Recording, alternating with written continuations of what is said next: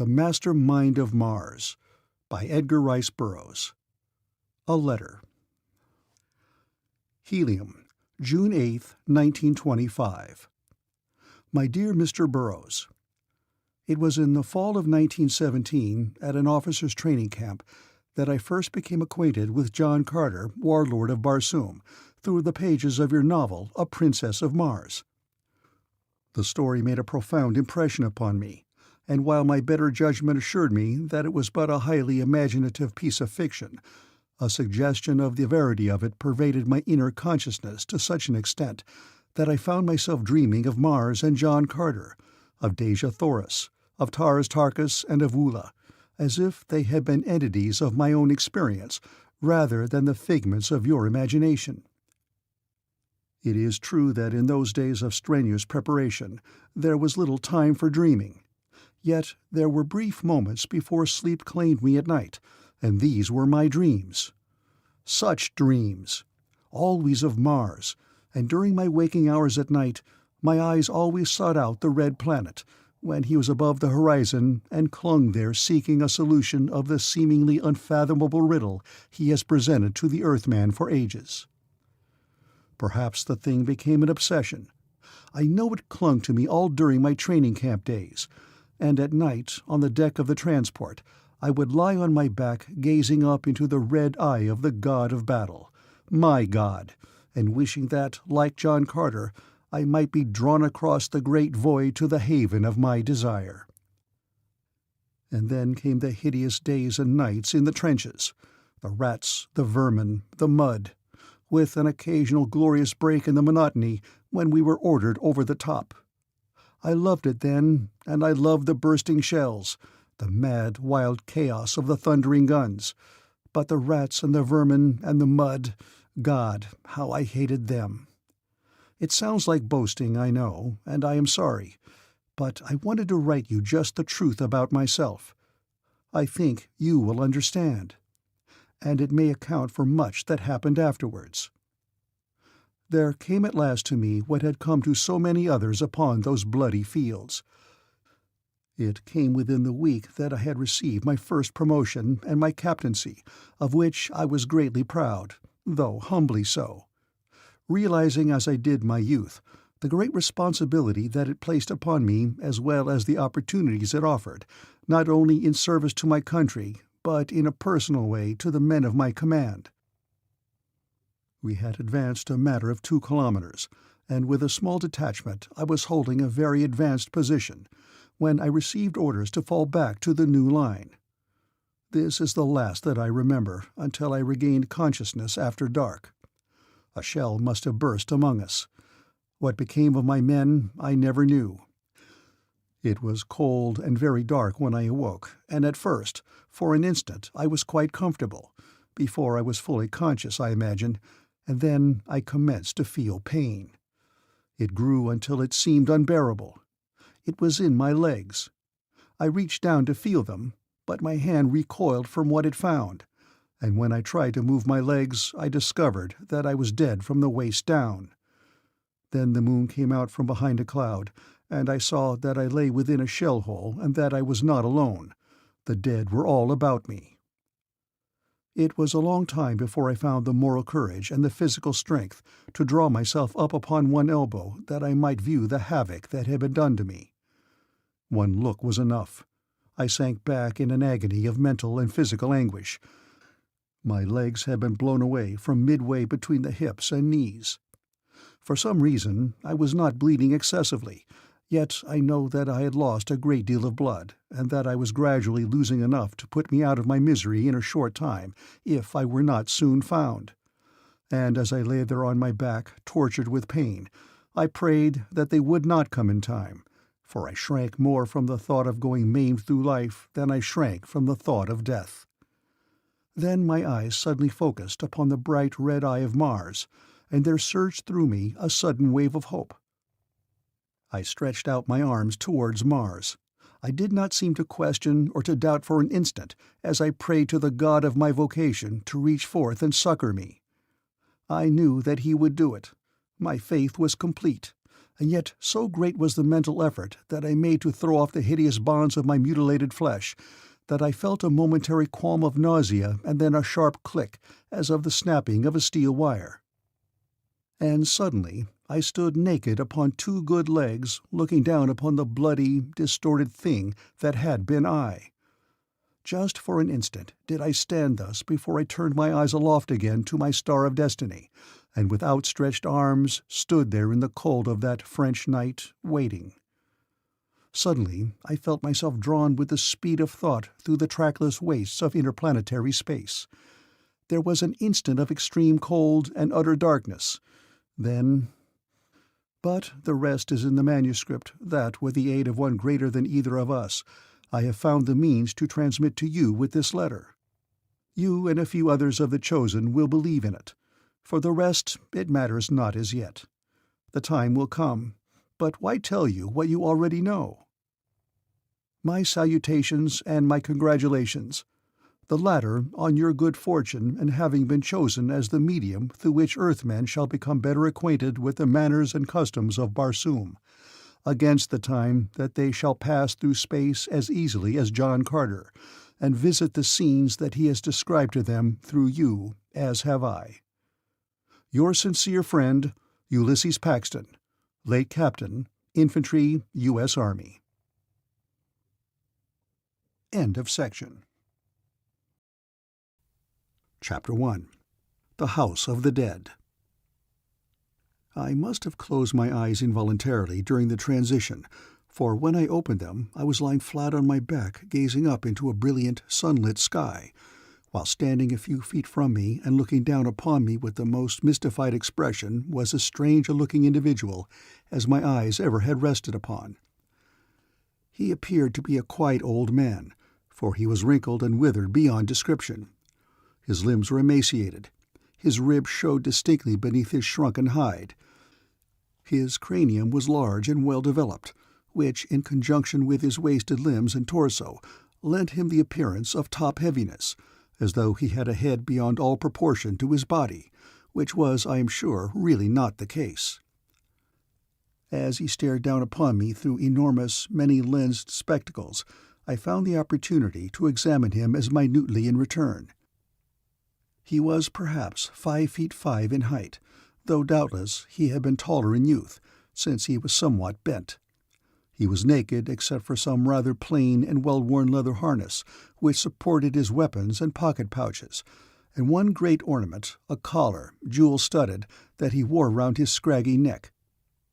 Such a collar as a dowager empress of pork or real estate might barter her soul for if she had one. His skin was red, his scant locks gray. As he looked at me, his puzzled expression increased in intensity. He grasped his chin between the thumb and fingers of his left hand, and slowly raising his right hand, he scratched his head most deliberately. Then he spoke to me, but in a language I did not understand.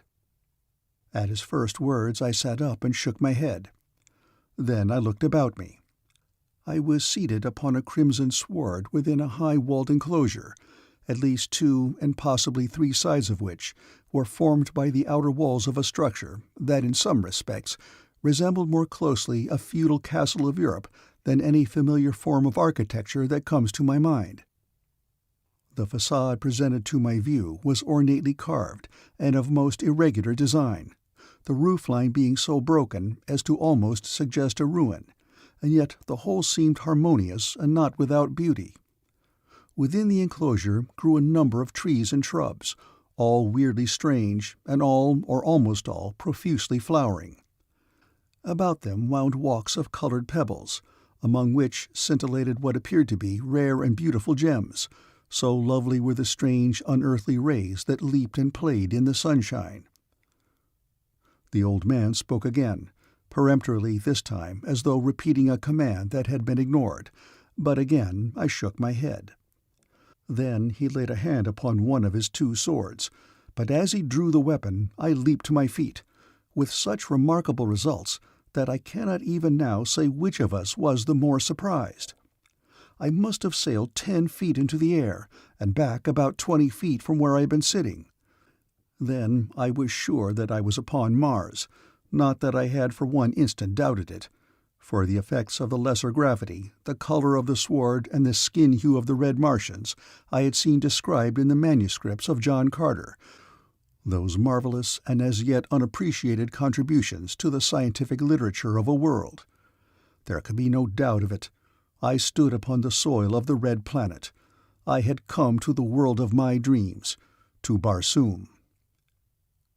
So startled was the old man by my agility that he jumped a bit himself, though doubtless involuntarily, but however with certain results. His spectacles tumbled from his nose to the sward, and then it was that I discovered that the pitiful old wretch was practically blind when deprived of these artificial aids to vision, for he got to his knees and commenced to grope frantically for the lost glasses, as though his very life depended upon finding them in the instant. Possibly he thought that I might take advantage of his helplessness and slay him. Though the spectacles were enormous and lay within a couple of feet of him, he could not find them. His hands, seemingly afflicted by that strange perversity that sometimes confounds our simplest acts, passing all about the lost object of their search, yet never once coming in contact with it. As I stood watching his futile efforts and considering the advisability of restoring to him the means that would enable him more readily to find my heart with his sword point, I became aware that another had entered the enclosure. Looking towards the building, I saw a large red man running rapidly towards the little old man of the spectacles. The newcomer was quite naked. He carried a club in one hand, and there was upon his face such an expression as unquestionably boded ill for the helpless husk of humanity, groveling, mole-like, for its lost spectacles.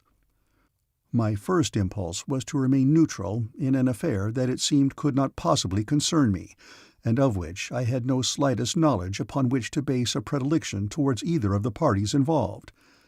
But a second glance at the face of the club-bearer aroused a question as to whether it might not concern me after all. There was that in the expression upon the man's face that betokened either an inherent savageness of disposition or a maniacal cast of mind which might turn his evidently murderous attentions upon me after he had dispatched his elderly victim, while in outward appearance at least the latter was a sane and relatively harmless individual. It is true that his move to draw his sword against me was not indicative of a friendly disposition towards me, but at least, if there were any choice, he seemed the lesser of two evils. He was still groping for his spectacles, and the naked man was almost upon him, as I reached the decision to cast my lot upon the side of the old man. I was 20 feet away, naked and unarmed, but to cover the distance with my earthly muscles required but an instant, and a naked sword lay by the old man's side, where he had discarded it the better to search for his spectacles. So it was that I faced the attacker at the instant that he came within striking distance of his victim, and the blow which had been intended for another was aimed at me. I sidestepped it, but then I learned that the greater agility of my earthly muscles had its disadvantages as well as its advantages, for indeed I had to learn to walk at the very instant that I had to learn to fight with a new weapon against a maniac armed with a bludgeon, or at least so I assumed him to be, and I think that it is not strange that I should have done so, what with his frightful show of rage and the terrible expression upon his face. As I stumbled about endeavoring to accustom myself to the new conditions, I found that instead of offering any serious opposition to my antagonist, I was hard put to it to escape death at his hands, so often did I stumble and fall sprawling upon the scarlet sward, so that the duel from its inception became but a series of efforts, upon his part to reach and crush me with his great club, and upon mine to dodge and elude him. It was mortifying, but it is the truth. However, this did not last indefinitely, for soon I learned, and quickly too under the exigencies of the situation, to command my muscles, and then I stood my ground, and when he aimed a blow at me and I had dodged it, I touched him with my point and brought blood along with a savage roar of pain. He went more cautiously then, and taking advantage of the change, I pressed him so that he fell back. The effect upon me was magical, giving me new confidence, so that I set upon him in good earnest, thrusting and cutting until I had him bleeding in half a dozen places, yet taking good care to avoid his mighty swings, any one of which would have felled an ox. In my attempts to elude him in the beginning of the duel, we had crossed the enclosure and were now fighting at a considerable distance from the point of our first meeting. It now happened that I stood facing towards that point at the moment that the old man regained his spectacles, which he quickly adjusted to his eyes. Immediately he looked about until he discovered us, whereupon he commenced to yell excitedly at us, at the same time running in our direction and drawing his short sword as he ran. The red man was pressing me hard, but I had gained almost complete control of myself, and fearing that I was soon to have two antagonists instead of one, I set upon him with redoubled intensity. He missed me by the fraction of an inch, the wind in the wake of his bludgeon fanning my scalp, but he left an opening into which I stepped, running my sword fairly through his heart. At least, I thought that I had pierced his heart, but I had forgotten what I had once read in one of John Carter's manuscripts, to the effect that all the Martian internal organs are not disposed identically with those of Earthmen. However, the immediate results were quite as satisfactory as though I had found his heart, for the wound was sufficiently grievous to place him hors de combat. And at that instant the old gentleman arrived. He found me ready, but I had mistaken his intentions. He made no unfriendly gestures with his weapon, but seemed to be trying to convince me that he had no intention of harming me. He was very excited, and apparently tremendously annoyed that I could not understand him, and perplexed too. He hopped about screaming strange sentences at me that bore the tones of peremptory commands, rabid invective, and impotent rage. But the fact that he had returned his sword to its scabbard had greater significance than all his jabbering, and when he ceased to yell at me and commenced to talk in a sort of pantomime, I realized that he was making overtures of peace, if not of friendship, so I lowered my point and bowed. It was all that I could think of to assure him that I had no immediate intention of spitting him. He seemed satisfied, and at once turned his attention to the fallen man. He examined his pulse and listened to his heart. Then, nodding his head, he arose and, taking a whistle from one of his pocket-pouches, sounded a single loud blast. There emerged immediately from one of the surrounding buildings a score of naked red men, who came running towards us. None was armed. To these he issued a few curt orders, and whereupon they gathered the fallen one in their arms and bore him off. Then the old man started towards the building, motioning me to accompany him. There seemed nothing else for me to do but obey. Wherever I might be upon Mars, the chances were 1,000,000 to 1 that I would be among enemies, and so I was as well off here as elsewhere, and must depend upon my own resourcefulness, skill, and agility to make my way upon the red planet. The old man led me into a small chamber from which opened numerous doors, through one of which they were just bearing my late antagonist. We followed into a large, brilliantly lighted chamber, wherein there burst upon my astounded vision the most gruesome scene that I had ever beheld. Rows upon rows of tables arranged in parallel lines filled the room, and with few exceptions each table bore a similar grisly burden, a partially dismembered or otherwise mutilated human corpse. Above each table was a shelf bearing containers of various sizes and shapes, while from the bottom of the shelf depended numerous surgical instruments, suggesting that my entrance upon Barsoom was to be through a gigantic medical college. At a word from the old man, those who bore the Barsoomian I had wounded laid him upon an empty table and left the apartment. Whereupon my host, if so I may call him, for certainly he was not as yet my captor, motioned me forward. While he conversed in ordinary tones, he made 2 incisions in the body of my late antagonist, one, I imagine, in a large vein, and one in an artery, to which he deftly attached the ends of 2 tubes, one of which was connected with an empty glass receptacle, and the other with a similar receptacle filled with a colourless, transparent liquid resembling clear water. The connections made, the old gentleman pressed a button controlling a small motor, whereupon the victim's blood was pumped into the empty jar, while the contents of the other was forced into the emptying veins and arteries. The tones and gestures of the old man as he addressed me during this operation convinced me that he was explaining in detail the method and purpose of what was transpiring, but as I understood no word of all he said, I was as much in the dark when he had completed his discourse as I was before he started it, though what I had seen made it appear reasonable to believe that I was witnessing an ordinary Barsoomian embalming. Having removed the tubes, the old man closed the openings he had made by covering them with bits of what appeared to be heavy adhesive tape, and then motioned me to follow him. We went from room to room, in each of which were the same gruesome exhibits.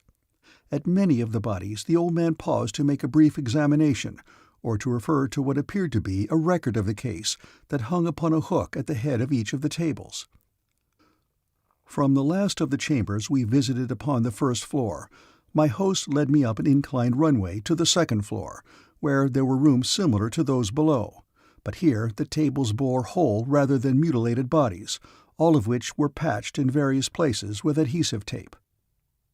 As we were passing among the bodies in one of these rooms, a Barsoomian girl, whom I took to be a servant or slave, entered and addressed the old man, whereupon he signed me to follow him, and together we descended another runway to the first floor of another building.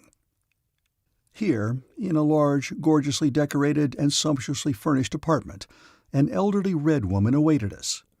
She appeared to be quite old, and her face was terribly disfigured as by some injury. Her trappings were magnificent, and she was attended by a score of women and armed warriors, suggesting that she was a person of some consequence, but the little old man treated her quite brusquely, as I could see, quite to the horror of her attendants. Their conversation was lengthy, and at the conclusion of it, at the direction of the woman, one of her male escort advanced, and opening a pocket-pouch at his side, withdrew a handful of what appeared to me to be Martian coins. A quantity of these he counted out and handed to the little old man, who then beckoned the woman to follow him, a gesture which included me. Several of her women and guards started to accompany us, but these the old man waved back peremptorily. Whereupon there ensued a heated discussion between the woman and one of her warriors on one side and the old man on the other, which terminated in his proffering the return of the woman's money with a disgusted air. This seemed to settle the argument, for she refused the coins, spoke briefly to her people, and accompanied the old man and myself alone. He led the way to the second floor and to a chamber which I had not previously visited. It closely resembled the others, except that all the bodies therein were of young women, many of them of great beauty. Following closely at the heels of the old man, the woman inspected the gruesome exhibit with painstaking care. Thrice she passed slowly among the tables, examining their ghastly burdens. Each time she paused longest before a certain one which bore the figure of the most beautiful creature I had ever looked upon. Then she returned the fourth time to it, and stood looking long and earnestly into the dead face. For a while she stood there talking with the old man, apparently asking innumerable questions, to which he returned quick, brusque replies. Then she indicated the body with a gesture and nodded assent to the withered keeper of this ghastly exhibit. Immediately the old fellow sounded a blast upon his whistle, summoning a number of servants to whom he issued brief instructions, after which he led us to another chamber, a smaller one, in which were several empty tables similar to those upon which the corpses lay in adjoining rooms. 2 female slaves or attendants were in this room, and at a word from their master they removed the trappings from the old woman, unloosed her hair, and helped her to one of the tables. Here she was thoroughly sprayed with what I presume was an antiseptic solution of some nature, carefully dried, and removed to another table, at a distance of about 20 inches from which stood a second parallel table. Now the door of the chamber swung open, and 2 attendants appeared bearing the body of the beautiful girl we had seen in the adjoining room. This they deposited upon the table the old woman had just quitted, and as she had been sprayed, so was the corpse, after which it was transferred to the table beside that on which she lay. The little old man now made 2 incisions in the body of the old woman, just as he had in the body of the red man who had fallen to my sword. Her blood was drawn from her veins, and the clear liquid pumped into them. Life left her, and she lay upon the polished earthside slab that formed the tabletop, as much a corpse as the poor beautiful dead creature at her side. The little old man, who had removed the harness down to his waist and been thoroughly sprayed, now selected a sharp knife from among the instruments above the table, and removed the old woman's scalp, following the hairline entirely around her head.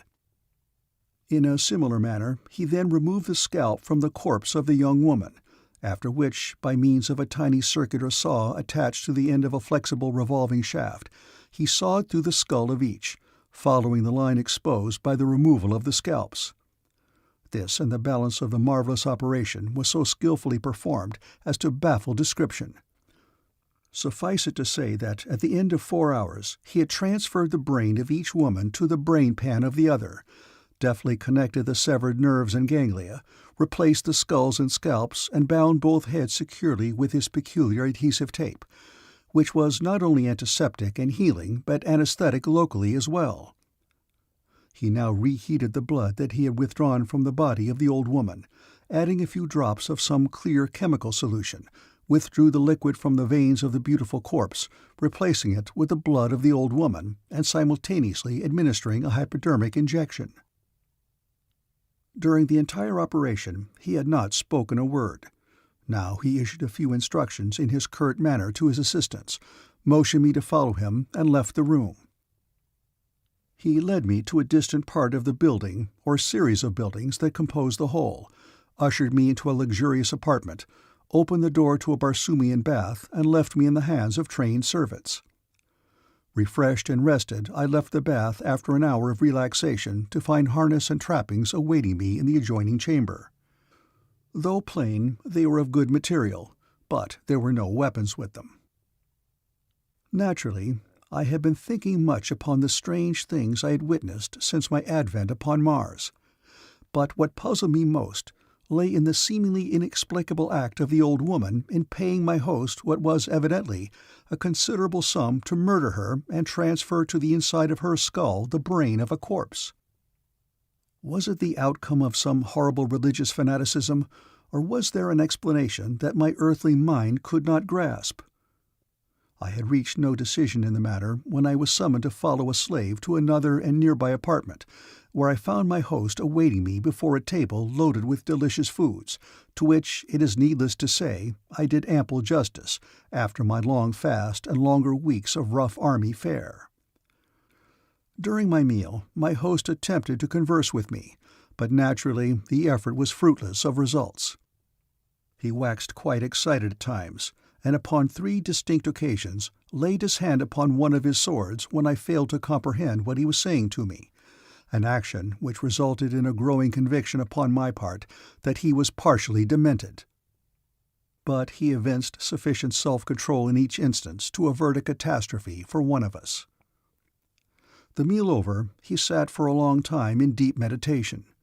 Then a sudden resolution seemed to possess him. He turned suddenly upon me with a faint suggestion of a smile, and dove headlong into what was to prove an intensive course of instruction in the Barsoomian language. It was long after dark before he permitted me to retire for the night, conducting me himself to a large apartment, the same in which I had found my new harness, where he pointed out a pile of rich sleeping silks and furs, bid me a Barsoomian good night, and left me, locking the door after him upon the outside, and leaving me to guess whether I were more guest or prisoner. End of Section 1. Chapter 2. Preferment.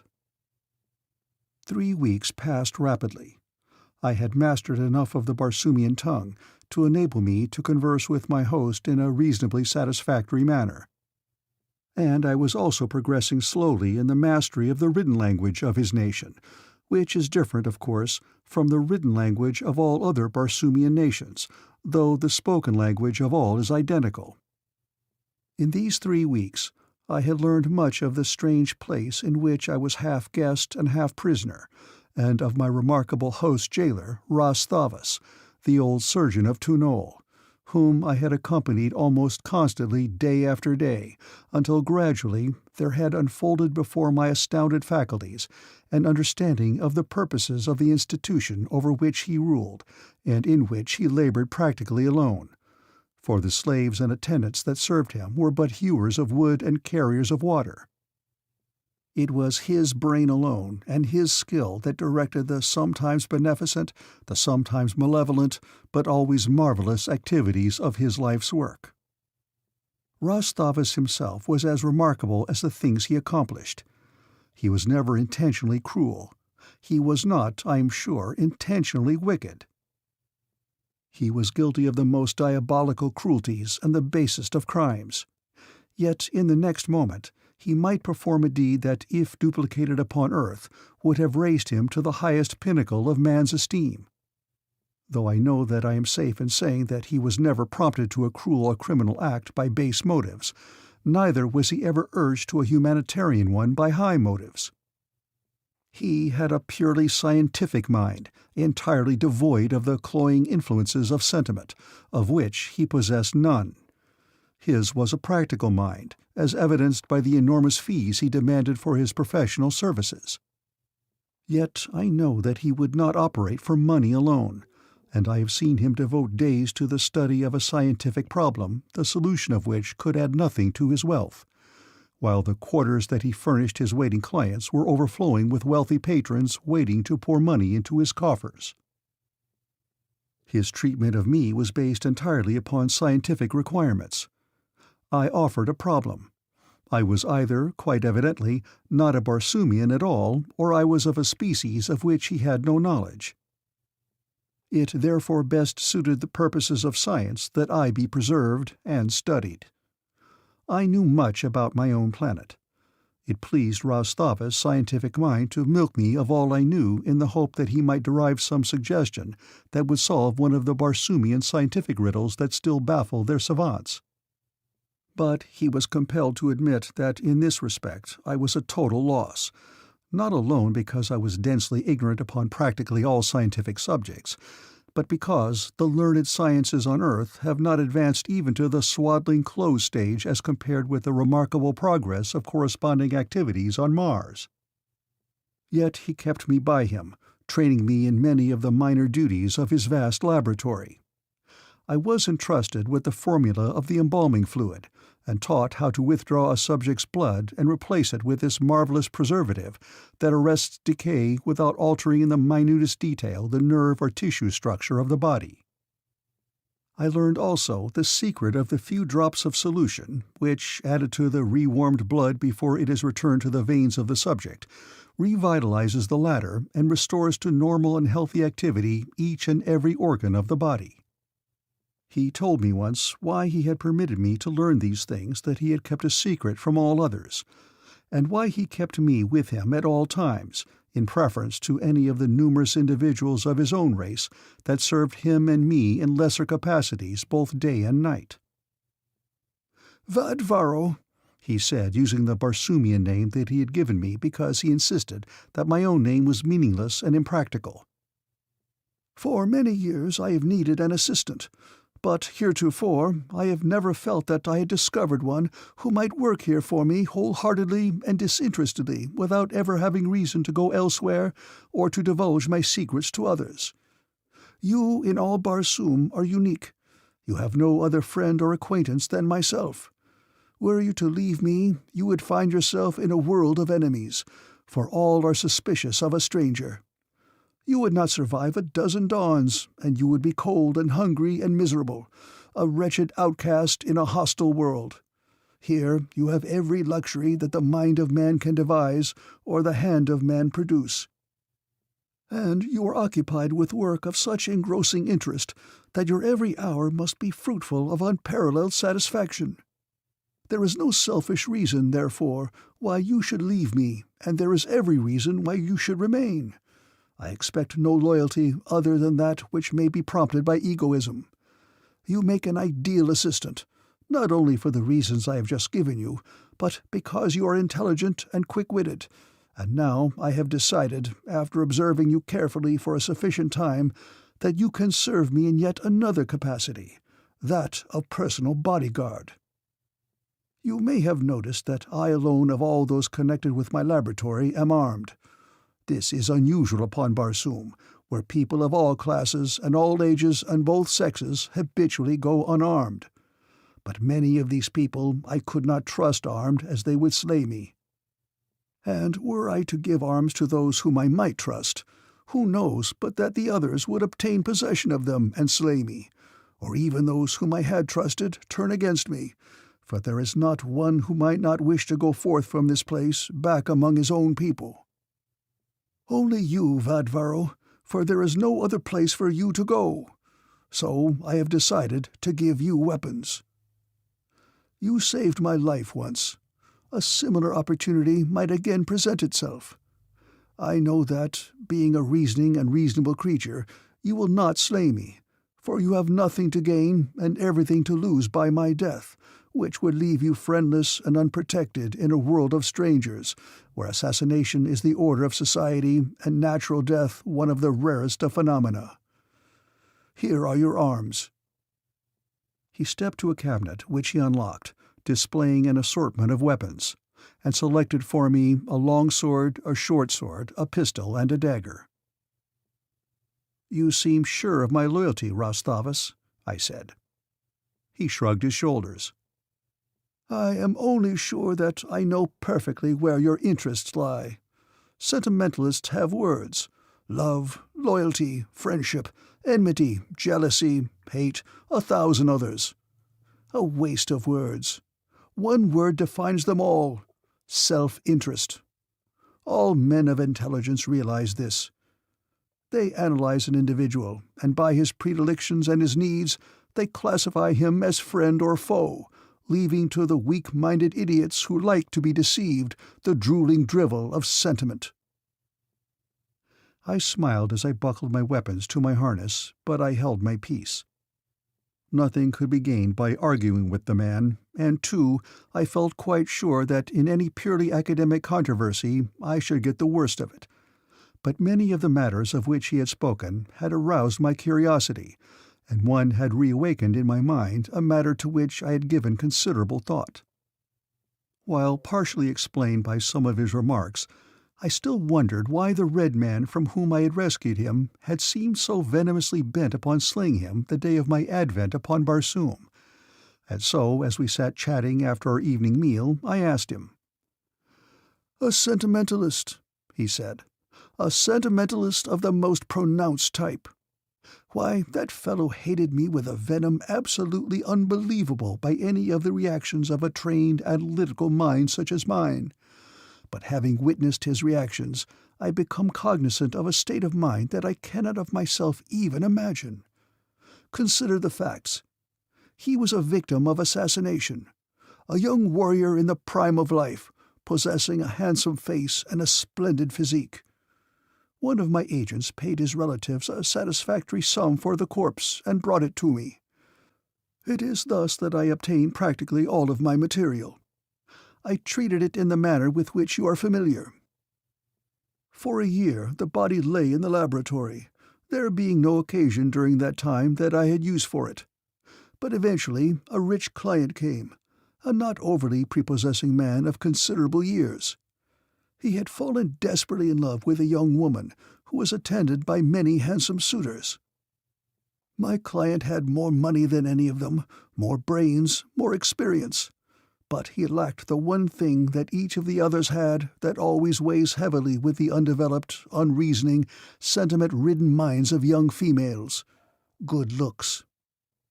Now 378J493811P had what my client lacked and could afford to purchase.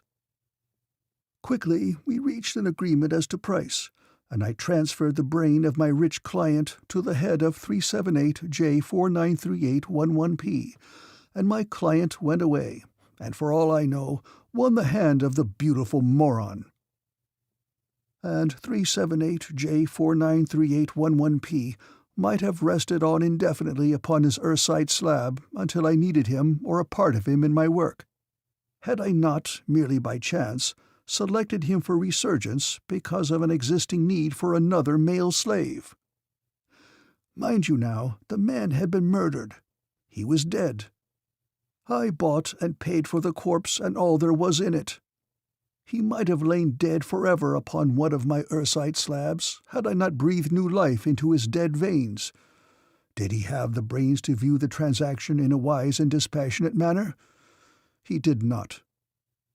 His sentimental reactions caused him to reproach me, because I had given him another body, though it seemed to me that, looking at the matter from a standpoint of sentiment if one must, he should have considered me as a benefactor for having given him life again in a perfectly healthy, if somewhat used body. He had spoken to me upon the subject several times, begging me to restore his body to him, a thing of which, of course, as I explained to him, was utterly out of the question, unless chance happened to bring to my laboratory the corpse of the client who had purchased his carcass, a contingency quite beyond the pale of possibility for one as wealthy as my client. The fellow even suggested that I permit him to go forth and assassinate my client, bringing the body back that I might reverse the operation and restore his body to his brain. When I refused to divulge the name of the present possessor of his body, he grew sulky, but until the very hour of your arrival, when he attacked me, I did not suspect the depth of his hate complex. Sentiment is indeed a bar to all progress. We of Tunol are probably less subject to its vagaries than most other nations upon Barsoom, but yet most of my fellow countrymen are victims of it in varying degrees. It has its rewards and compensations, however. Without it, we could preserve no stable form of government, and the Fundalians, or some other people, would overrun and conquer us. But enough of our lower classes have sentiment to a sufficient degree to give them loyalty to the Jeddak of Tunol, and the upper classes are brainy enough to know that it is to their own best interest to keep him upon his throne. The Fundalians, upon the other hand, are egregious sentimentalists, filled with crass stupidities and superstitions, slaves to every variety of brain-withering conceit. Why, the very fact that they keep the old termagant Zaxa on the throne brands them with their stupid idiocy. She is an ignorant, arrogant, selfish, stupid, cruel virago. Yet the Fundalians would fight and die for her because her father was Jeddak of Fundal. She taxes them until they can scarce stagger beneath their burden. She misrules them, exploits them, betrays them, and they fall down and worship at her feet. Why? Because her father was Jeddak of Fundal, and his father before him, and so on back into antiquity. Because they are ruled by sentiment rather than reason. Because their wicked rules play upon this sentiment. She had nothing to recommend her to a sane person, not even beauty. You know, you saw her.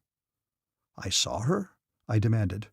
You assisted me the day that we gave her old brain a new casket, the day you arrived from what you call your Earth. She, that old woman was Jadara of Fundal? That was Zaxa, he assured me. Why, you did not accord her the treatment that one of the Earth would suppose would be accorded a ruler, and so I had no idea that she was more than a rich old woman. I am Ras Thavas, said the old man. Why should I incline my head to any other? In my world, nothing counts but brain, and in that respect, and without egotism, I may say that I acknowledge no superior. Then you were not without sentiment, I said, smiling. You acknowledge pride in your intellect. It is not pride, he said patiently for him. It is merely a fact that I state, a fact that I should have no difficulty in proving.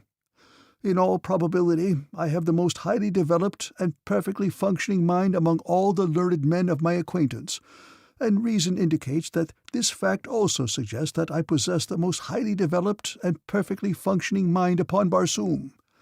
From what I know of Earth and from what I have seen of you, I am convinced that there is no mind upon your planet that may even faintly approximate in power that which I have developed during 1,000 years of active study and research. Rasum, Mercury, or Kosum, Venus, may possibly support intelligences equal to or even greater than mine.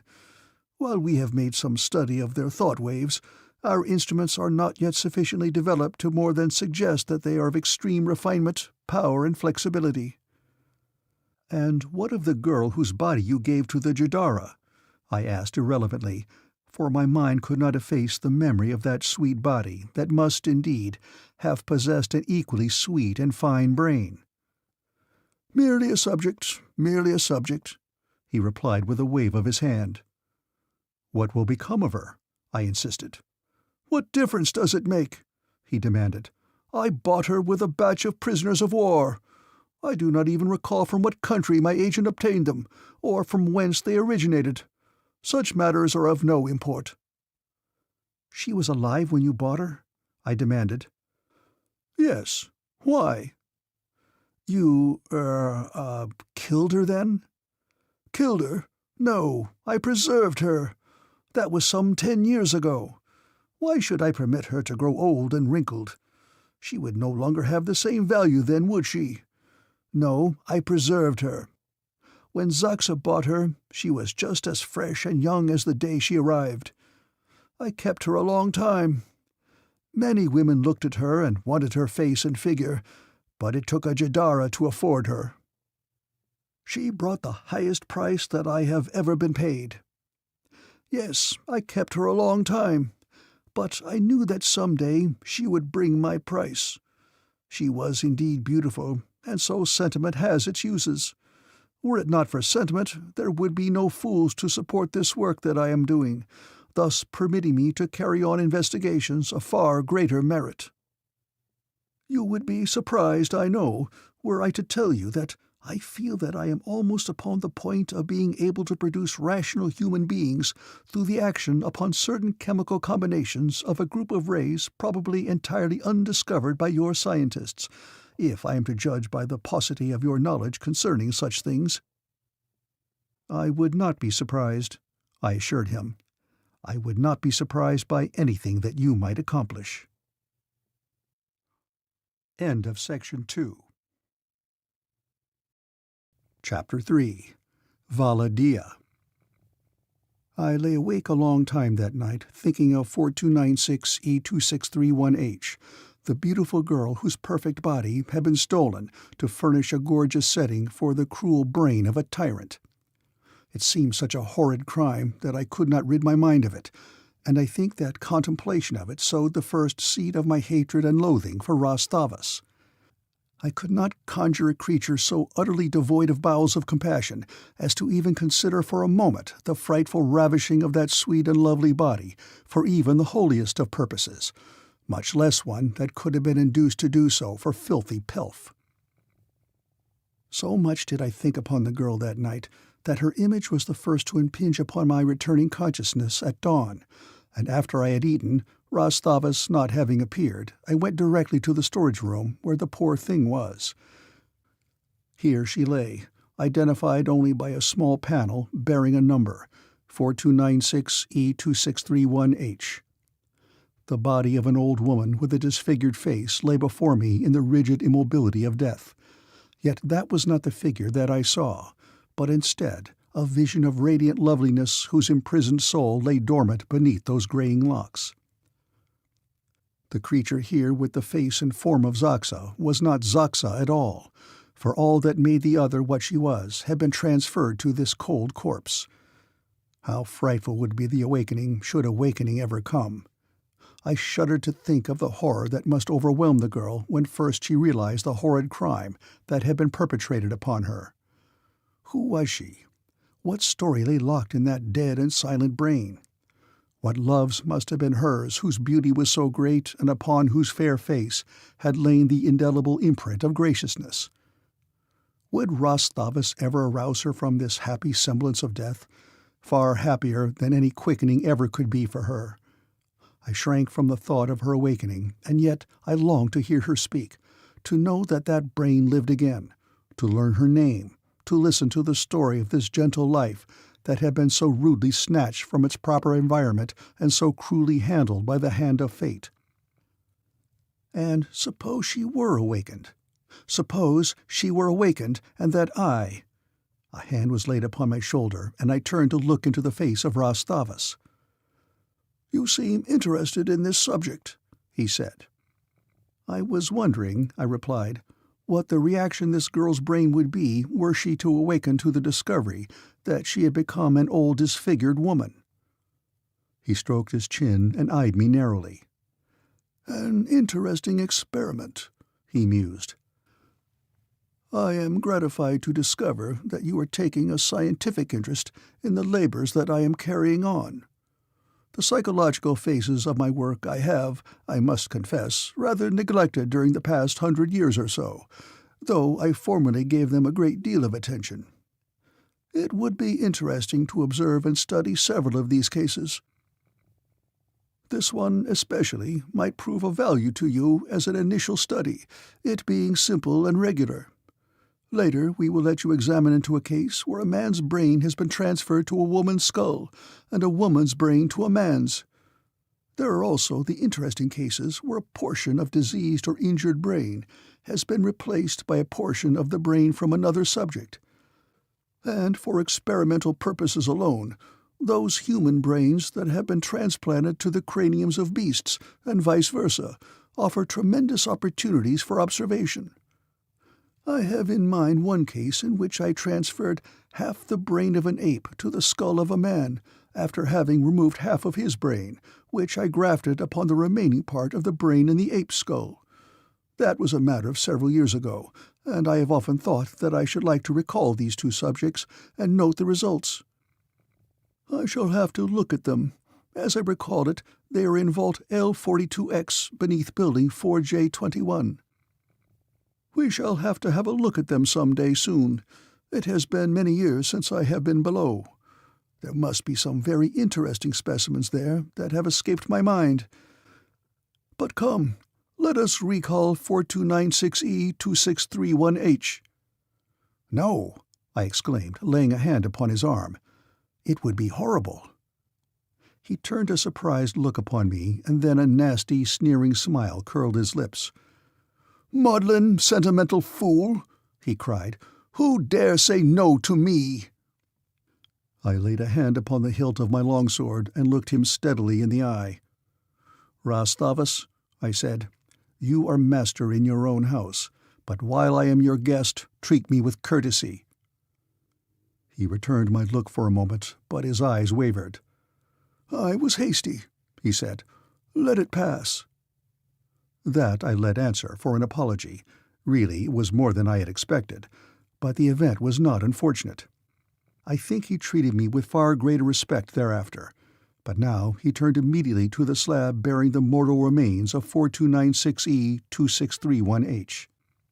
"Prepare the subject for revivication," he said, "and make what study you can of all its reactions." With that he left the room. I was now fairly adept at this work, which I set about with some misgivings, but with the assurance that I was doing right in obeying Rastavus, while I remained a member of his entourage. The blood that had once flowed through the veins of the beautiful body that Rastavus had sold to Zaxa reposed in an hermetically sealed vessel upon the shelf above the corpse. As I had before done in other cases beneath the watchful eyes of the old surgeon, I now did for the first time alone. The blood heated, the incisions made, the tubes attached, and the few drops of life-giving solution added to the blood, I was now ready to restore life to that delicate brain that had lain dead for 10 years. As my finger rested upon the little button that actuated the motor that was to send the revivifying liquid into those dormant veins, I experienced such a sensation as I imagine no mortal man has ever felt. I had become master of life and death, and yet at this moment that I stood there upon the point of resurrecting the dead, I felt more like a murderer than a savior. I tried to view the procedure dispassionately through the cold eye of science, but I failed miserably. I could only see a stricken girl grieving for her lost beauties. With a muffled oath I turned away.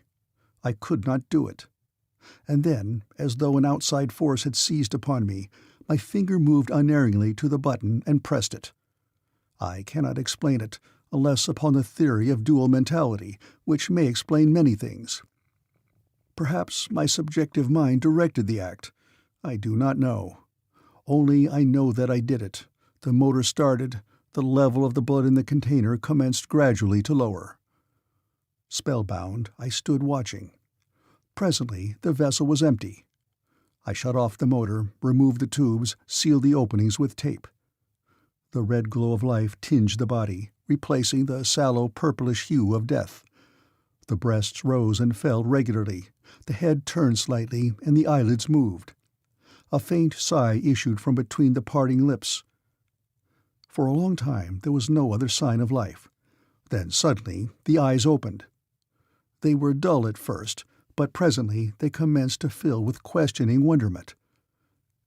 They rested on me, and then passed on about that portion of the room that was visible from the position of the body. Then they came back to me and remained steadily fixed upon my countenance after having once surveyed me up and down. There was still the questioning in them, but there was no fear. "Where am I?" she asked. The voice was that of an old woman, high and harsh. A startled expression filled her eyes. "What is the matter with me? What is wrong with my voice? What has happened?" I laid a hand upon her forehead. "Don't bother about it now," I said soothingly. "Wait until some time when you're stronger. Then I will tell you." She sat up. "I am strong," she said, and then her eyes swept her lower body and limbs, and a look of utter horror crossed her face. "What has happened to me? In the name of my first ancestor, what has happened to me?"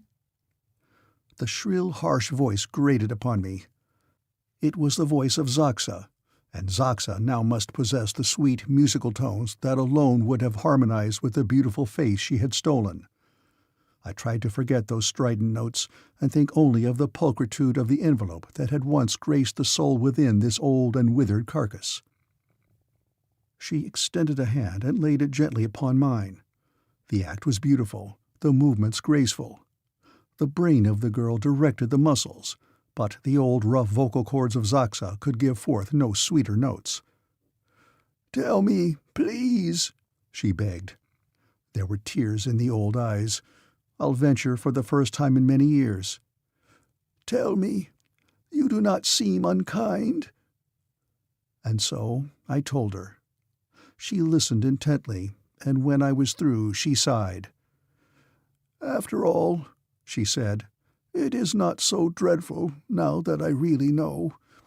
It is better than being dead." That made me glad that I pressed the button. She was glad to be alive, even draped in the hideous carcass of Zaxa. I told her as much. "You were so beautiful," I told her. "And now I am so ugly?" I made no answer. "After all, what difference does it make?" she inquired presently. "This old body cannot change me, or make me different from what I have always been. The good in me remains, and whatever of sweetness and kindness, and I can be happy to be alive and perhaps to do some good. I was terrified at first, because I did not know what had happened to me. I thought that maybe I had contracted some terrible disease that had so altered me. That horrified me, but now that I know, poof, what of it?" "You are wonderful," I said. "Most women would have gone mad with the horror and grief of it, to lose such wondrous beauty as was yours, and you do not care." "Oh yes, I care, my friend," she corrected me. "But I do not care enough to ruin my life in all other respects because of it, or to cast a shadow upon the lives of those around me. I have had my beauty, and enjoyed it. It is not an unalloyed happiness, I can assure you. Men killed one another because of it. 2 great nations went to war because of it. And perhaps my father lost his throne or his life. I do not know, for I was captured by the enemy while the war still raged. It may be raging yet, and men dying because I was too beautiful. No one will fight for me now, though," she added with a rueful smile. "Do you know how long you have been here?" I asked. "Yes," she replied. "It was the day before yesterday that they brought me hither." "It was 10 years ago," I told her. 10 years? Impossible!" I pointed to the corpses around us. "You have lain like this for 10 years," I explained. "There are subjects here who have lain thus for 50, Ras Thavas tells me." 10 years. 10 years. What may not have happened in 10 years? It is better thus. I should fear to go back now. I should not want to know that my father, my mother too, perhaps, were gone. It is better thus. Perhaps you will let me sleep again? May I not?" "That remains with Rastavus," I replied. "But for a while I am to observe you." "Observe me?" "Study you, your reactions." "Ah, and what good will that do?" "It may do some good in the world." "It may give this horrid Rastavus some new ideas for his torture chamber, some new scheme for coining money from the suffering of his victims," she said, her harsh voice saddened. "Some of his works are good," I told her. "The money he makes permits him to maintain this wonderful establishment, where he constantly carries on countless experiments. Many of his operations are beneficent. Yesterday, a warrior was brought in whose arm was crushed beyond repair. Rastavus gave him a new arm. A Demented child was brought. Rastavus gave her a new brain. The arm and the brain were taken from two who had met violent deaths. Through Rastavus, they were permitted, after death, to give life and happiness to others." She thought for a moment.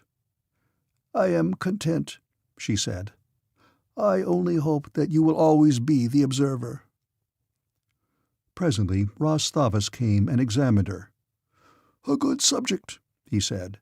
He looked at the chart where I had made a very brief record following the other entries relative to the history of case number 4296E2631H.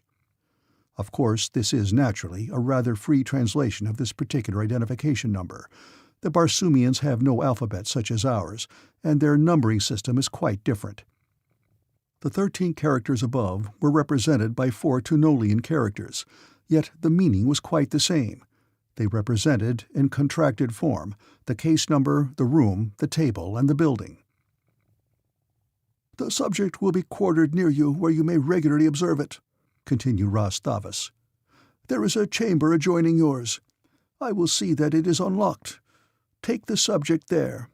When not under your observation, lock it in." It was only another case to him. I took the girl, if I may so call her, to her quarters. On the way, I asked her name, for it seemed to me an unnecessary discourtesy always to address her and refer to her as 4296E2631H, and this I explained to her. "It is considerate of you to think of that," she said. "But really, that is all that I am here, just another subject for vivisection." "You are more than that to me," I told her. "You are friendless and helpless. I want to be of service to you, to make your lot easier if I can." "Thank you again," she said. "My name is Vala Dia, and yours?" "Rastavus calls me Vadvaro," I told her. "But that is not your name." "My name is Ulysses Paxton." "It is a strange name, unlike any that I have ever heard, but you are unlike any man I have ever seen. You do not seem Barsoomian. Your color is unlike that of any race." "I am not of Barsoom, but of Earth, the planet you sometimes call Jassoom. That is why I differ in appearance from any you have known before." "Jassoom. There is another Jassoomian here whose fame has reached to the remotest corners of Barsoom, but I never have seen him." "John Carter?" I asked. "Yes, the warlord. He was of Helium, and my people were not friendly with those of Helium. I never could understand how he came here. And now there is another from Jassoom. How can it be? How did you cross the great void?" I shook my head. "I cannot even guess," I told her. "Jassoom must be peopled with wonderful men," she said. It was a pretty compliment. "As Barsoom is with beautiful women," I replied. She glanced down ruefully at her old and wrinkled body. "I have seen the real you," I said gently. "I hate to think of my face," she said. "I know it is a frightful thing." "It is not you, remember that when you see it, and do not feel too badly." "Is it as bad as that?" she asked. I did not reply. "Never mind," she said presently. "If I had not beauty of the soul, I was not beautiful, no matter how perfect my features may have been. But if I possessed beauty of soul, then I have it now. So I can think beautiful thoughts and perform beautiful deeds, and that, I think, is the real test of beauty after all." "And there is hope," I added, almost in a whisper. "Hope? No, there is no hope, if what you mean to suggest is that I may sometime regain my lost self. You have told me enough to convince me that that can never be." "We will not speak of it," I said, "but we may think of it, and sometimes thinking a great deal of a thing helps us find a way to get it, if we want it badly enough."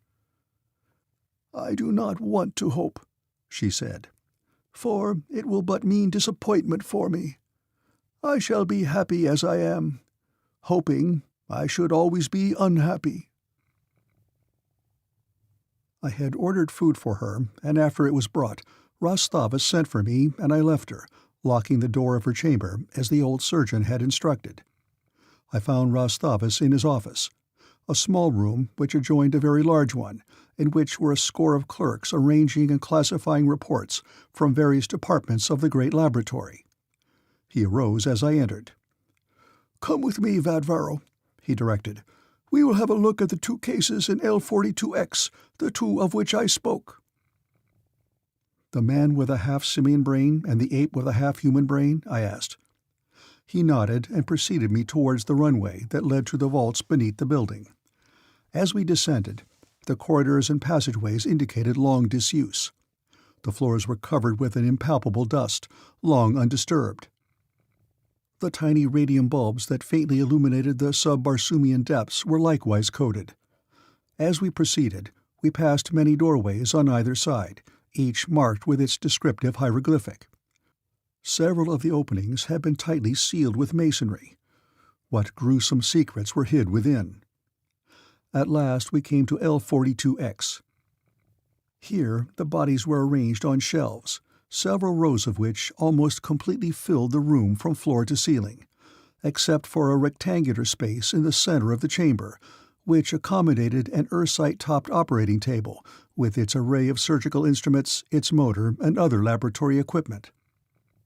Rastavus searched out the subjects of his strange experiment, and together we carried the human body to the table. While Rastavus attached the tubes, I returned for the vessel of blood which reposed upon the same shelf with the corpse. The now familiar method of revivification was soon accomplished, and presently we were watching the return of consciousness to the subject. The man sat up and looked at us. Then he cast a quick glance about the chamber. There was a savage light in his eyes as they returned to us. Slowly he backed from the table to the floor, keeping the former between us. "We will not harm you," said Rastavus. The man attempted to reply, but his words were unintelligible gibberish. Then he shook his head and growled. Rastavus took a step towards him, and the man dropped to all fours, his knuckles resting on the floor, and backed away, growling. "Come," cried Rastavus, "we will not harm you." Again he attempted to approach the subject, but the man only backed quickly away, growling more fiercely. And then suddenly he wheeled and climbed quickly to the top of the highest shelf, where he squatted upon a corpse and gibbered at us. "We shall have to have help," said Rastavus, and going to the doorway, he blew a signal upon his whistle. "What are you blowing that for?" demanded the man suddenly. "Who are you? What am I doing here? What has happened to me?" "Come down," said Rastavus. "We are friends." Slowly the man descended to the floor and came towards us, but he still moved with his knuckles to the pavement. He looked about at the corpses, and a new light entered his eyes. "I am hungry," he cried. "I will eat." And with that he seized the nearest corpse and dragged it to the floor. "Stop! Stop!" cried Rastavus, leaping forward. "You will ruin the subject." But the man only backed away, dragging the corpse along the floor after him. It was then that the attendants came, and with their help we subdued and bound the poor creature. Then Rostabas had the attendants bring the body of the ape, and he told them to remain, as we might need them. The subject was a large specimen of the Barsoomian white ape, one of the most savage and fearsome denizens of the Red Planet, and because of the creature's great strength and ferocity, Rostabas took the precaution to see that it was securely bound before resurgence. It was a colossal creature about 10 or 15 feet tall, standing erect, and had an intermediary set of arms or legs midway between its upper and lower limbs. The eyes were close together and non-protruding. The ears were high-set, while its snout and teeth were strikingly like those of our African gorilla. With returning consciousness, the creature eyed us questioningly. Several times it seemed to essay to speak, but only inarticulate sounds issued from its throat. Then it lay still for a period. Rostabas spoke to it. "If you understand my words, nod your head." The creature nodded. "Would you like to be freed of your bonds?" asked the surgeon. Again the creature nodded an affirmative. "I fear that you will attempt to injure us or escape," said Rostabas. The ape was apparently trying very hard to articulate, and at last there issued from its lips a sound that could not be misunderstood. It was the single word, "No." "You will not harm us or try to escape?" Rostabas repeated his question. "No," said the ape, and this time the word was clearly enunciated. "We shall see," said Rostabas. "But remember that with our weapons we may dispatch you quickly if you attack us." The ape nodded, and then, very laboriously, "I will not harm you." At a sign from Rostabas, the attendants removed the bonds and the creature sat up. It stretched its limbs and slid easily to the floor, where it stood erect upon 2 feet, which was not surprising, since the white ape goes more often upon 2 feet than 6, a fact of which I was not cognizant at the time, but which Rostabas explained to me later in commenting upon the fact that the human subject had gone upon all fours, which to Rostabas indicated a reversion to type in the fractional ape brain transplanted to the human skull. Rostabas examined the subject at considerable length, and then resumed his examination of the human subject, which continued to evince more simian characteristics than human, though it spoke more easily than the ape, because, undoubtedly, of its more perfect vocal organs. It was only by exerting the closest attention that the diction of the ape became understandable at all. "There is nothing remarkable about these subjects," said Rostabas, after devoting half a day to them. "They bear out what I had already determined years ago in the transplanting of entire brains, that the act of transplanting stimulates growth and activity of brain cells. You will note that in each subject the transplanted portions of the brains are more active. They, in a considerable measure, control. That is why we have the human subject displaying distinctly simian characteristics, while the ape behaves in a more human manner. Though if longer and closer observation were desirable, you would doubtless find that each reverted at times to his own nature. That is, the ape would be more wholly an ape, and the human more manlike. But it is not worth the time, of which I have already given too much to a rather unprofitable forenoon. I shall leave you now to restore the subjects to anesthesia, while I return to the laboratories above. The attendants will remain here to assist you if required." The ape, who had been an interested listener, now stepped forward. "Oh, please, I pray you," it mumbled, "do not again condemn me to these horrid shelves. I recall the day that I was brought here securely bound, and though I have no recollection of what has transpired since, I can but guess from the appearance of my own skin and that of these dusty corpses that I have lain here long. I beg you that you will permit me to live and either restore me to my fellows or allow me to serve in some capacity in this establishment, of which I saw something between the time of my capture and the day that I was carried into this laboratory, bound and helpless, to one of your cold Ursite slabs." Rostabas made a gesture of impatience. "Nonsense!" he cried. "You are better off here, where you can be preserved in the interests of science." "Accede to his request," I begged, "and I will myself take over all responsibility for him while I profit by the study that he will afford me." "Do as you are directed," snapped Rastavus as he quit the room. I shrugged my shoulders. "There is nothing for it, then," I said. "I might dispatch you all and escape," mused the ape aloud, "but you would have helped me. I could not kill one who would have befriended me, yet I shrink from the thought of another death. How long have I lain here?" I referred to the history of his case that had been brought and suspended at the head of the table. 12 years, I told him. "And yet, why not?" he demanded of himself. "This man would slay me. Why should I not slay him first?" "It would do you no good," I assured him, "for you could never escape.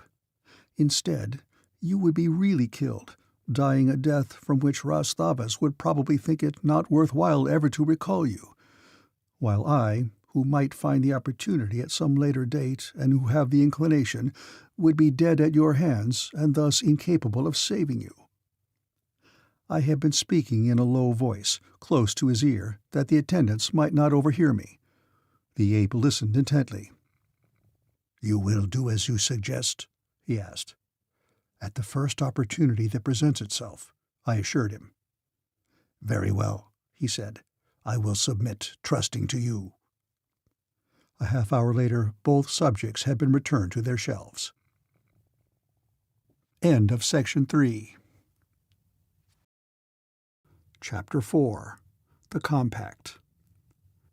Days ran into weeks, weeks into months, as day by day I labored at the side of Rastavus. And more the old surgeon took me into his confidence. More and more he imparted to me the secrets of his skill and his profession. Gradually, he permitted me to perform more and more important functions in the actual practice of his vast laboratory. I started transferring limbs from one subject to another, then internal organs of the digestive tract. Then he entrusted to me a complete operation upon a paying client. I removed the kidneys from a rich old man, replacing them with healthy ones from a young subject. The following day I gave a stunted child new thyroid glands. A week later I transferred 2 hearts, and then at last came the great day for me. Unassisted, with Rastavus standing silently beside me, I took the brain of an old man and transplanted it within the cranium of a youth. When I had done, Rastavus laid a hand upon my shoulder. "I could not have done better myself," he said. He seemed much elated, and I could not but wonder at this unusual demonstration of emotion upon his part, he who so prided himself upon his lack of emotionalism. I had often pondered the purpose which influenced Rastavus to devote so much time to my training, but never had I hit upon any more satisfactory explanation than that he needed of assistance in his growing practice. Yet when I consulted the records that were now open to me, I discovered that his practice was no greater than it had been for many years. And even had it been, there was really no reason why he should have trained me in preference to one of his Red Martian assistants, his belief in my loyalty not being sufficient warrant, in my mind, for this preferment, when he could, as well as not, have kept me for a bodyguard and trained one of his own kind to aid him in his surgical work. But I was presently to learn that he had an excellent reason for what he was doing. Rastavus always had an excellent reason for whatever he did. One night, after we had finished our evening meal, he sat looking at me intently as he so often did, as though he would read my mind, which, by the way, he was totally unable to do, much to his surprise and chagrin. For unless a Martian is constantly upon the alert, any other Martian can read clearly his every thought. But Rastavus was unable to read mine. He said that it was due to the fact that I was not a Barsoomian. Yet I could often read the minds of his assistants when they were off their guard, though never had I read aught of Rastavus' thoughts, nor, I am sure, had any other read them. He kept his brain sealed like one of his own blood jars, nor was he ever for a moment found with his barriers down. He sat looking at me this evening for a long time, nor did it in the least embarrass me, so accustomed was I to his peculiarities. "Perhaps," he said presently, "one of the reasons that I trust you is due to the fact that I cannot ever, at any time, fathom your mind. So, if you harbor traitorous thoughts concerning me, I do not know it, while the others, every one of them, reveal their inmost souls to my searching mind, and in each one there is envy, jealous, or hatred of me. Them I know I cannot trust. Therefore I must accept the risk and place all my dependence upon you, and my reason tells me that my choice is a wise one. I have told you upon what grounds it based my selection of you as my bodyguard. The same holds true in my selection of you for the thing I have in mind. You cannot harm me without harming yourself, and no man will intentionally do that. Nor is there any reason why you should feel any deep antagonism towards me. You are, of course, a sentimentalist, and doubtless you look with horror upon many of the acts of a sane, rational, scientific mind. But you are also highly intelligent, and can, therefore, appreciate better than another, even though you may not approve them, the motives that prompt me to do many of those things of which your sentimentality disapproves. I may have offended you, but I have never wronged you, nor have I wronged any creature for which you might have felt some of your so-called friendship or love. Are my premises incorrect, or my reasoning faulty?" I assured him to the contrary. "Very well. Now let me explain why I have gone to such pains to train you as no other human being, aside from myself, has ever been trained. I am not ready to use you yet, or rather, you are not ready. But if you know my purpose, you will realize the necessity for bending your energy to the consummation of my purpose, and to that end you will strive even more diligently than you have to perfect yourself in the high, scientific art I am imparting to you. I am a very old man," he continued after a brief pause, "even as age goes upon Barsoom. I have lived more than 1,000 years. I have passed the allotted natural span of life, but I am not through with my life's work. I have but barely started it. I must not die. Barsoom must not be robbed of this wondrous brain and skill of mine. I have long had in mind a plan to thwart death, but it required another with skill equal to mine. Two such might live forever. I have selected you to be that other, for reasons that I already have explained. They are undefiled by sentimentalism. I did not choose you because I love you, or because I feel friendship for you, or because I think that you love me, or feel friendship towards me. I chose you because I knew that of all the inhabitants of a world you were the one least likely to fail me. For a time you will have my life in your hands. You will understand now why I have not been able to choose carelessly. This plan that I have chosen is simplicity itself, provided that I can count upon just two essential factors: skill and self-interested loyalty in an assistant. My body is about worn out. I must have a new one. My laboratory is filled with wonderful bodies, young and complete with potential strength and health. I have but to select one of these and have my skilled assistant transfer my brain from this old carcass to the new one." He paused. "I understand now why you have trained me," I said.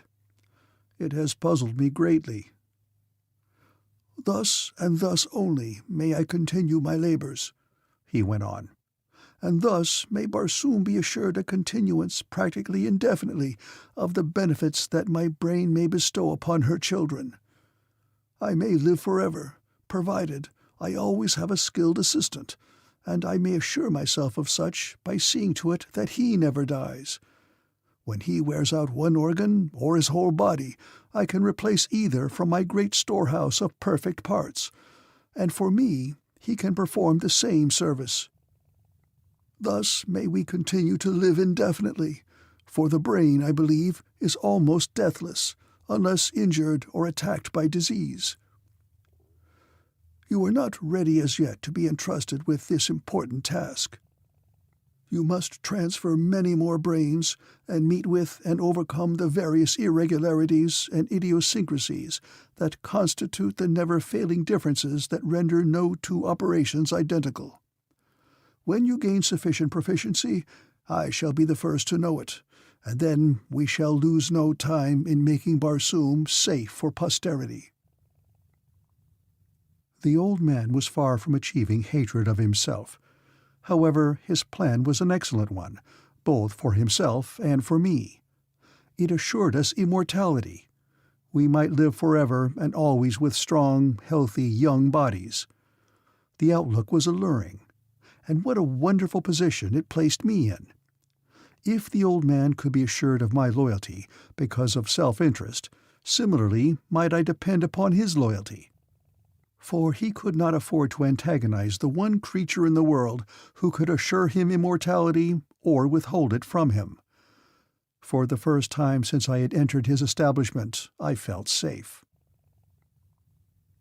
As soon as I left him, I went directly to Valadia's apartment, for I wanted to tell her this wonderful news.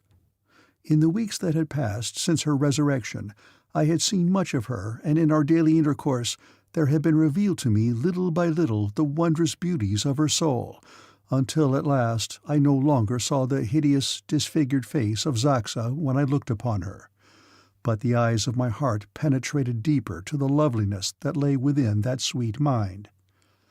She had become my confidant as I was hers, and this association constituted the one great pleasure of my existence upon Barsoom. Her congratulations, when I told her of what had come to me, were very sincere and lovely. She said that she hoped I would use this great power of mine to do good in the world. I assured her that I would, and that among the first things that I should demand of Rastavus was that he should give Valadia a beautiful body. But she shook her head. "No, my friend," she said. "If I may not have my own body, this old one of Zaxa's is quite as good for me as another. Without my own body, I should not care to return to my native country.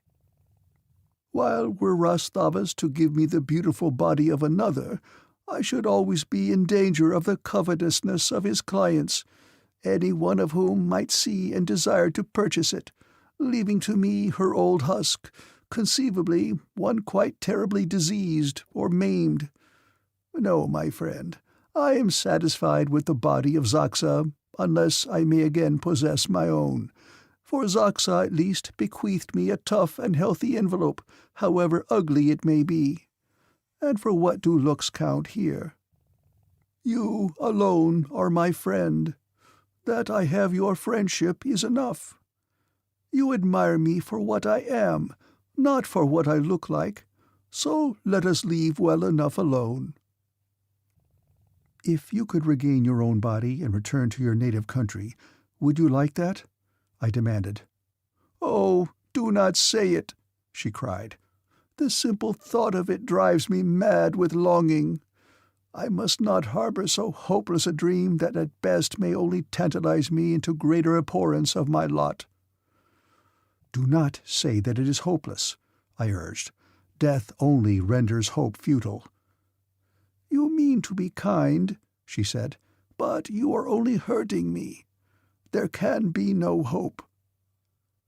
"May I hope for you, then?" I asked. "For I surely see a way. However slight a possibility for success it may have, still it is a way." She shook her head. "There is no way," she said with finality. "No more would Duhor know me." "Duhor?" I repeated. "You're someone you care for very much?" "I care for Duhor very much," she answered with a smile. "But Duhor is not someone. Duhor is my home, the country of my ancestors." "How came you to leave Duhor?" I asked. "You have never told me, Valadia." "It was because of the ruthlessness of Jalhad, Prince of Amhor," she replied. "Hereditary enemies were Duhor and Amhor, but Jalhad came disguised into the city of Duhor, having heard, they say, of the great beauty attributed to the only daughter of Khorasan, Jeddak of Duhor. And when he had seen her, he determined to possess her. Returning to Amhor, he sent ambassadors to the court of Khorasan to sue for the hand of the princess of Duhor. But Khorasan, who had no son, had determined to wed his daughter to one of his own Jeds, that the son of this union, with the blood of Khorasan in his veins, might rule over the people of Duhor, and so the offer of Jalhad was declined. This so incensed the Amhorian that he equipped a great fleet and set forth to conquer Duhor, and take by force that which he could not win by honorable methods. Duhor was, at that time, at war with Helium, and all her forces were far afield in the south, with the exception of a small army that had been left behind to guard the city. Jalhad, therefore, could not have selected a more propitious time for an attack. Duhor fell, and while his troops were looting the fair city, Jalhad, with a picked force, sacked the palace of the Jeddak and searched for the princess. But the princess had no mind to go back with him as princess of Amhor. From the moment that the vanguard of the Amhorian fleet was seen in the sky, she had known, with others of the city, the purpose for which they came, and so she used her head to defeat that purpose. There was in her retinue a cosmetologist whose duty it was to preserve the lustrous beauty of the princess' hair and skin, and prepare her for public audiences, for fêtes, and for the daily intercourse of the court. He was a master of his art. He could render the ugly pleasant to look upon. He could make the plain lovely, and he could make the lovely radiant. She called him quickly to her and commanded him to make the radiant ugly. And when he had done with her, none might guess that she was the princess of Duhor, so deftly had he wrought with his pigments and his tiny brushes. When Jalhad could not find the princess within the palace, and no amount of threat or torture could force a statement of her whereabouts from the loyal lips of her people, the Amhorian ordered that every woman within the palace be seized and taken to Amhor, there to be held as hostages until the princess of Duhor should be delivered to him in marriage. We were, therefore, all seized and placed upon an Amhorian warship, which was sent back to Amhor ahead of the balance of the fleet, which remained to complete the sacking of Duhor. When the ship, with its small convoy, had covered some 4,000 of the 5,000 hods that separate Duhor from Amhor, it was sighted by a fleet from Fundal, which immediately attacked. The convoying ships were destroyed or driven off, and that which carried us was captured. We were taken to Fundal, where we were put upon the auction block, and I fell to the bid of one of Rosthavas' agents. The rest you know." "And what became of the princess?" I asked. "Perhaps she died. Her party was separated in Fundal, but death could not more definitely prevent her return to Duhor. The princess of Duhor will never again see her native country." "But you may," I cried, for I had suddenly hit upon a plan. "Where is Duhor?" "You are going there?" she asked laughingly. "Yes." "You are mad, my friend," she said.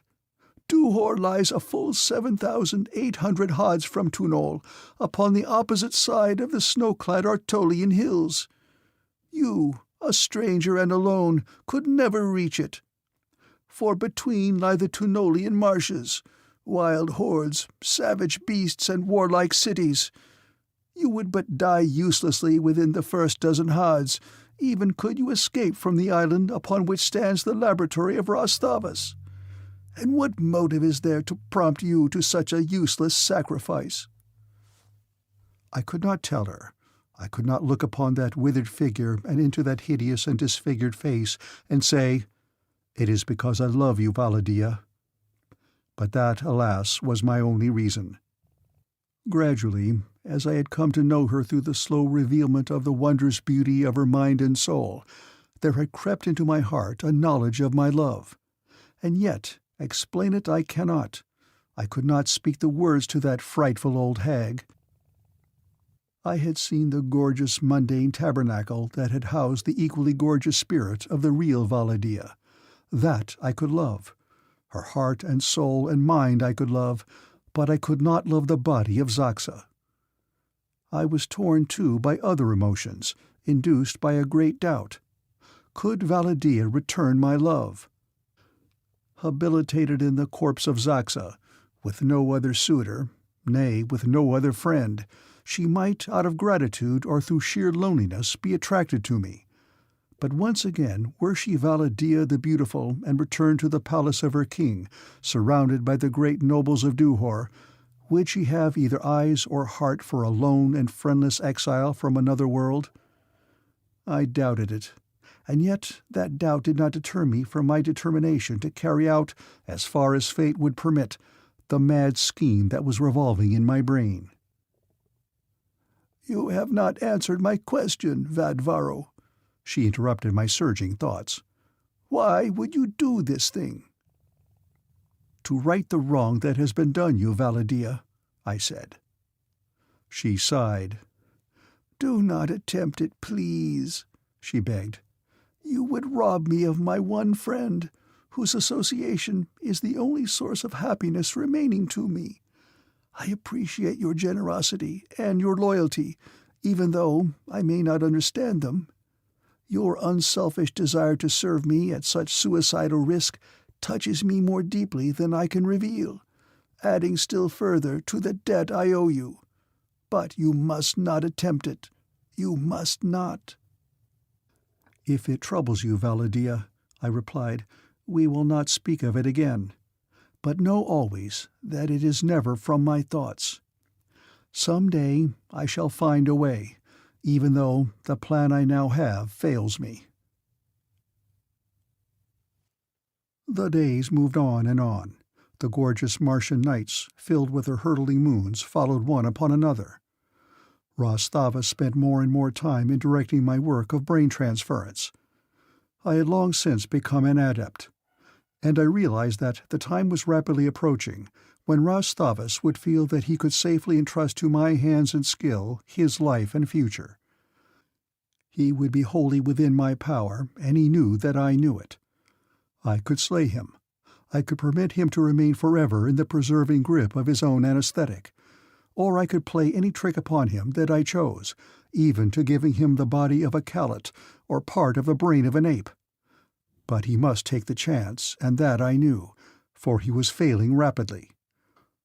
Already almost stone-blind, it was only the wonderful spectacles that he had himself invented that permitted him to see at all. Long deaf, he used artificial means for hearing. And now his heart was showing symptoms of fatigue that he could not longer ignore. One morning I was summoned to his sleeping apartment by a slave. I found the old surgeon lying, a shrunken, pitiful heap of withered skin and bones. "We must hasten, Vadvaro," he said in a weak whisper. "My heart was like to have stopped a few towels ago. It was then that I sent for you." He pointed to a door leading from his chamber. "There," he said, "you will find the body I have chosen.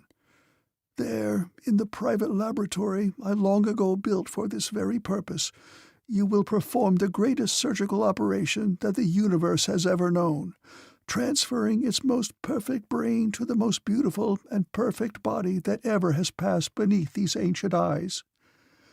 You will find the head already prepared to receive my brain. The brain of the subject having been removed and destroyed, totally destroyed by fire. I could not possibly chance the existence of a brain desiring and scheming to regain its wondrous body. No, I destroyed it. Call slaves and have them bear my body to the Ursite slab." "That will not be necessary," I told him, and lifting his shrunken form in my arms, as he had been an earthly babe, I carried him into the adjoining room, where I found a perfectly lighted and appointed laboratory containing 2 operating tables, one of which was occupied by the body of a red man. Upon the surface of the other, which was vacant, I laid Stavus. Then I turned to look at the new envelope he had chosen. Never, I believe, had I beheld so perfect a form, so handsome a face. Stavus had indeed chosen well for himself. Then I turned back to the old surgeon. Deftly, as he had taught me, I made the 2 incisions and attached the tubes. My finger rested upon the button that would start the motor pumping his blood from his veins and his marvelous preservative anesthetic into them. Then I spoke. "Stavus," I said, "you have long been training me to this end. I have labored assiduously to prepare myself that there might be no slightest cause for apprehension as to the outcome. You have, coincidentally, taught me that one's every act should be prompted by self-interest only. You are satisfied, therefore, that I am not doing this for you because I love you, or because I feel any friendship for you. But you think that you have offered me enough in placing before me a similar opportunity for immortality. Regardless of your teaching, I am afraid that I am still somewhat of a sentimentalist. I crave the redressing of wrongs. I crave friendship and love. The price you offer is not enough. Are you willing to pay more that this operation may be successfully concluded?" He looked at me steadily for a long minute. "What do you want?" he asked. I could see that he was trembling with anger, but he did not raise his voice. "Do you recall 4296E2631H?" I inquired. "The subject with the body of Zaxa? Yes, I recall the case. What of it?" "I wish her body returned to her. That is the price you must pay for this operation." He glared at me. "It is impossible. Zaxa has the body. Even if I cared to do so, I could never recover it. Proceed with the operation." "When you have promised me," I insisted. "I cannot promise the impossible. I cannot obtain Zaxa. Ask me something else. I am not unwilling to grant any reasonable request." "That is all I wish. Just that. But I do not insist that you obtain the body. If I bring Zaxa here, will you make the transfer?" "It would mean war between Tunol and Fundal," he fumed. "That does not interest me," I said. "Quick, reach a decision. In 5 tals I shall press this button. If you promise what I ask, you shall be restored with a new and beautiful body. If you refuse, you shall lie here in the semblance of death forever." "I promise," he said slowly, "that when you bring the body of Zaxa to me, I will transfer to that body any brain that you select from among my subjects." "Good," I exclaimed, and pressed the button. End of Section 4. Chapter 5. Danger. Stavus awakened from the anesthetic a new and gorgeous creature, a youth of such wondrous beauty that he seemed of heavenly rather than worldly origin. But in that beautiful head was the hard, cold, 1,000-year-old brain of the master surgeon. As he opened his eyes, he looked upon me coldly.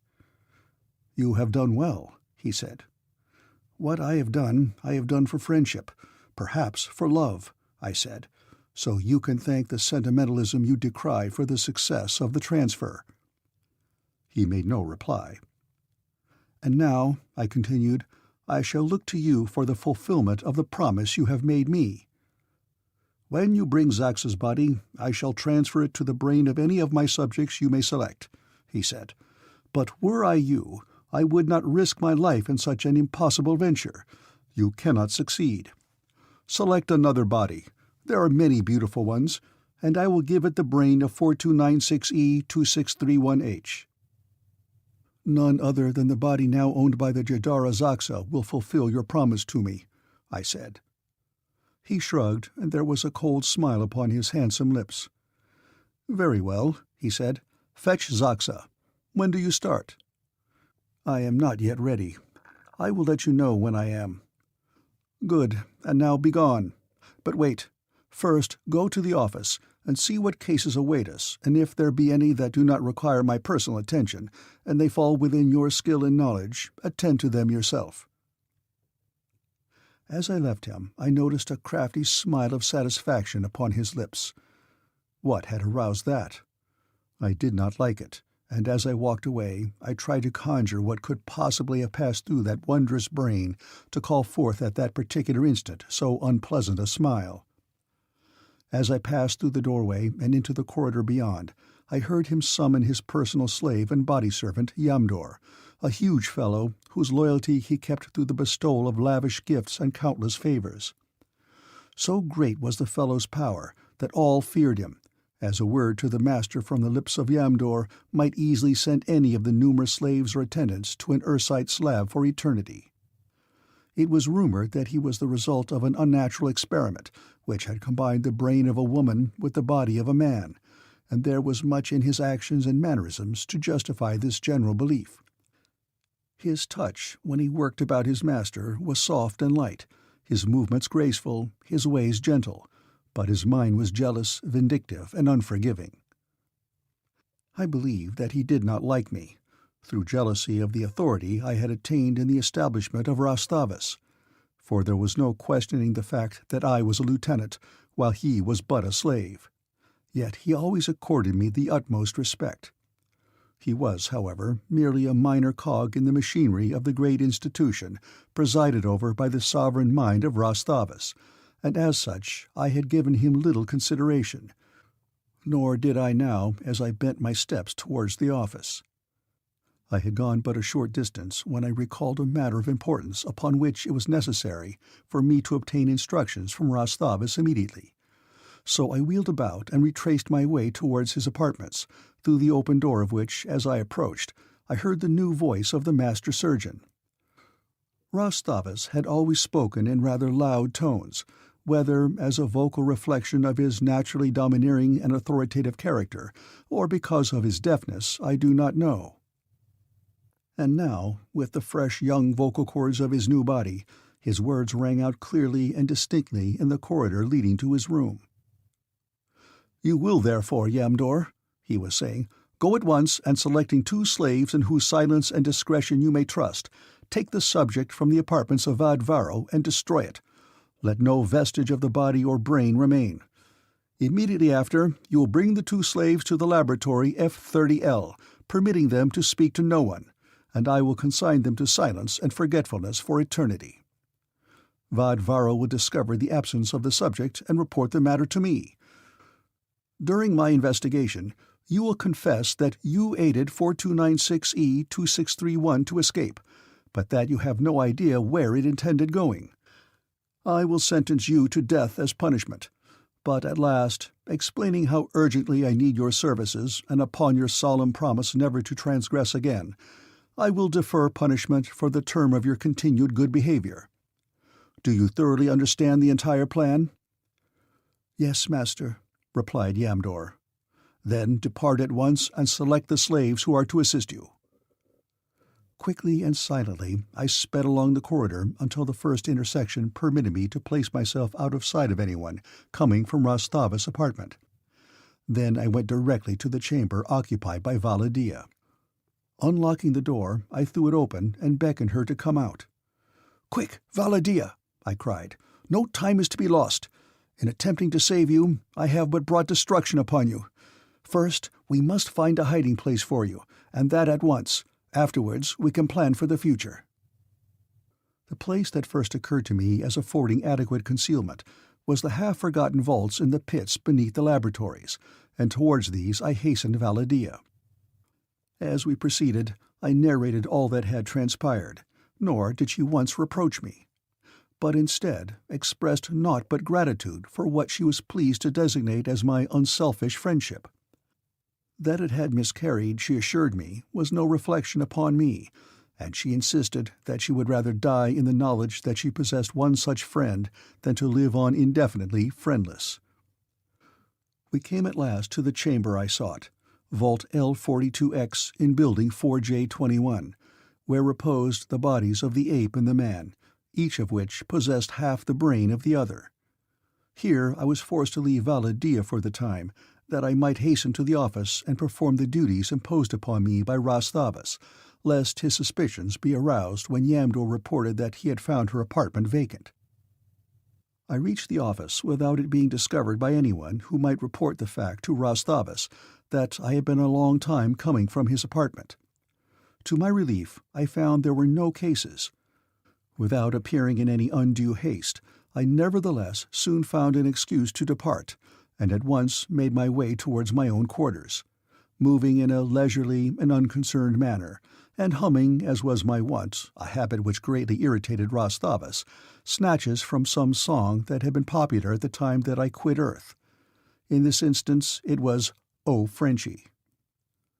I was thus engaged when I met Yamdor moving hurriedly along the corridor leading from my apartment, in company with 2 male slaves. I greeted him pleasantly, as was my custom, and he returned my greeting, but there was an expression of fear and suspicion in his eyes. I went at once to my quarters, opened the door leading to the chamber formerly occupied by Valadia, and then hastened immediately to the apartment of Rastavas, where I found him conversing with Yamdor. I rushed in, apparently breathless and simulating great excitement. "Rastavas," I demanded, "what have you done with 4296E2631H? She has disappeared. Her apartment is empty, and as I was approaching it, I met Yamdor and 2 other slaves coming from that direction." I turned then upon Yamdor and pointed an accusing finger at him. "Yamdor," I cried, "what have you done with this woman?" Both Rastavas and Yamdor seemed genuinely puzzled, and I congratulated myself that I had thus readily thrown them off the track. The master surgeon declared that he would make an immediate investigation, and he at once ordered a thorough search of the ground and of the island outside the enclosure. Yamdor denied any knowledge of the woman, and I, at least, was aware of the sincerity of his protestations, but not so Rastavas. I could see a hint of suspicion in his eyes as he questioned his body servant, but evidently he could conjure no motive for any such treasonable action on the part of Yamdor, as would have been represented by the abduction of the woman and the consequent gross disobedience of orders. Rastavas' investigation revealed nothing. I think as it progressed that he became gradually more and more imbued with a growing suspicion that I might know more about the disappearance of Valadia than my attitude indicated, for I presently became aware of a delicately concealed espionage. Up to this time I had been able to smuggle food to Valadia every night, after Rastavas had retired to his quarters. Then, on one occasion, I suddenly became subconsciously aware that I was being followed, and instead of going to the vaults I went to the office, where I added some observations to my report upon a case I had handled that day. Returning to my room, I hummed a few bars from Over There, that the suggestion of my unconcern might be accentuated. From the moment that I quit my quarters until I returned to them, I was sure that eyes had been watching my every move. What was I to do? Valadia must have food. Without it she would die. And were I to be followed to her hiding place while taking it to her, she would die. Rastavas would see to that. Half the night I lay awake, racking my brains for some solution to the problem. There seemed only one way. I must elude the spies. If I could do this but one single time, I could carry out the balance of a plan that had occurred to me, and which was, I thought, the only one feasible that might eventually lead to the resurrection of Valadia in her own body. The way was long, the risks great, but I was young, in love, and utterly reckless of consequences in so far as they concerned me. It was Valadia's happiness alone that I could not risk too greatly, other than under dire stress. Well, the stress existed, and I must risk that even as I risked my life.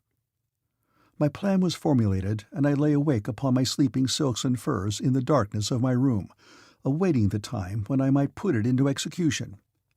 My window, which was upon the third floor, overlooked the walled enclosure, upon the scarlet sward of which I had made my first bow to Barsoom.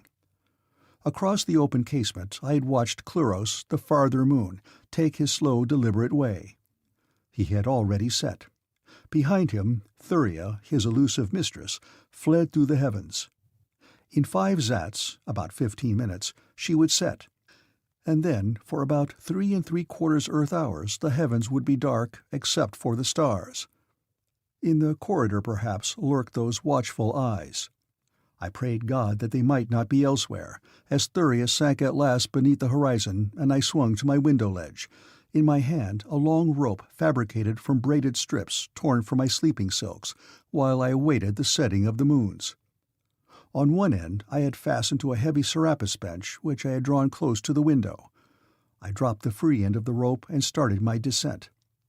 My earthly muscles, untried in such endeavors, I had not trusted to the task of carrying me to my window ledge in a single leap, when I should be returning. I felt that they would, but I did not know, and too much depended upon the success of my venture to risk any unnecessary chance of failure, and so I had prepared the rope. Whether I was being observed, I did not know. I must go on as though none were spying upon me.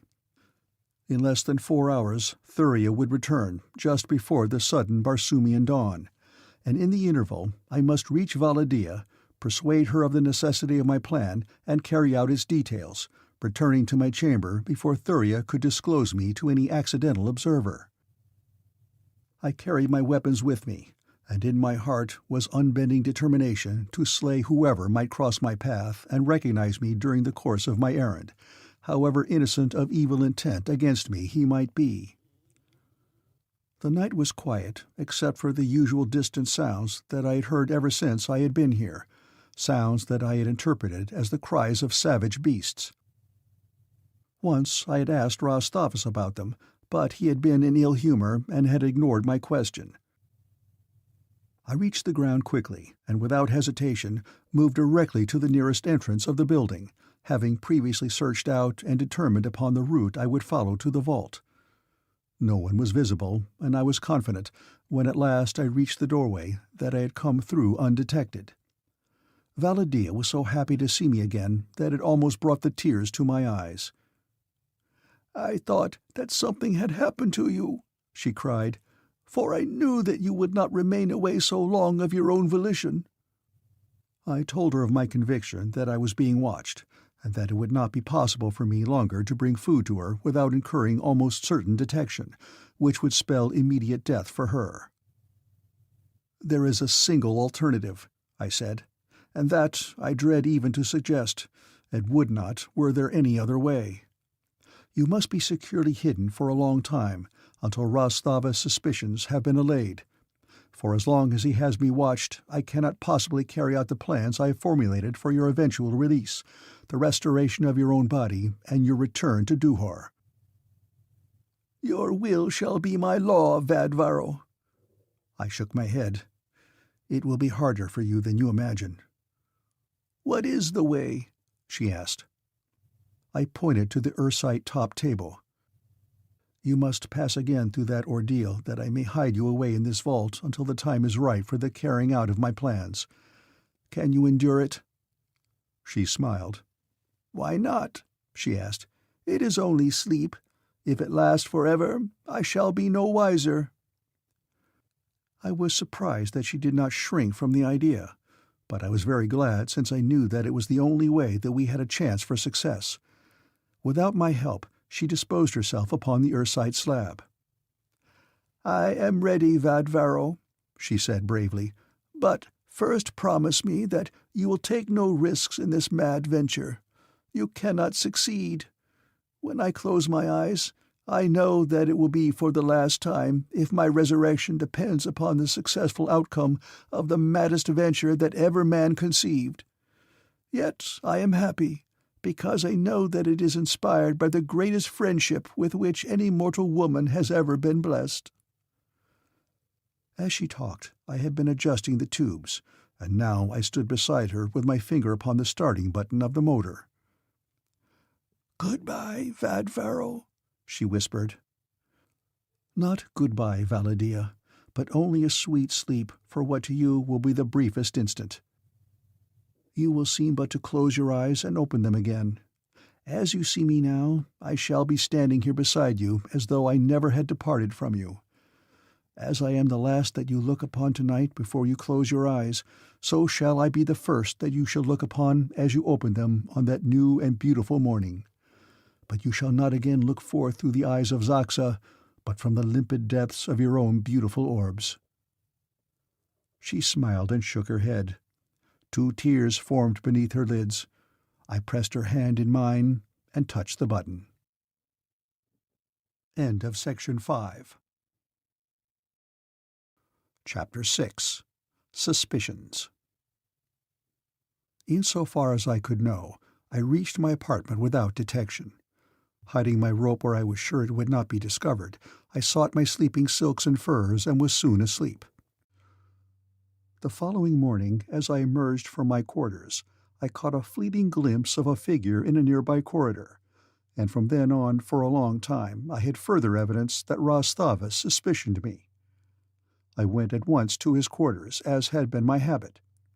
He seemed restless, but he gave me no hint that he held any assurance that I had been responsible for the disappearance of Valadia, and I think that he was far from positive of it.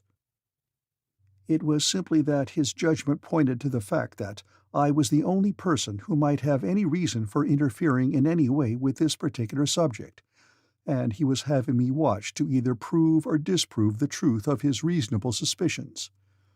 His restlessness he explained to me himself.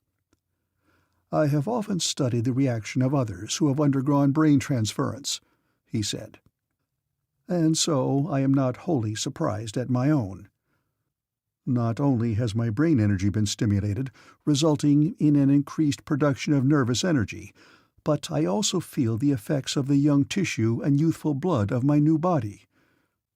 They are affecting my consciousness in a way that my experiment had vaguely indicated, but which I now see must be actually experienced to be fully understood. My thoughts, my inclinations, even my ambitions have been changed, or at least colored by the transfer. It will take some time for me to find myself." Though uninterested, I listened politely until he was through, and then I changed the subject. "Have you located the missing woman?" I asked. He shook his head negatively. "You must appreciate, Rostavus," I said, "that I fully realize that you must have known that the removal or destruction of that woman would entirely frustrate my entire plan. You are master here. Nothing that passes is without your knowledge." "You mean that I am responsible for the disappearance of the woman?" he demanded. "Certainly. It is obvious. I demand that she be restored." He lost his temper. "Who are you to demand?" he shouted. "You are naught but a slave. Cease your impudence, or I shall erase you. Erase you. It will be as though you never had existed." I laughed in his face. "Anger is the most futile attribute of the sentimentalist," I reminded him. "You will not erase me, for I alone stand between you and mortality."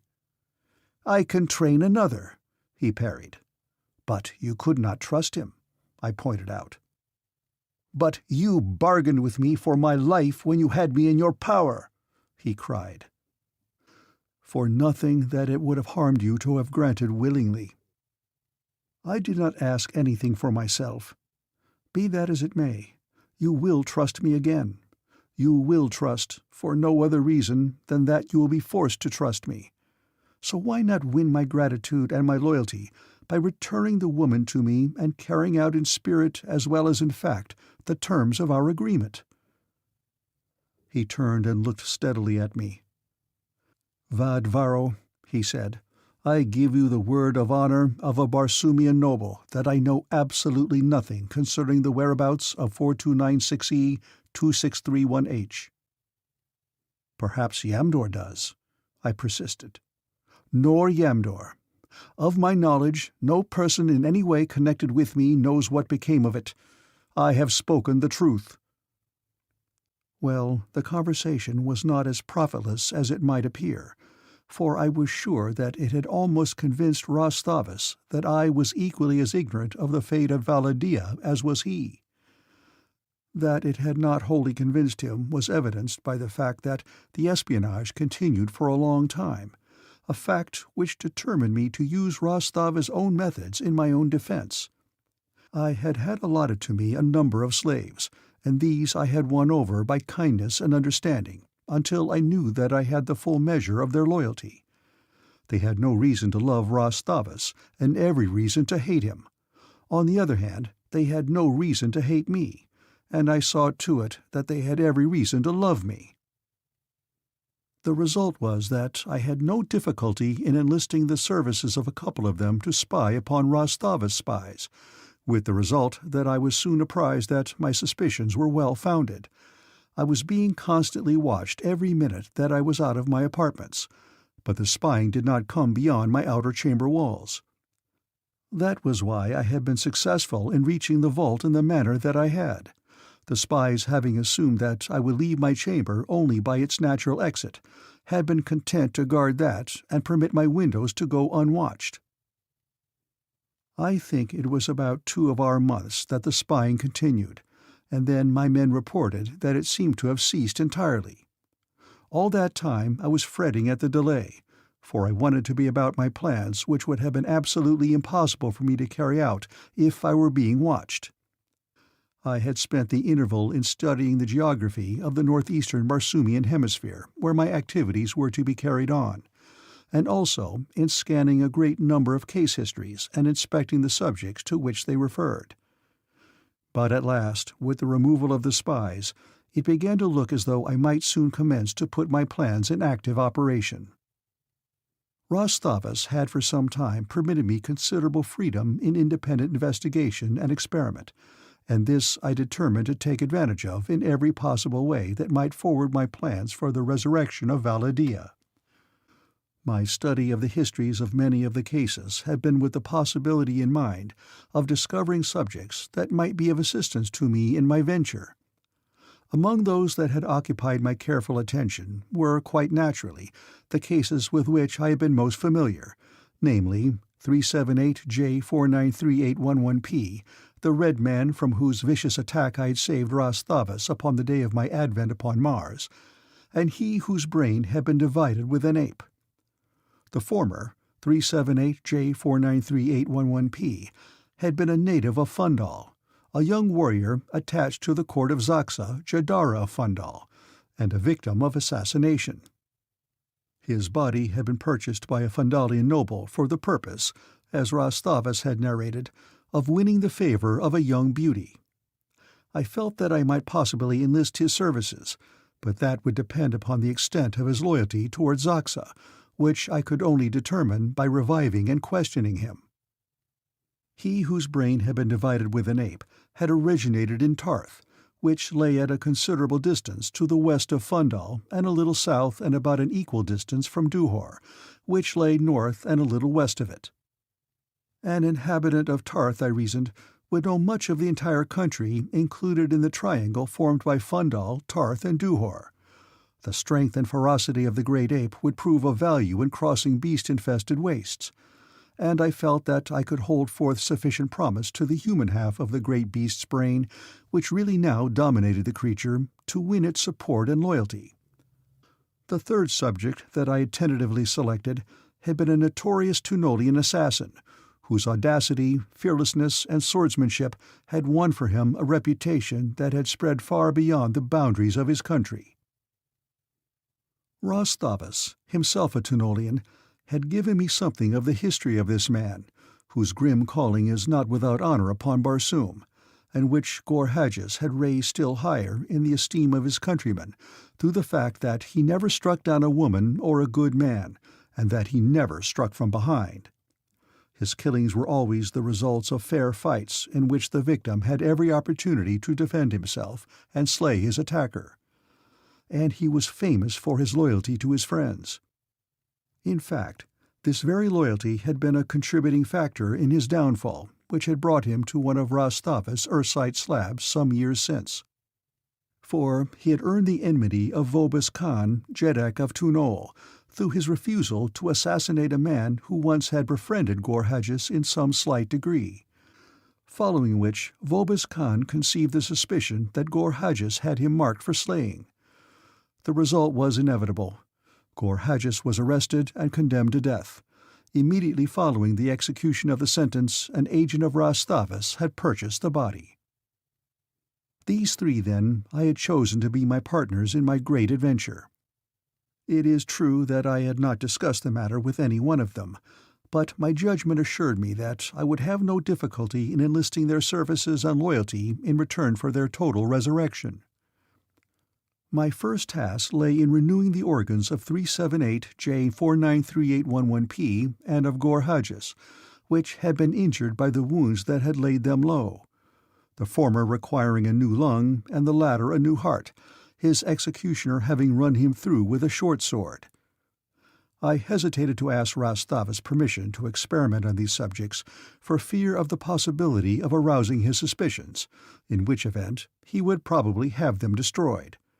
And so I was forced to accomplish my designs by subterfuge and stealth. To this end, I made it a practice for weeks to carry my regular laboratory work far into the night, often requiring the services of various assistants, that all might become accustomed to the sight of me at work at unusual hours. In my selection of these assistants, I made it a point to choose two of the very spies that Rastavus had set to watching me. While it was true that they were no longer employed in this particular service, I had hopes that they would carry word of my activities to their master, and I was careful to see that they received from me the proper suggestions that would mold their report in language far from harmful to me. By the merest suggestion I carried to them the idea that I worked thus late purely for the love of the work itself, and the tremendous interest in it that Rastavus had awakened within my mind. Some nights I worked with assistants, and as often I did not, but always I was careful to assure myself that the following morning those in the office were made aware that I had labored far into the preceding night. This groundwork carefully prepared, I had comparatively little fear of the results of actual discovery when I set to work upon the warrior of Fundal and the assassin of Tunol. I chose the former first. His lung was badly injured where my blade had passed through it, but from the laboratory where were kept fractional bodies I brought a perfect lung, with which I replaced the one that I had ruined. The work occupied but half the night. So anxious was I to complete my task that I immediately opened up the breast of Gorhages, for whom I had selected an unusually strong and powerful heart, and by working rapidly I succeeded in completing the transference before dawn. Having known the nature of the wounds that had dispatched these two men, I had spent weeks in performing similar operations that I might perfect myself especially in this work, and having encountered no unusual pathological conditions in either subject, the work had progressed smoothly and with great rapidity. I had completed what I feared would be the most difficult part of my task, and now, having removed as far as possible all signs of the operation except the therapeutic tape which closed the incisions, I returned to my quarters for a few minutes of much-needed rest, praying that Rastavus would not by any chance examine either of the subjects upon which I had been working, although I had fortified myself against such a contingency by entering full details of the operation upon the history card of each subject, that in the event of discovery, any suspicion of ulterior motives upon my part might be allayed by my play of open frankness. I rose at the usual time and went at once to Rastavus' apartment, where I was met with a bombshell that nearly wrecked my composure. He eyed me closely for a long minute before he spoke. "You worked late last night, Vadvaro," he said. "I often do," I replied lightly, but my heart was heavy as a stone. "And what might it have been that so occupied your interest?" he inquired. I felt as a mouse with which the cat is playing.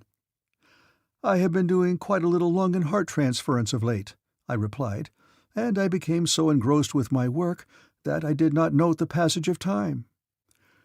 "I have known that you worked late at night. Do you think it wise?" At that moment I felt that it had been very unwise, yet I assured him to the contrary. "I was restless," he said. I could not sleep, and so I went to your quarters after midnight, but you were not there. I wanted someone with whom to talk, but your slaves knew only that you were not there. Where you were, they did not know. So I set out to search for you." My heart went into my sandals. "I guessed that you were in one of the laboratories, but though I visited several, I did not find you." My heart arose with the lightness of a feather. Since my own transference, I have been cursed with restlessness and sleeplessness, so that I could almost wish for the return of my old corpse.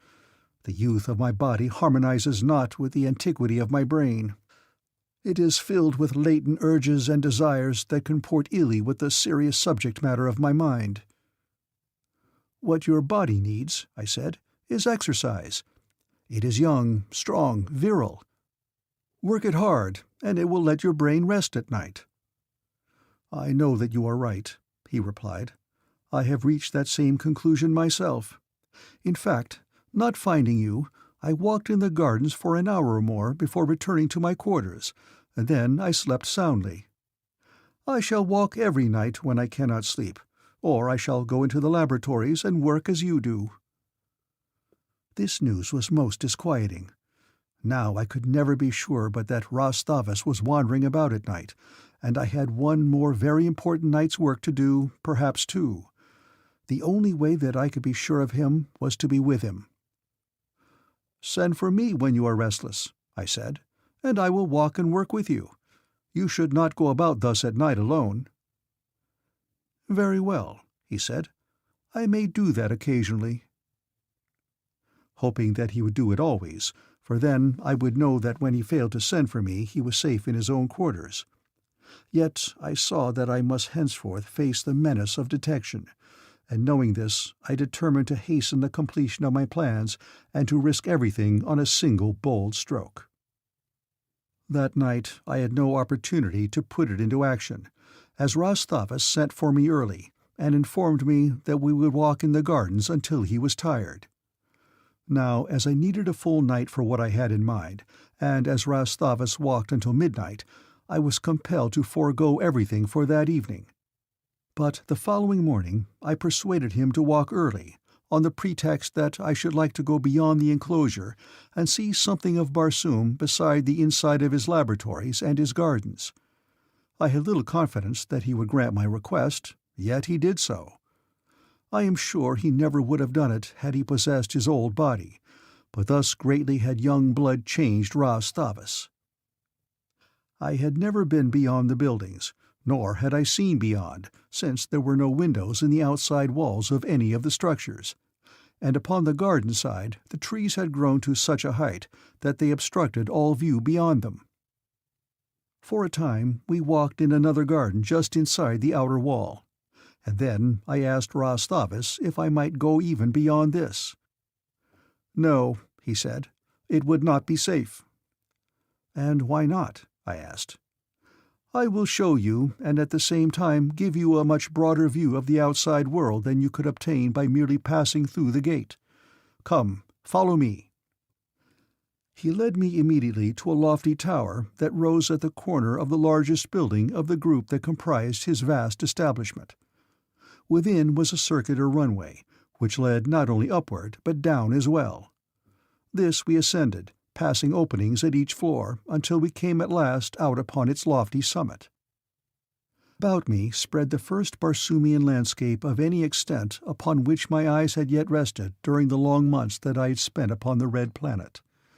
For almost an earthly year I had been immured within the grim walls of Rastavus' bloody laboratory, until, such creatures of habit are we, the weird life there had grown to seem quite natural and ordinary. But with this first glimpse of open country there surged up within me an urge for freedom, for space, for room to move about, such as I knew would not be long denied. Directly beneath lay an irregular patch of rocky land elevated perhaps a dozen feet or more above the general level of the immediately surrounding country. Its extent was, at a rough guess, 100 acres. Upon this stood the buildings and grounds, which were enclosed in a high wall. The tower upon which we stood was situated at about the center of the total area enclosed.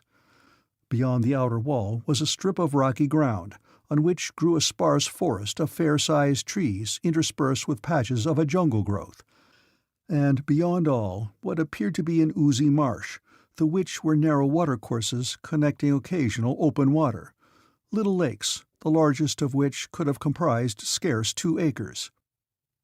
This landscape extended as far as the eye could reach, broken by occasional islands similar to that upon which we were, and at a short distance by the skyline of a large city, whose towers and domes and minarets glistened and sparkled in the sun as though plated with shining metals and picked out with precious gems. This I knew must be Tunol, and all about us the great Tunolian marshes, which extend nearly 1,800 Earth miles east and west, and in some places have a width of 300 miles. Little is known about them in other portions of Barsoom, as they are frequented by fierce beasts, afford no landing places for flyers, and are commanded by Fundal at their western end and Tunol at the east. Inhospitable kingdoms that invite no intercourse with the outside world, and maintain their independence alone by their inaccessibility and savage aloofness. As my eyes returned to the island at our feet, I saw a huge form emerge from one of the nearby patches of jungle a short distance beyond the outer wall. It was followed by a second and a third. Rastavas saw that the creatures had attracted my notice. "There," he said, pointing to them, "are 3 of a number of similar reasons why it would not have been safe for us to venture outside the enclosure." They were the great white apes of Barsoom, creatures so savage that even that fierce Barsoomian lion, the Beth, hesitates to cross their path. "They serve 2 purposes," explained Rastavas. "They discourage those who might otherwise creep upon me by night from the city of Tunol, where I am not without many good enemies, and they prevent desertion upon the part of my slaves and assistants." "But how do your clients reach you?" I asked. "How are your supplies brought in?" He turned and pointed down toward the highest portion of the irregular roof of the building below us. Built upon it was a large shed-like structure. "There," he said, "I keep 3 small ships. One of them goes every day to Tunol." I was overcome with eagerness to know more about these ships, in which I thought I saw a much-needed means of escape from the island, but I dared not question him for fear of arousing his suspicions. As we turned to descend the tower runway, I expressed interest in the structure which gave evidence of being far older than any of the surrounding buildings. "This tower," said Rastavas, "was built some 23,000 years ago by an ancestor of mine, who was driven from Tunol by the reigning Jeddak of the time. Here, and upon other islands, he gathered a considerable following, dominated the surrounding marshes, and defended himself successfully for hundreds of years. While my family has been permitted to return to Tunol since, this has been their home, to which, one by one, have been added the various buildings which you see about the tower, each floor of which connects with the adjacent building from the roof to the lowest pits beneath the ground." This information also interested me greatly, since I thought that I saw where it too might have considerable bearing upon my plan of escape, and so, as we descended the runway, I encouraged Rastavas to discourse upon the construction of the tower, its relation to the other buildings, and especially its accessibility from the pits. We walked again in the outer garden, and by the time we returned to Rastavas' quarters it was almost dark, and the master surgeon was considerably fatigued. "I feel that I shall sleep well tonight," he said as I left him. "I hope so, Rastavas," I replied. End of Section 6. Chapter 7. Escape. It was usually about 3 hours after the evening meal, which was served immediately after dark, that the establishment quieted down definitely for the night. While I should have preferred waiting longer before undertaking that which I had in mind, I could not safely do so, since there was so much to be accomplished before dawn. So it was that, with the first indications that the occupants of the building in which my work was to be performed had retired for the night, I left my quarters and went directly to the laboratory, where, fortunately for my plans, the bodies of Gor Hadjis, the assassin of Tunol, and 378J493811P both reposed. It was the work of a few minutes to carry them to adjoining tables, where I quickly strapped them securely against the possibility that one or both of them might not be willing to agree to the proposition I was about to make them, and thus force me to anesthetize them again. At last the incisions were made, the tubes attached, and the motors started. 378J493811P, whom I shall hereafter call by his own name, Dar Taras, was the first to open his eyes. But he had not regained full consciousness when Gor Hadjis showed signs of life. I waited until both appeared quite restored. Dar Taras was eyeing me with growing recognition that brought a most venomous expression of hatred to his countenance. Gor Hadjis was frankly puzzled. The last he remembered was the scene in the death chamber at the instant that his executioner had run a sword through his heart. It was I who broke the silence. "In the first place," I said, "let me tell you where you are, if you do not already know." "I know well enough where I am," growled Dar Taras. "Ah," exclaimed Gor Hadjis, whose eyes had been roaming about the chamber. "I can guess where I am. What Tunolian has not heard of Rastavus? So, they sold my corpse to the old butcher, did they? And what now? Did I just arrive?" "You have been here 6 years," I told him. "And you may stay here forever unless we three can reach an agreement within the next few minutes, and that goes for you too, Dar Taras." 6 years, mused Gor Hadjis. "Well, out with it, man. What do you want? If it is to slay Rastavus, no. He has saved me from utter destruction. But name me some other, preferably Vobis Khan, Jeddak of Tunol. Find me a blade, and I will slay 100 to regain life." "I seek the life of none unless he stands in the way of the fulfillment of my desire in this matter that I have in mind. Listen, Rastavus had here a beautiful Duhorian girl. He sold her body to Zaxa, Jadara of Fandal, transplanting the girl's brain into the wrinkled and hideous body of the Jadara. It is my intention to regain the body, restore it to its own brain, and return the girl to Duhor." Gor Hadjis grinned. "You have a large contract on your hands," he said.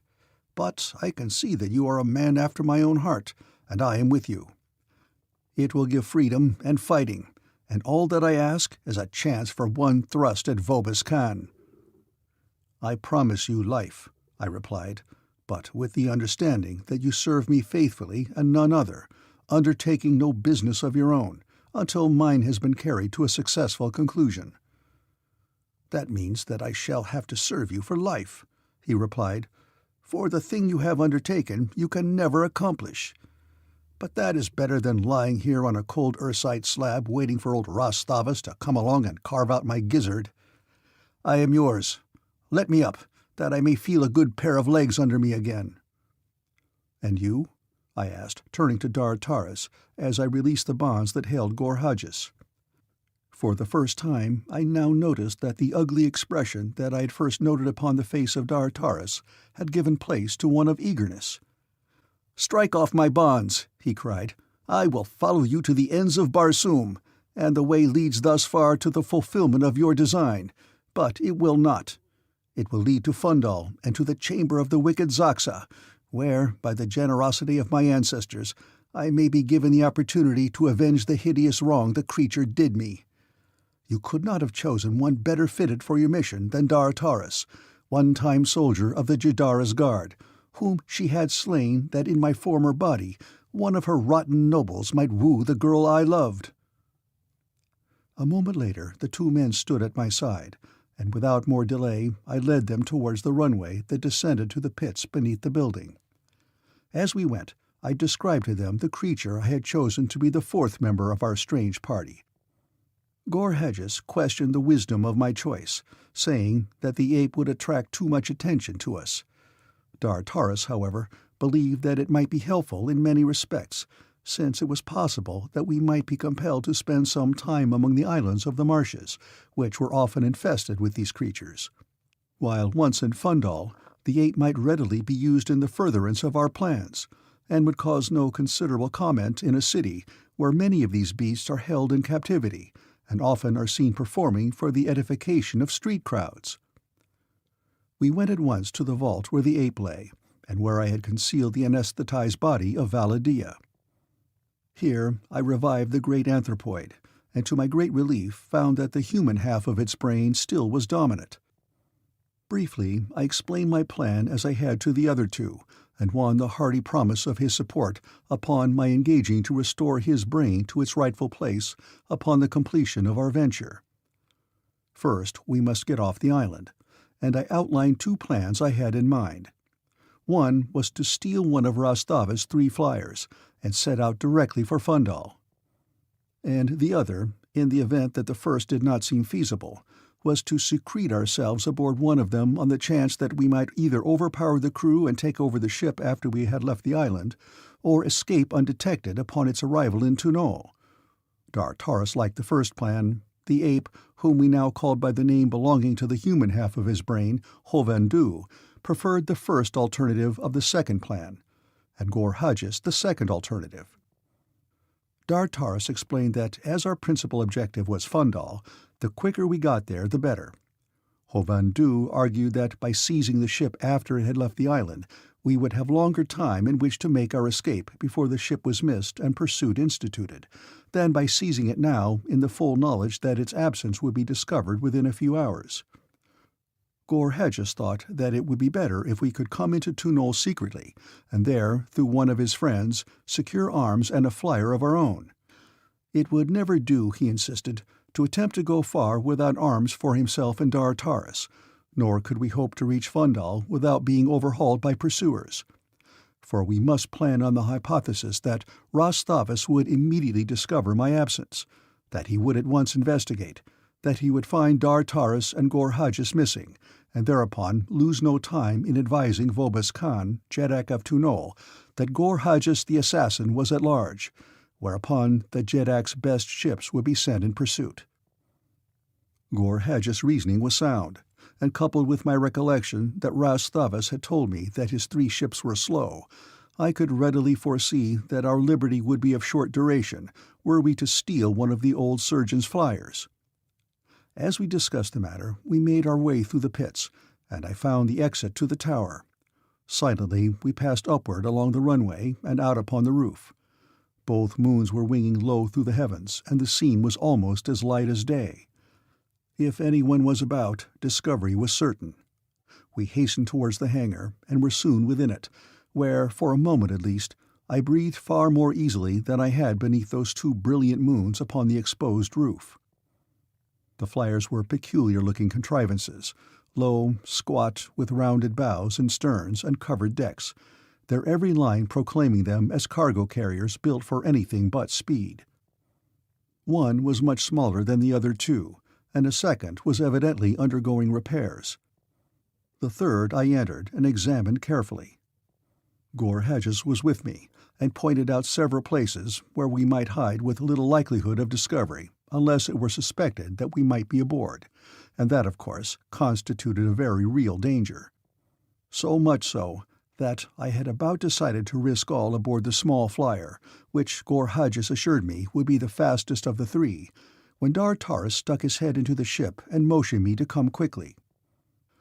"There is someone about," he said when I reached his side. "Where?"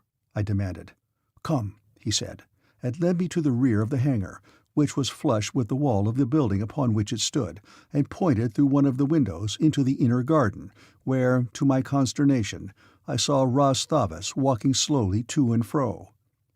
For an instant I was sick with despair, for I knew that no ship could leave that roof unseen while anyone was abroad in the garden beneath, and Rastavus least of all people in the world. But suddenly a great light dawned upon me. I called the 3 close to me and explained my plan. Instantly they grasped the possibilities in it, and a moment later we had run the small flyer out upon the roof and turned her nose toward the east, away from Tunol. Then Gor-Hajjus entered her, set the various controls as we had decided, opened the throttle, slipped back to the roof. The four of us hastened into the hangar and ran to the rear window, where we saw the ship moving slowly and gracefully out over the garden and the head of Rastavus, whose ears must instantly have caught the faint purring of the motor, for he was looking up by the time we reached the window. Instantly he hailed the ship, and stepping back from the window that he might not see me, I answered. "Goodbye, Rastavus. It is I, Vadvaro, going out into a strange world to see what it is like. I shall return. The spirits of your ancestors be with you until then." That was a phrase I had picked up from reading in Rastavus' library, and I was quite proud of it. "Come back at once," he shouted up in reply, "or you will be with the spirits of your own ancestors before another day is done." I made no reply. The ship was now at such a distance that I feared my voice might no longer seem to come from it, and that we should be discovered. Without more delay, we concealed ourselves aboard one of the remaining flyers, that upon which no work was being done, and there commenced as long and tiresome a period of waiting as I can recall ever having passed through. I had at last given up any hope of the ship's being flown that day, when I heard voices in the hangar, and presently the sound of footsteps aboard the flyer. A moment later a few commands were given, and almost immediately the ship moved slowly out into the open. The four of us were crowded into a small compartment built into a tiny space between the forward and aft starboard buoyancy tanks. It was very dark and poorly ventilated, having evidently been designed as a storage closet to utilize otherwise waste space. We dared not converse for fear of attracting attention to our presence, and for the same reason we moved about as little as possible, since we had no means of knowing but that some member of the crew might be just beyond the thin door that separated us from the main cabin of the ship.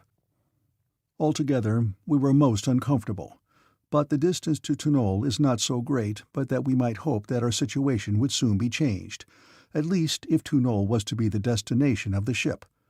Of this we soon had cheering hope. We had been out but a short time when, faintly, we heard a hail, and then the motors were immediately shut down and the ship stopped. "What ship?" we heard a voice demand, and from aboard our own came the reply, "The Vosar, Tower of Thavas for Tunol." We heard a scraping as the other ship touched ours. "We are coming aboard to search you in the name of Vobus Khan, Jeddak of Tunol. Make way," shouted one from the other ship. Our cheer had been of short duration. We heard the shuffling of many feet, and Gorhages whispered in my ear. "What shall we do?" he asked. I slipped my short sword into his hand. "Fight," I replied. "Good, Vadvaro," he replied, and then I handed him my pistol and told him to pass it on to Dartaris. We heard the voices again, but nearer now. "What ho!" cried one. "It is Balzac himself, my old friend Balzac." "None other," replied a deep voice. "And whom did you expect to find in command of the Vosar other than Balzac?" "Who could know but that it might have been this Vadvaro himself, or even Gorhages," said the other, "and our orders are to search all ships." "I would that they were here," replied Balzac, "for the reward is high. But how could they, when Rastavus himself with his own eyes saw them fly off in the Pinsar before dawn this day and disappear in the east?" "Right you are, Balzac," agreed the other, "and it were a waste of time to search your ship. Come, men, to our own." I could feel the muscles about my heart relax with the receding footfalls of Vobus Khan's warriors as they quitted the deck of the Vosar for their own ship, and my spirits rose with the renewed purring of our own motor as Rastavus' flyer again got under way. Gorhages bent his lips close to my ear. "The spirits of our ancestors smile upon us," he whispered. "It is night, and the darkness will aid in covering our escape from the ship and the landing stage." "What makes you think it is night?" I asked. "Vobus Khan's ship was close by when it hailed and asked our name. By daylight it could have seen what ship we were." He was right. We had been locked in that stuffy hole since before dawn, and while I had thought that it had been for a considerable time, I also had realized that the darkness and the inaction and the nervous strain would tend to make it seem much longer than it really had been, so that I would not have been greatly surprised had we made Tunol by daylight. The distance from the Tower of Thavas to Tunol is inconsiderable, so that shortly after Vobis Khan's ship had spoken to us, we came to rest upon the landing stage at our destination. For a long time we waited, listening to the sounds of movement aboard the ship, and wondering, upon my part at least, as to what the intentions of the captain might be. It was quite possible that Balzac might return to Thavas this same night, especially if he had come to Tunol to fetch a rich or powerful patient to the laboratories. But if he had come only for supplies, he might well lie here until the morrow. This much I had learned from Gor Hodges, my own knowledge of the movements of the flyers of Ras Thavas being considerably less than nothing. For though I had been months a lieutenant of the master surgeon, I had learned only the day before of the existence of his small fleet, it being according to the policy of Ras Thavas to tell me nothing unless the telling of it coincided with and furthered his own plans. Questions which I asked he always answered, if he reasoned that the effects would not be harmful to his own interests, but he volunteered nothing that he did not particularly wish me to know. And the fact that there were no windows in the outside walls of the building facing towards Tunol, that I had never before the previous day been upon the roof, and that I never had seen a ship sail over the inner court towards the east, all tended to explain my ignorance of the fleet and its customary operations.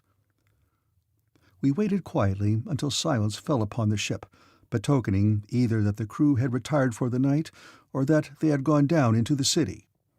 Then, after a whispered consultation with Gor Hodges, we decided to make an attempt to leave the flyer. It was our purpose to seek a hiding place within the tower of the landing stage, from which we might investigate possible avenues of escape into the city, either at once or upon the morrow, when we might more easily mix with the crowd that Gor Hodges said would certainly be in evidence from a few hours after sunrise. Cautiously, I opened the door of our closet and looked into the main cabin beyond. It lay in darkness. Silently, we filed out. The silence of the tomb lay upon the flyer, but from far below arose the subdued noises of the city. So far, so good. Then, without sound, without warning, a burst of brilliant light illuminated the interior of the cabin.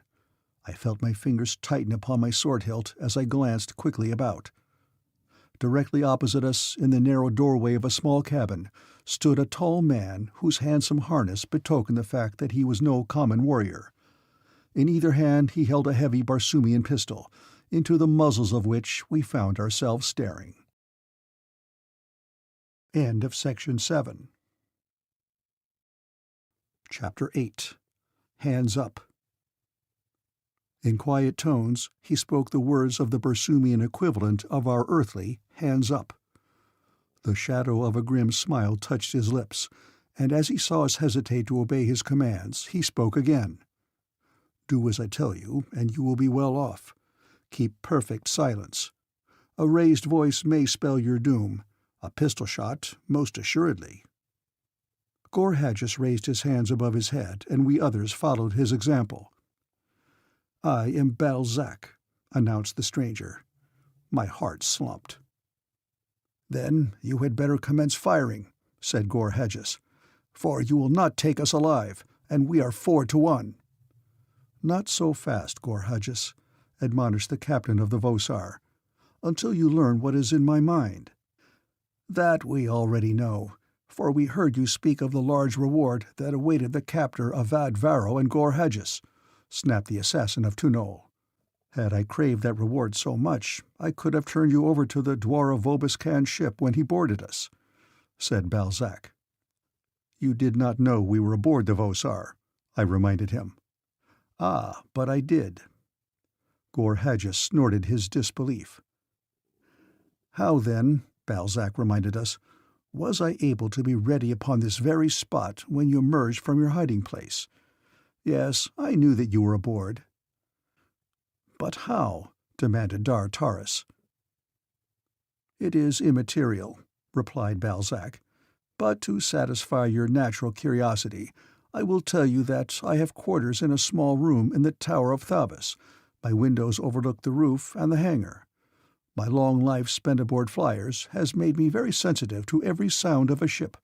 Motors changing their speed will awaken me in the dead of night, as quickly as will their starting or their stopping. I was awakened by the starting of the motors of the Pinsar. I saw 3 of you upon the roof, and the 4th drop from the deck of the flyer as she started, and my judgment told me that the ship was being sent out unmanned for some reason of which I had no knowledge. It was too late for me to prevent the act, and so I waited in silence to learn what would follow. I saw you hasten into the hangar and heard Rostavus hail and your reply, and then I saw you board the Vosar. Immediately I descended to the roof and ran noiselessly to the hangar, apprehending that you intended making away with this ship. But there was no one about the controls, and from a tiny port in the control room, through which one has a view of the main cabin, I saw you enter the closet. I was at once convinced that your only purpose was to stow away for Tunol, and consequently, aside from keeping an eye upon your hiding place, I went about my business as usual." "And you did not advise Rostavus?" I asked. "I advised no one," he replied. "Years ago I learned to mind my own business, to see all, to hear all, and to tell nothing, unless it profited me to do so." "But you said that the reward is high for our apprehension," Gorhages reminded him. "Would it not be profitable to collect it?" "There are in the breasts of honorable men," replied Balzac, "forces that rise superior to the lust for gold, and while Tunolians are supposedly a people free from the withering influences of sentiment, yet I, for one, am not totally unconscious of the demand of gratitude. 6 years ago, Gorhages, you refused to assassinate my father, holding that he was a good man, worthy to live, and one that had once befriended you slightly. Today, through his son, you reap your reward, and in some measure are repaid for the punishment that was meted out to you by Vobis Khan because of your refusal to slay the sire of Balzac. I have sent my crew away that none aboard the Vosar but myself might have knowledge of your presence. Tell me your plans, and command me in what way I may be of further service to you." "We wish to reach the streets unobserved," replied Gorhages. "Can you but help us in that, we shall not put upon your shoulders further responsibility for our escape. You have our gratitude, and in Tunol, I need not remind you, the gratitude of Gorhages is a possession that even the Jeddak has craved." "Your problem is complicated," said Balzac after a moment of thought, "by the personnel of your party. The ape would immediately attract attention and arouse suspicion. Knowing much of Rostav's experiments, I realized at once this morning, after watching him with you, that he had the brain of a man. But this very fact would attract to him and to you the closer attention of the masses." "I do not need acquaint them with the fact," growled Hovhandu. "To them I need but be a captive ape. Are such unknown in Tunol?" "Not entirely, though they are rare," replied Balzac. "But there is also the white skin of Vad Vero. Rostavus appears to have known nothing of the presence of the ape with you, but he full well knew of Vad Vero, and your description has been spread by every means at his command. You would be recognized immediately by the first Tunolian that lays eyes upon you, and then there is Gorhages. He has been dead for 6 years, yet I venture there is scarce a Tunolian that broke the shell prior to 10 years ago who does not know the face of Gorhages, as well as he knows that of his own mother. The Jeddak himself was not better known to the people of Tunol than Gorhages. That leaves but one who might possibly escape suspicion and detection in the streets of Tunol." "If we could but obtain weapons for these others," I suggested, "we might even yet reach the house of Gorhages' friend." "Fight your way through the city of Tunol?" demanded Balzac. "If there is no other way, we should have to," I replied. "I admire the will," commented the commander of the Vosar, "but fear that the flesh is without sufficient strength. Wait, there is a way, perhaps. On the stage just below this, there is a public depot where equilibrimotors are kept and rented. Could we find the means to obtain 4 of these, there would be a chance, at least, for you to elude the air patrols and reach the house of Gorhages' friend. And I think I see a way to the accomplishment of that. The landing tower is closed for the night, but there are several watchmen distributed through it at different levels. There is one at the equilibramotor depot, and, as I happen to know, he is a devotee of Jatan. He would rather play Jatan than attend to his duties as watchman. I often remain aboard the Vosar at night, and occasionally he and I indulge in a game. I will ask him up tonight, and while he is thus engaged, you may go to the depot, help yourselves to equilibramotors, and pray to your ancestors that no air patrol suspects you as you cross the city towards your destination. What think you of this plan, Gorhages?" "It is splendid," replied the assassin. "And you, Vadvaro?" "If I knew what an equilibramotor is, I might be in a better position to judge the merits of the plan," I replied.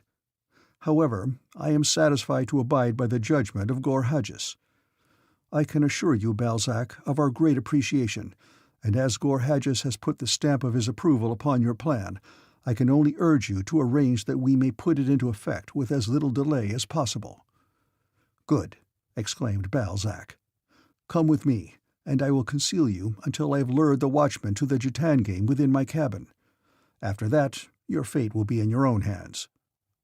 We followed him from the ship onto the deck of the landing stage, and close under the side of the Vosar opposite that from which the watchman must approach the ship and enter it. Then, bidding us good luck, Balzac departed. From the summit of the landing tower I had my first view of a Martian city.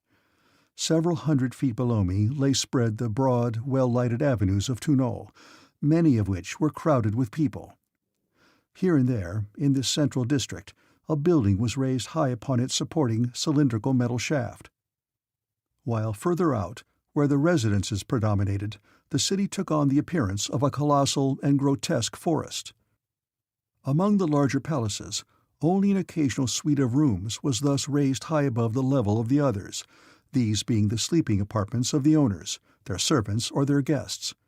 But the smaller homes were raised in their entirety, a precaution necessitated by the constant activities of the followers of Gorhages' ancient profession, that permitted no man to be free from the constant menace of assassination. Throughout the central district the sky was pierced by the lofty towers of several other landing stages, but, as I was later to learn, these were comparatively few in number. Tunol is in no sense a flying nation, supporting no such enormous fleets of merchant ships and vessels of war as, for example, the twin cities of Helium or the great capital of Tarth. A peculiar feature of the street lighting of Tunol, and in fact the same condition applies to the lighting of other Barsoomian cities I have visited, I noted for the first time that night as I waited upon the landing stage for the return of Balzac with the watchman. The luminosity below me seemed confined directly to the area to be lighted. There was no diffusion of light upward or beyond the limits the lamps were designed to light. This was effected, I was told, by lamps designed upon principles resulting from ages of investigation of the properties of light waves and the laws governing them, which permit Barsoomian scientists to confine and control light as we confine and control matter. The light waves leave the lamp, pass along a prescribed circuit, and return to the lamp. There is no waste, nor, strange this seemed to me, are there any dense shadows when lights are properly installed and adjusted, for the waves in passing around objects to return to the lamp illuminate all sides of them. The effect of this lighting from the great height of the tower was rather remarkable. The night was dark, there being no moons at that hour upon this night, and the effect was that obtained when sitting in a darkened auditorium and looking upon a brilliantly lighted stage. I was still intent upon watching the life and color beneath when we heard Balzac returning. That he had been successful in his mission was apparent from the fact that he was conversing with another. 5 minutes later we crept quietly from our hiding place and descended to the stage below where lay the equilibramotor depot. As theft is practically unknown upon Barsoom, except for purposes entirely dissociated from a desire to obtain pecuniary profit from the thing stolen, no precautions are taken against theft. We therefore found the doors of the depot open, and Gorhages and Dartaris quickly selected 4 equilibramotors and adjusted them upon us. They consist of a broad belt, not unlike the life belt used aboard transoceanic liners upon Earth. These belts are filled with the 8th Barsoomian ray, or ray of propulsion, to a sufficient degree to just about equalize the pull of gravity, and thus to maintain a person in equilibrium between that force and the opposite force exerted by the eighth ray. Permanently attached to the back of the belt is a small radium motor, the controls for which are upon the front of the belt. Rigidly attached to and projecting from each side of the upper rim of the belt is a strong light wing, with small hand levers for quickly altering its position.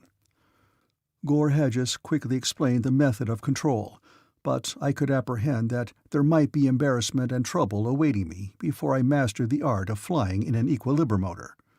He showed me how to tilt the wings downward in walking so that I would not leave the ground at every step, and thus he led me to the edge of the landing stage. "We will rise here," he said, "and keeping in the darkness of the upper levels, seek to reach the house of my friend without being detected. If we are pursued by air patrols, we must separate, and later those who escape may gather just west of the city wall, where you will find a small lake with a deserted tower upon its northern rim. This tower will be our rendezvous in event of trouble. Follow me." He started his motor and rose gracefully into the air.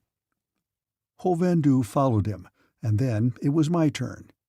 I rose beautifully for about 20 feet, floating out over the city which lay hundreds of feet below, and then, quite suddenly, I turned upside down. I had done something wrong. I was quite positive of it. It was a most startling sensation, I can assure you, floating there with my head down, quite helpless, while below me lay the streets of a great city, and no softer, I was sure, than the streets of Los Angeles or Paris. My motor was still going, and as I manipulated the controls which operated the wings, I commenced to describe all sorts of strange loops and spirals and spins. And then D'Artaris came to my rescue. First he told me to lie quietly, and then directed the manipulation of each wing until I had gained an upright position.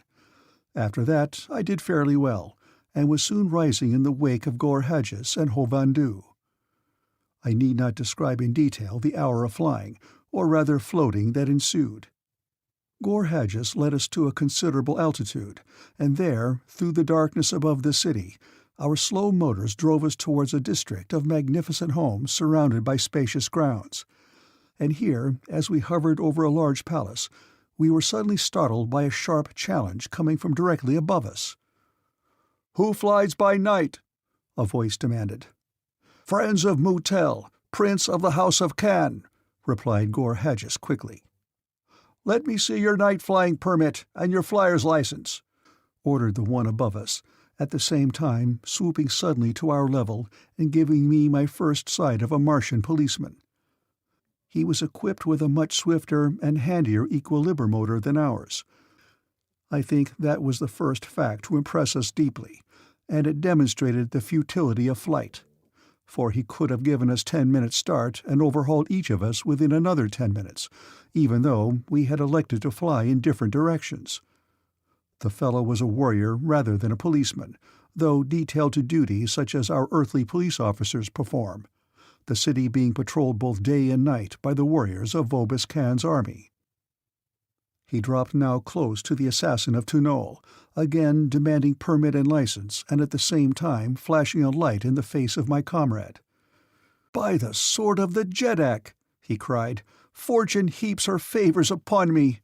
Who would have thought an hour since that it would be I who would collect the reward for the capture of Gore-Hedges?" "Any other fool might have thought it," returned Gore-Hedges, "but he would have been as wrong as you." And as he spoke, he struck with the short sword I had loaned him. The blow was broken by the wing of the warrior's equilibromotor, which it demolished, yet it inflicted a severe wound in the fellow's shoulder. He tried to back off, but the damaged wing caused him only to wheel around erratically, and then he seized upon his whistle and attempted to blow a mighty blast that was cut short by another blow from Gore-Hedges' sword that split the man's head open to the bridge of his nose. "Quick!" cried the assassin. "We must drop into the gardens of Mutel, for that signal will bring a swarm of air patrols about our heads." The others I saw falling rapidly towards the ground, but again I had trouble. To press my wings as I would, I moved only slightly downward, and upon a path that, if continued, would have landed me a considerable distance from the gardens of Moutel. I was approaching one of the elevated portions of the palace, what appeared to be a small suite that was raised upon its shining metal shaft far above the ground. From all directions I could hear the screaming whistles of the air patrols answering the last call of their comrade, whose corpse floated just above me, a guide even in death to point the way for his fellows to search us out. They were sure to discover him, and then I would be in plain view of them and my fate sealed. Perhaps I could find ingress to the apartment looming darkly near. There I might hide until the danger had passed, provided I could enter undetected. I directed my course towards the structure. An open window took form through the darkness, and then I collided with a fine wire netting. I had run into a protecting curtain that fends off assassins of the air from these high-flung sleeping apartments. I felt that I was lost. If I could but reach the ground, I might find concealment among the trees and shrubbery that I had seen vaguely outlined beneath me in the gardens of this Barsoomian prince.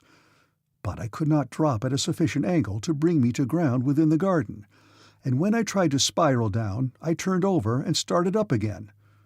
I thought of ripping open my belt and letting the eighth ray escape, but in my unfamiliarity with this strange force, I feared that such an act might precipitate me to the ground with too great violence, though I was determined to have recourse to it as a last alternative if nothing less drastic presented itself.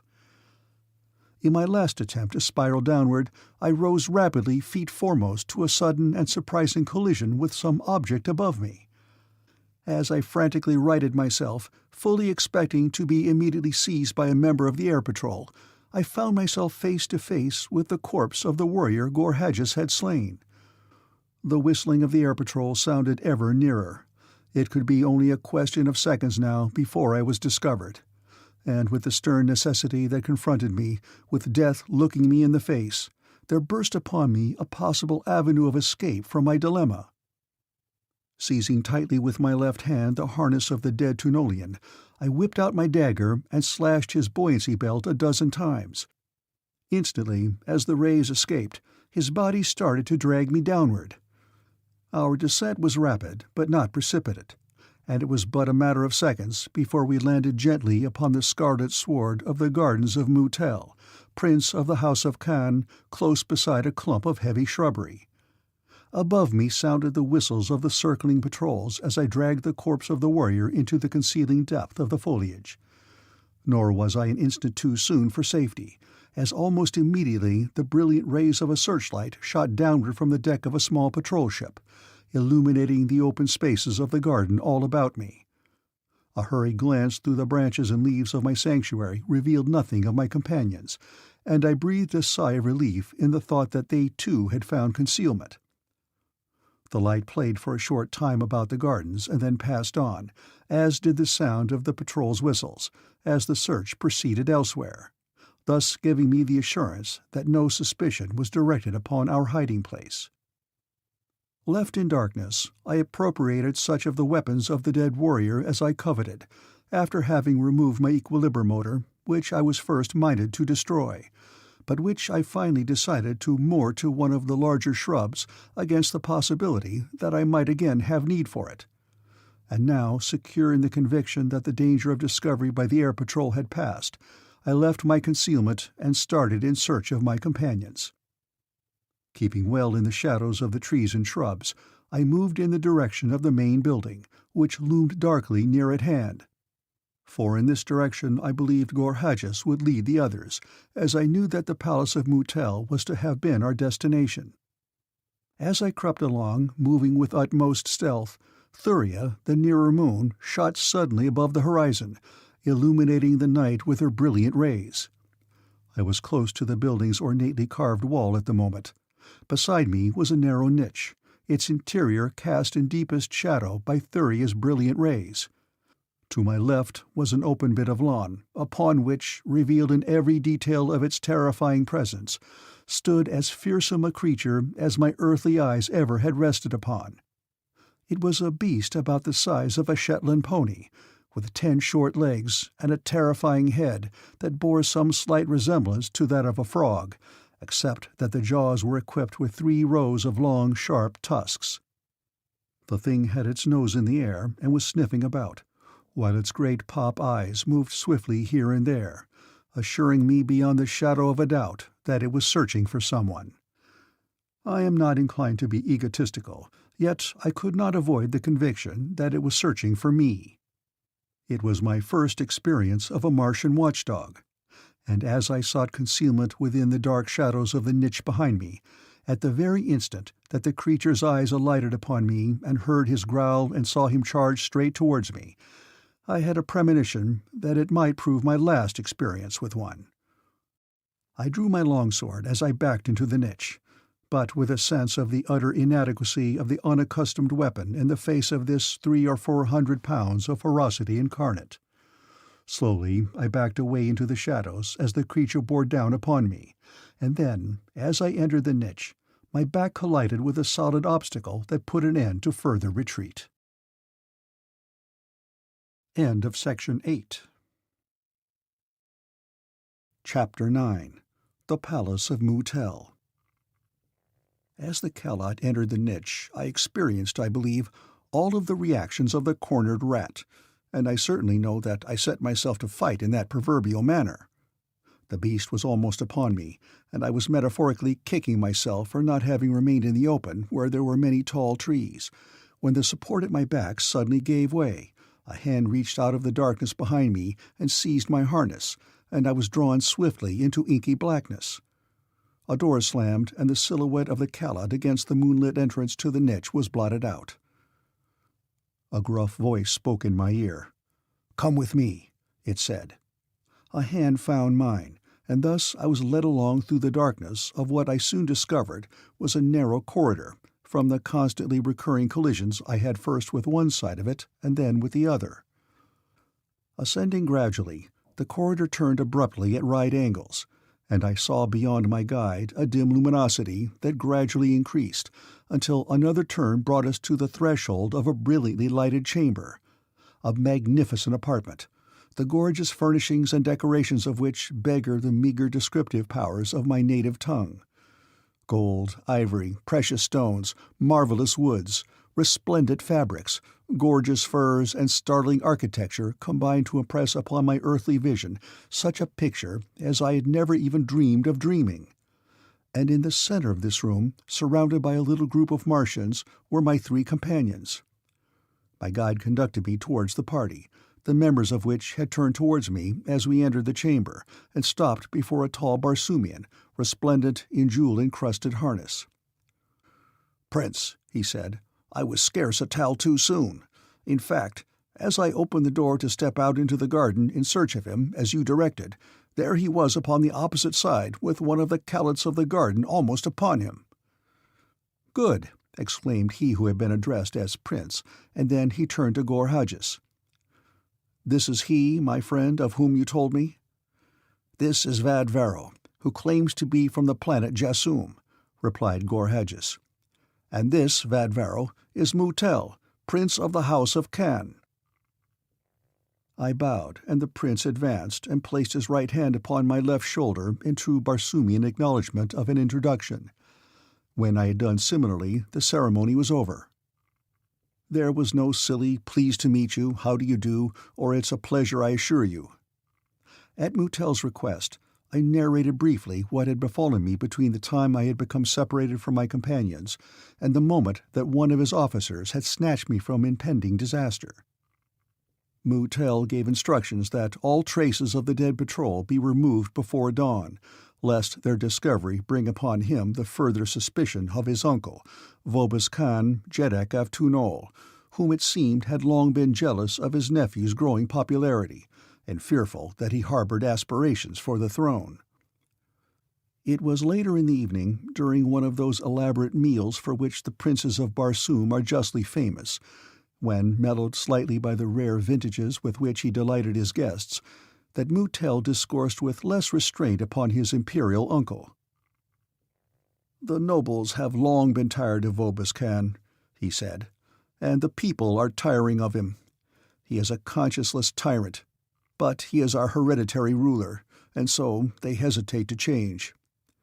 We are a practical people, little influenced by sentiment, yet there is enough to keep the masses loyal to their Jeddak even after he has ceased to deserve their loyalty, while the fear of the wrath of the masses keeps the nobles loyal.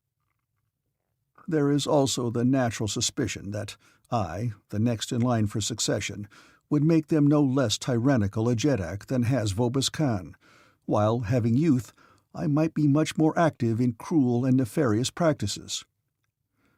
For myself, I would not hesitate to destroy my uncle and seize his throne, were I sure of the support of the army, for with the warriors of Vobis Khan at my back, I might defy the balance of Tunol.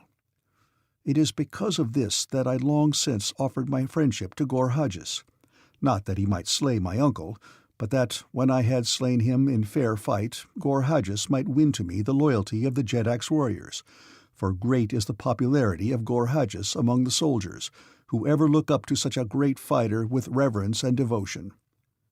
I have offered Gorhages a high place in the affairs of Tunol, should he cast his lot with me, but he tells me that he has first to fulfill his obligations to you, Vadvaro, and for the furtherance of your adventure, he has asked me to give you what assistance I may.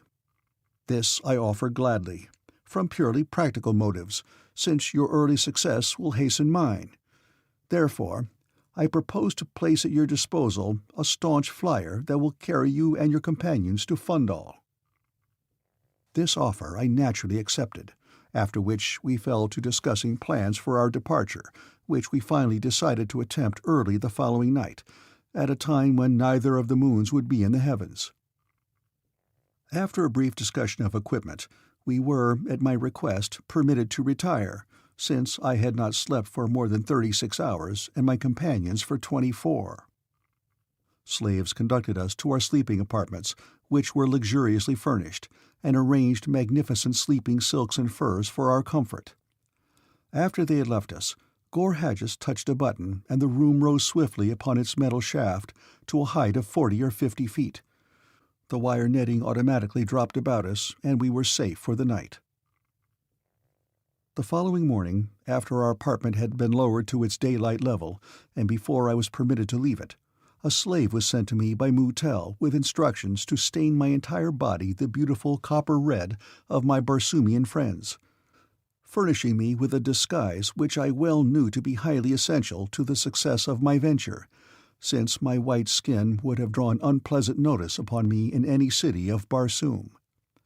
Another slave brought harness and weapons for Gorhages, Dartaris, and myself, and a collar and chain for Hovandu, the ape-man. Our harness, while of heavy material and splendid workmanship, was quite plain, being free of all insignia, either of rank or service, such harness as is customarily worn by the Barsoomian Panthan or soldier of fortune, at such times as he is not definitely in the service of any nation or individual. These Panthans are virtually men without a country, being roving mercenaries ready to sell their swords to the highest bidder. Although they have no organization, they are ruled by a severe code of ethics, and while in the employ of a master, are almost without exception loyal to him. They are generally supposed to be men who have flown from the wrath of their own Jaddaks or the justice of their own courts, but there is among them a sprinkling of adventurous souls who have adopted their calling because of the thrills and excitement it offers. While they are well paid, they are also great gamblers and notorious spenders, with the result that they are almost always without funds and often reduced to strange expedients for the gaining of their livelihood between engagements, a fact which gave great plausibility to our possession of a trained ape, which upon Mars would appear no more remarkable than would to us the possession of a monkey or parrot by an old salt just returned from a long cruise to one of our earthly ports. This day that I stayed in the palace of Mutel, I spent much in the company of the prince, who found pleasure in questioning me concerning the customs, the politics, the civilization, and the geography of Earth, with much of which I was surprised to note he seemed quite familiar, a fact which he explained was due to the marvelous development of Barsoomian astronomical instruments, wireless photography, and wireless telephony. the last of which has been brought to such a state of perfection that many Barsoomian savants have succeeded in learning several earthly languages, notably Urdu, English, and Russian, and a few Chinese also. These have doubtless been the first languages to attract their attention because of the fact that they are spoken by great numbers of people over large areas of the world. Moutel took me to a small auditorium in his palace that reminded me somewhat of private projection rooms on Earth. It had, I should say, a capacity of some 200 persons, and was built like a large camera obscura, the audience sitting within the instrument, their backs towards the lens, and in front of them, filling one entire end of the room, a large ground glass upon which is thrown the image to be observed. Moutel seated himself at a table upon which was a chart of the heavens. Just above the chart was a movable arm carrying a pointer. This pointer Moutel moved until it rested upon the planet Earth. Then he switched off the light in the room, and immediately there appeared upon the ground glass plate a view such as one might obtain from an airplane riding at an elevation of 1,000 feet. There was something strangely familiar about the scene before me. It was of a desolate, wasted country. I saw shattered stumps whose orderly arrangement proclaimed that here once an orchard had blossomed and borne fruit. There were great, unsightly holes in the earth, and over and across all a tangle of barbed wire. I asked Moutel how we might change the picture to another locality. He lighted a small radio bulb between us, and I saw a globe there, a globe of Earth, and a small pointer fixed over it. The side of this globe now presented to you represents the face of the Earth turned towards us, explained Moutel. You will note that the globe is slowly revolving. Place this pointer where you will upon the globe, and that portion of Jasum will be revealed for you. I moved the pointer very slowly, and the picture changed. A ruined village came into view. I saw some people moving among its ruins. They were not soldiers. A little further on, I came upon trenches and dugouts. There were no soldiers here either. I moved the pointer rapidly north and south along a vast line of trenches. Here and there in villages there were soldiers, but they were all French soldiers, and never were they in the trenches. There were no German soldiers and no fighting. The war was over then. I moved the pointer to the Rhine and across. There were soldiers in Germany, French soldiers, English soldiers, American soldiers. We had won the war. I was glad, but it seemed very far away and quite unreal, as though no such world existed and no such peoples had ever fought. It was as though I were recalling through its illustrations a novel that I had read a long time since. "You seem much interested in that war-torn country," remarked Moutel. "Yes," I explained.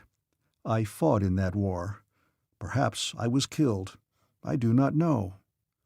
"And you won?" he asked. "Yes, my people won," I replied. "We fought for a great principle and for the peace and happiness of a world. I hope that we did not fight in vain." "If you mean that you hope that your principle will triumph because you fought and won, or that peace will come, your hopes are futile. War never brought peace. It but brings more and greater wars. War is nature's natural state. It is folly to combat it. Peace should be considered only as a time for preparation for the principal business of man's existence. Were it not for constant warring of one form of life upon another, and even upon itself, the planets would be so overrun with life that it would smother itself out. We found upon Barsoom that long periods of peace brought plagues and terrible diseases that killed more than the wars killed, and in a much more hideous and painful way. There is neither pleasure nor thrill nor reward of any sort to be gained by dying in bed of a loathsome disease. We must all die. Let us therefore go out and die in a great and exciting game, and make room for the millions who are to follow us. We have tried it out upon Barsoom, and we would not be without war." Moutel told me much that day about the peculiar philosophy of Tunolians. They believe that no good deed was ever performed except for a selfish motive. They have no God and no religion. They believe, as do all educated Barsoomians, that man came originally from the tree of life, but unlike most of their fellows, they do not believe that an omnipotent being created the tree of life. They hold that the only sin is failure. Success, however achieved, is meritorious. And yet, paradoxical as it may seem, they never break their given word. Moutel explained that they overcame the baneful results of this degrading weakness, this sentimental bosh, by seldom, if ever, binding themselves to loyalty to another, and then only for a definitely prescribed period. As I came to know them better, and especially Gor Haggis, I began to realize that much of their flaunted contempt of the finer sensibilities was specious. It is true that generations of inhibition had to some extent atrophied those characteristics of heart and soul which the noblest among us so highly esteem.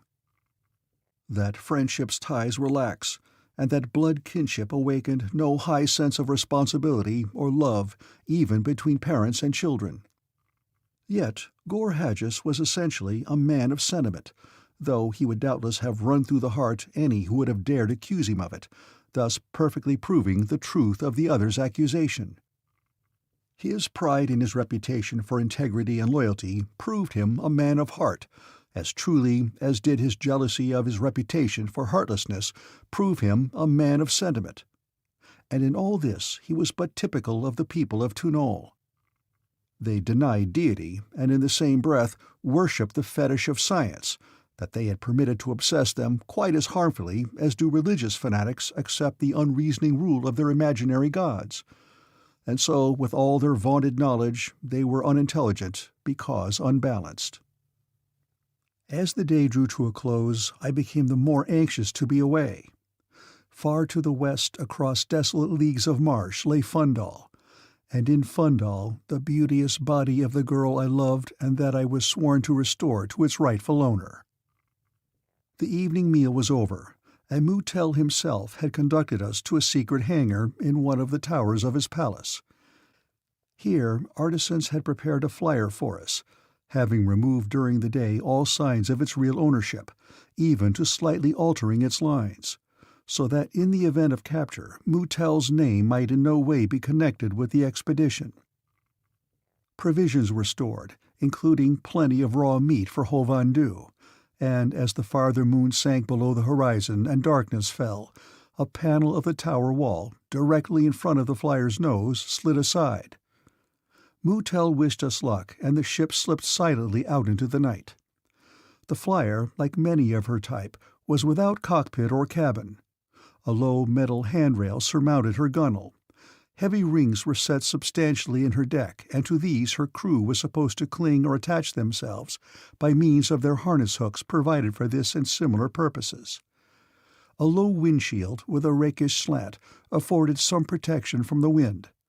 The motor and controls were all exposed, as all the space below decks was taken up by the buoyancy tanks. In this type, everything is sacrificed to speed. There is no comfort aboard. When moving at high speed, each member of the crew lies extended at full length upon the deck, each in his allotted place to give the necessary trim, and hangs on for dear life. These Tunolian crafts, however, are not overly fast, so I was told, being far outstripped in speed by the flyers of such nations as Helium and Tarth, who have for ages devoted themselves to the perfection of their navies. But this one was quite fast enough for our purposes, to the consummation of which it would be pitted against flyers of no higher rating, and it was certainly fast enough for me. In comparison with the slow-moving Vosar, it seemed to shoot through the air like an arrow. We wasted no time in strategy or stealth, but opened her wide as soon as we were in the clear, and directed her straight towards the west and Fundal. Scarcely had we passed over the gardens of Moutel when we met with our first adventure. We shot by a solitary figure floating in the air, and almost simultaneously there shrilled forth the warning whistle of an air patrol. A shot whistled above us harmlessly, and we were gone. But within a few seconds I saw the rays of a searchlight shining down from above, and moving searchingly to and fro through the air. "A patrol boat!" shouted Gor Haggis in my ear. Hovhandu growled savagely and shook the chain upon his collar. We raced on, trusting to the big gods and the little gods and all our ancestors that the relentless eye of light would not find us out, but it did. Within a few seconds it fell full upon our deck from above and in front of us, and there it clung as the patrol boat dropped rapidly towards us while it maintained a high rate of speed upon a course otherwise identical with ours. Then, to our consternation, the ship opened fire on us with explosive bullets. These projectiles contain a high explosive that is detonated by light rays when the opaque covering of the projectile is broken by impact with the target. It is therefore not at all necessary to make a direct hit for a shot to be effective. If the projectile strikes the ground or the deck of a vessel or any solid substance near its target, it does considerably more damage when fired at a group of men than if it strikes but one of them, since it will then explode if its outer shell is broken and kill or wound several, while if it enters the body of an individual, the light rays cannot reach it, and it accomplishes no more than a non-explosive bullet. Moonlight is not powerful enough to detonate this explosive, and so projectiles fired at night, unless touched by the powerful rays of searchlights, detonate at sunrise the following morning, making a battlefield a most unsafe place at that time even though the contending forces are no longer there. Similarly, they make the removal of the unexploded projectiles from the bodies of the wounded a most ticklish operation, which may result in the instant death of both the patient and the surgeon. Dar-Taris, at the controls, turned the nose of our flyer upward directly towards the patrol boat, and at the same time shouted to us to concentrate our fire upon her propellers. For myself, I could see little but the blinding eye of the searchlight, and at that I fired with the strange weapon to which I had received my first introduction but a few hours since, when it was presented to me by Moutel. To me, that all-searching eye represented the greatest menace that confronted us, and could we blind it, the patrol boat would have no great advantage over us. So I kept my rifle straight upon it, my finger on the button that controlled the fire, and prayed for a hit. Gorhadjus knelt at my side, his weapon spitting bullets at the patrol boat. Dar-Taris' hands were busy with the controls, and Hovhandu squatted in the bow and growled. Suddenly, Dar-Taris voiced an exclamation of alarm. "The controls are hit!" he shouted. "We can't alter our course! The ship is useless!" Almost the same instant, the searchlight was extinguished, one of my bullets evidently having found it. We were quite close to the enemy now, and heard their shout of anger. Our own craft, out of control, was running swiftly towards the other. It seemed that if there was not a collision, we would pass directly beneath the keel of the air patrol. I asked Dar-Taris if our ship was beyond repair. "We could repair it if we had time," he replied, "but it would take hours, and while we were thus delayed, the whole air patrol force of Tunol would be upon us." "Then we must have another ship," I said. Dar-Taris laughed.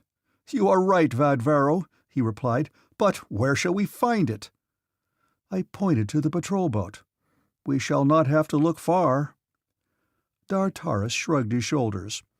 "Why not?" he exclaimed. "It would be a glorious fight and a worthy death." Gorhadjus slapped me on the shoulder. "To the death, my captain!" he cried. Hovhandu shook his chain and roared. The two ships were rapidly approaching one another.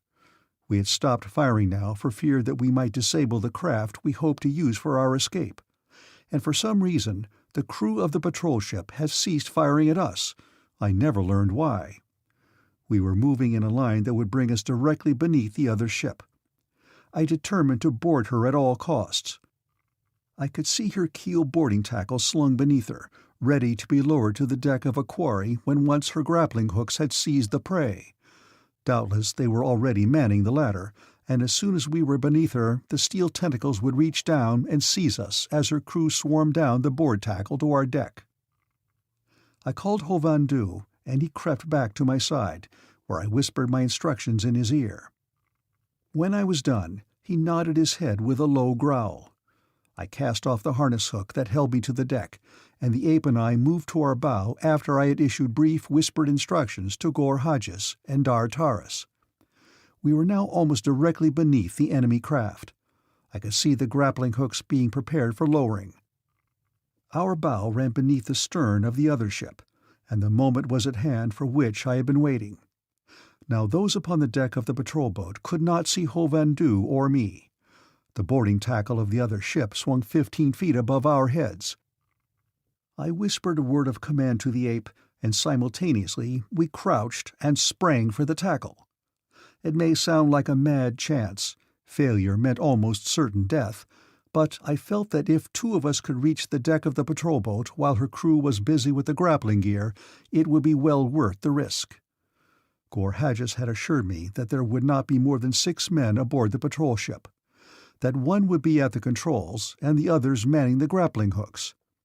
It would be a most propitious time to gain a footing on the enemy's deck. Hovhandu and I made our leaps, and fortune smiled upon us, though the huge ape but barely reached the tackle with one outstretched hand, while my earthly muscles carried me easily to my goal. Together we made our way rapidly towards the bow of the patrol craft, and without hesitation, and as previously arranged, he clambered quickly up the starboard side and I the port. If I were the more agile jumper, Hovhandu far outclassed me in climbing, with the result that he reached the rail and was clambering over while my eyes were still below the level of the deck, which was perhaps a fortunate thing for me, since by chance I had elected to gain the deck directly at a point where, unknown to me, one of the crew of the ship was engaged with the grappling hooks. Had his eyes not been attracted elsewhere by the shout of one of his fellows, who was first to see Hovhandu's savage face rise above the gunwale, he could have dispatched me with a single blow before ever I could have set foot upon the deck. The ape had also come up directly in front of a Tunolian warrior, and this fellow had let out a yell of surprise and sought to draw his sword. But the ape, for all his great bulk, was too quick for him, and as my eyes topped the rail, I saw the mighty anthropoid seize the unfortunate man by the harness, drag him to the side, and hurl him to destruction far below. Instantly we were both over the rail and squarely on deck, while the remaining members of the craft's crew, abandoning their stations, ran forward to overpower us.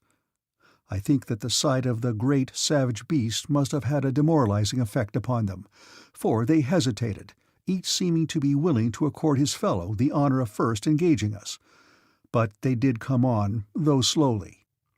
This hesitation I was delighted to see, for it accorded perfectly with the plan that I had worked out, which depended largely upon the success which might attend the efforts of Gorhages and Dartaris, to reach the deck of the patrol when our craft had risen sufficiently close beneath the other to permit them to reach the boarding tackle, which we were utilizing with reverse English, as one might say. Gorhages had cautioned me to dispatch the man at the controls as quickly as possible, since his very first act would be to injure them the instant that there appeared any possibility that we might be successful in our attempt to take his ship. And so I ran quickly towards him, and before he could draw, I cut him down. There were now 4 against us, and we waited for them to advance that we might gain time for our fellows to reach the deck. The 4 moved slowly forward and were almost within striking distance when I saw Gorhages' head appear above the stern rail, quickly followed by that of Dartaris. "Look," I cried to the enemy, "and surrender," and I pointed astern. One of them turned to look, and what he saw brought an exclamation of surprise to his lips. "It is Gorhages!" he cried, and then to me, "What is your purpose with us if we surrender?" "We have no quarrel with you," I replied, "but we wish to leave Tunol and go our way in peace. We shall not harm you." He turned to his fellows, while, at a sign from me, my 3 companions stopped their advance and waited. For a few minutes the 4 warriors conversed in low tones. Then he who had first spoken addressed me. "There are few Tunolians," he said, "who would not be glad to serve Gorhages, whom we had thought long dead, but to surrender our ship to you would mean certain death for us when we reported our defeat at our headquarters. On the other hand, were we to continue our defense, most of us here upon the deck of this flyer would be killed. If you can assure us that your plans are not aimed at the safety of Tunol, I can make a suggestion that will afford an avenue of escape and safety for us all." "We only wish to leave Tunol," I replied. "No harm can come to Tunol because of what I seek to accomplish." "Good. And where do you wish to go?" "That I may not tell you." "You may trust us, if you accept my proposal," he assured me, "which is that we convey you to your destination, after which we can return to Tunol and report that we engaged you, and that after a long-running fight in which 2 of our number were killed, you eluded us in the darkness and escaped." "Can we trust these men?" I asked, addressing Gorhudges, who assured me that we could, and thus the compact was entered into, which saw us speeding rapidly towards Fundal aboard one of Vobis Khan's own flyers. End of Section 9. Chapter 10. Fundal. The following night, the Tunolian crew set us down just inside the wall of the city of Fundal, following the directions of Dar Taurus, who was a native of the city, had been a warrior of the Jadara's guard, and prior to that seen service in Fundal's tiny navy. That he was familiar with every detail of Fundal's defenses and her systems of patrols was evidenced by the fact that we landed without detection, and that the Tunolian ship rose and departed apparently unnoticed. Our landing place had been the roof of a low building, built within and against the city wall. From this roof, Dar Taurus led us down an inclined runway to the street, which at this point was quite deserted. The street was narrow and dark, being flanked upon one side by the low buildings built against the city wall, and upon the other by higher buildings, some of which were windowless and none showing any light. Dar Taurus explained that he had chosen this point for our entrance because it was a district of storage houses, and while a hive of industry during the day, was always deserted at night, not even a watchman being required owing to the almost total absence of thievery upon Barsoom. By devious and roundabout ways, he led us finally to a section of second-rate shops, eating places, and hotels, such as are frequented by the common soldiers, artisans, and slaves, where the only attention we attracted was due to the curiosity aroused by Hovan Du. As we had not eaten since leaving Mutel's palace, our first consideration was food. Mutel had furnished Gorhudges with money, so that we had the means to gratify our wants. Our first stop was at a small shop where Gorhudges purchased 4 or 5 pounds of throat steak for Hovan Du, and then we repaired to an eating place of which Dar Taurus knew. At first, the proprietor would not let us bring Hovan Du inside, but finally, after much argument, he permitted us to lock the great ape in an inner room where Hovan Du was forced to remain with his throat meat, while we sat at a table in the outer room. I will say for Hovan Du that he played his role well, nor was there once when the proprietor of the place, or any of his patrons, or the considerable crowd that gathered to listen to the altercation, could have guessed that the body of the great savage beast was animated by a human brain. It was really only when feeding or fighting that the simian half of Hovan Du's brain appeared to exercise any considerable influence upon him. Yet there seemed little doubt that it always colored all his thoughts and actions to some extent, accounting for his habitual taciturnity and the quickness with which he was aroused to anger, as well as to the fact that he never smiled, nor appeared to appreciate in any degree the humor of a situation. He assured me, however, that the human half of his brain not only appreciated but greatly enjoyed the lighter episodes and occurrences of our adventure, and the witty stories and anecdotes related by Gorhudges the assassin, but that his simian anatomy had developed no muscles wherewith to evidence physical expression of his mental reactions. We dined heartily, though upon rough and simple fare, but were glad to escape the prying curiosity of the garrulous and gossipy proprietor, who plied us with so many questions as to our past performances and future plans, that Dar Taurus, who was our spokesman here, was hard put to it to quickly fabricate replies that would be always consistent. However, escape we did at last, and once again in the street, Dar Taurus set out to lead us to a public lodging-house of which he knew. As we went, we approached a great building of wondrous beauty, in and out of which constant streams of people were pouring, and when we were before it, Dartaris asked us to wait without, as he must enter. When I asked him why, he told me that this was a temple of Tur, the god worshipped by the people of Fundal. "I have been away for a long time," he said, "and have had no opportunity to do honor to my god. I shall not keep you waiting long. Gorhudges, will you loan me a few pieces of gold?" In silence, the Tunolian took a few pieces of money from one of his pocket pouches and handed them to Dartaris, but I could see that it was only with difficulty that he hid an expression of contempt, since the Tunolians are atheists. I asked Dartaris if I might accompany him into the temple, which seemed to please him very much, and so we fell in with the stream approaching the broad entrance. Dartaris gave me 2 of the gold pieces that he had borrowed from Gorhudges, and told me to follow directly behind him and do whatever I saw him doing. Directly inside the main entrance, and spread entirely across it at intervals that permitted space for the worshippers to pass between them, was a line of priests, their entire bodies, including their heads and faces, covered by a mantle of white cloth. In front of each was a substantial stand upon which rested a cash drawer. As we approached one of these, we handed him a piece of gold, which he immediately changed into many pieces of lesser value, one of which we dropped into a box at his side. Whereupon he made several passes with his hands above our heads, dipped one of his fingers into a bowl of dirty water which he rubbed upon the ends of our noses, mumbled a few words which I could not understand, and turned to the next in line as we passed on into the interior of the great temple. Never have I seen such a gorgeous display of wealth and lavish ornamentation as confronted my eyes in this, the first of the temples of Tur that it was my fortune to behold.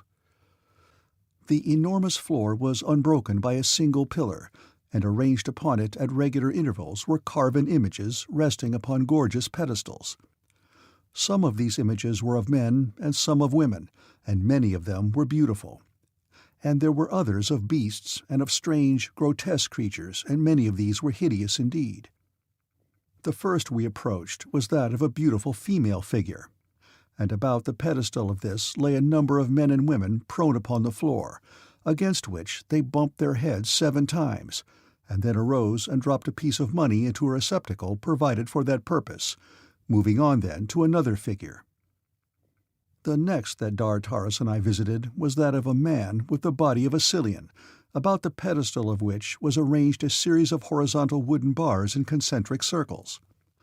The bars were about 5 feet from the floor, and hanging from them by their knees were a number of men and women, repeating monotonously over and over again something that sounded to me like bibble-babble-blup. Dartaris and I swung to the bars like the others and mumbled the meaningless phrase for a minute or two. Then we swung down, dropped a coin into the box, and moved on. I asked Dartaris what the words were that we had repeated, and what they meant, but he said he did not know. I asked him if anyone knew, but he appeared shocked, and said that such a question was sacrilegious and revealed a marked lack of faith. At the next figure we visited, the people were all upon their hands and knees, crawling madly in a circle about the pedestal. 7 times around they crawled, and then they arose and put some money in a dish and went their ways. At another the people rolled about, saying, "Tur is Tur, Tur is Tur, Tur is Tur," and dropping money in a golden bowl when they were done. "What god was that?" I whispered to Dartaris when we had quit this last figure, which had no head, but eyes, nose, and mouth in the center of its belly. "There is but one god," replied Dartaris solemnly, "and he is Tur." "Was that Tur?" I inquired. "Silence, man," whispered Dartaris. "They would tear you to pieces were they to hear such heresy." "Oh, I beg your pardon," I exclaimed. "I did not mean to offend. I see now that that is merely one of your idols." Dartaris clapped a hand over my mouth. "Sst!" he cautioned to silence. "We do not worship idols. There is but one god, and he is Tur." "Well, what are these?" I insisted, with a sweep of a hand that embraced the several score images about which were gathered the thousands of worshippers. "We must not ask," he assured me. "It is enough that we have faith that all the works of Tur are just and righteous. Come, I shall soon be through, and we may join our companions." He led me next to the figure of a monstrosity with a mouth that ran entirely around its head. It had a long tail and the breasts of a woman. About this image were a great many people, each standing upon his head. They also were repeating over and over, "Tur is Tur, Tur is Tur, Tur is Tur." When we had done this for a minute or two, during which I had a devil of a time maintaining my equilibrium, we arose, dropped a coin into the box by the pedestal, and moved on. "We may go now," said Dar-Taris. "I have done well in the sight of Tur." "I notice," I remarked, "that the people repeated the same phrase before this figure that they did at the last. Tur is Tur." "Oh, no," exclaimed Dar-Taris. "On the contrary, they said just exactly the opposite from what they said at the other. At that they said, 'Tur is Tur,' while at this they absolutely reversed it and said, 'Tur is Tur.' Do you not see? They turned it right around backwards, which makes a very great difference." "It sounded the same to me," I insisted. "That is because you lack faith," he said sadly, and we passed out of the temple, after depositing the rest of our money in a huge chest, of which there were many standing about almost filled with coins. We found Gorhages and Hovhandu awaiting us impatiently, the center of a large and curious throng, among which were many warriors in the middle of Zaxa, the Jadara of Fundal. They wanted to see Hovhandu perform, but Dar-Taris told them that he was tired and in an ugly mood. "Tomorrow," he said, "when he is rested, I shall bring him out upon the avenues to amuse you." With difficulty we extricated ourselves, and passing into a quieter avenue, took a roundabout way to the lodging-place, where Hovhandu was confined in a small chamber, while Gorhages, Dar-Taris, and I were conducted by slaves to a large sleeping apartment, where sleeping silks and furs were arranged for us upon a low platform that encircled the room and was broken only at a single entrance to the chamber. Here were already sleeping a considerable number of men, while 2 armed slaves patrolled the aisle to guard the guests from assassins. It was still early, and some of the other lodgers were conversing in low whispers, so I sought to engage Dar-Taris in conversation relative to his religion, about which I was curious. "The mysteries of religions always fascinate me, Dar-Taris," I told him. "Ah, but that is the beauty of the religion of Tur," he exclaimed. "It has no mysteries. It is simple, natural, scientific, and every word and work of it is susceptible of proof through the pages of Turgan, the great book written by Tur himself. Tur's home is upon the sun. There, 100,000 years ago, he made Barsoom and tossed it out into space. Then he amused himself by creating man in various forms and 2 sexes, and later he fashioned animals to be food for man and each other, and caused vegetation and water to appear that man and the animals might live. Do you not see how simple and scientific it all is?" But it was Gorhages who told me the most about the religion of Tur one day, when Dar-Taris was not about. He said that the Fundalians maintained that Tur still created every living thing with his own hands. They denied vigorously that man possessed the power to reproduce his kind, and taught their young that all such belief was vile. And always they hid every evidence of natural procreation, insisting to the death that even those things which they witnessed with their own eyes and experienced with their own bodies in the bringing forth of their young never transpired. Turgan taught them that Barsoom is flat, and they shut their minds to every proof to the contrary. They would not leave Fundal far for fearing of falling off the edge of the world. They would not permit the development of aeronautics, because should one of their ships circumnavigate Barsoom, it would be a wicked sacrilege in the eyes of Tur, who made Barsoom flat. They would not permit the use of telescopes, for Tur taught them that there was no other world than Barsoom, and to look at another would be heresy. Nor would they permit the teaching in their schools of any history of Barsoom that antedated the creation of Barsoom by Tur, though Barsoom has a well-authenticated written history that reaches back more than 100,000 years. Nor would they permit any geography of Barsoom except that which appears in Turgan, nor any scientific researches along biological lines. Turgan is their only textbook. If it is not in Turgan, it is a wicked lie. Much of all this and a great deal more I gathered from one source or another during my brief stay in Fundal, whose people are, I believe, the least advanced in civilization of any of the Red Nations upon Barsoom. Giving, as they do, all their best thought to religious matters, they have become ignorant, bigoted, and narrow, going as far to one extreme as the Tunolians do to the other.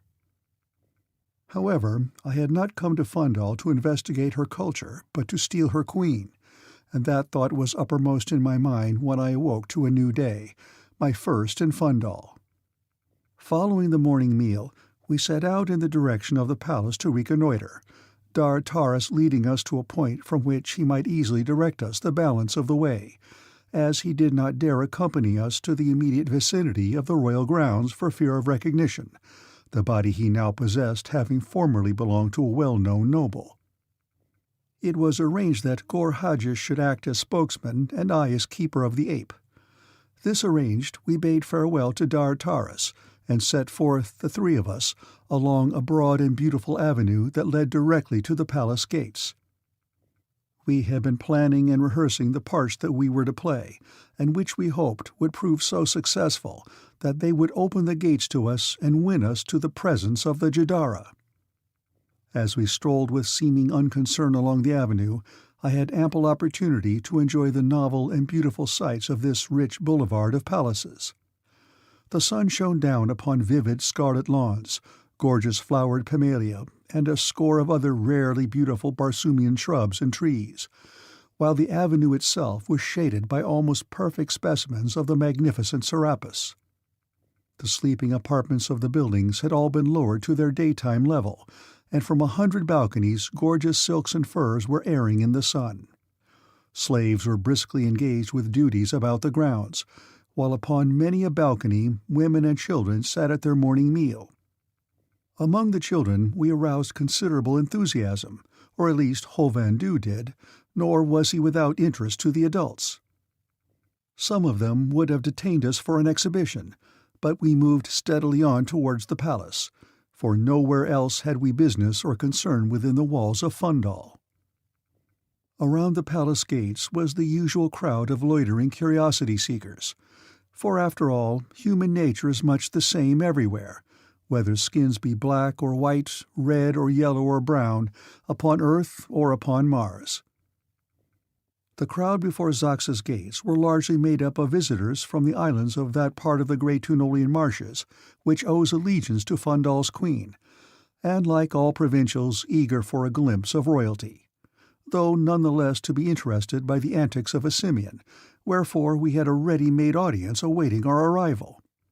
Their natural fear of the great brute caused them to fall back a little at our approach, so that we had a clear avenue to the very gates themselves, and there we halted while the crowds closed in behind, forming a half-circle about us.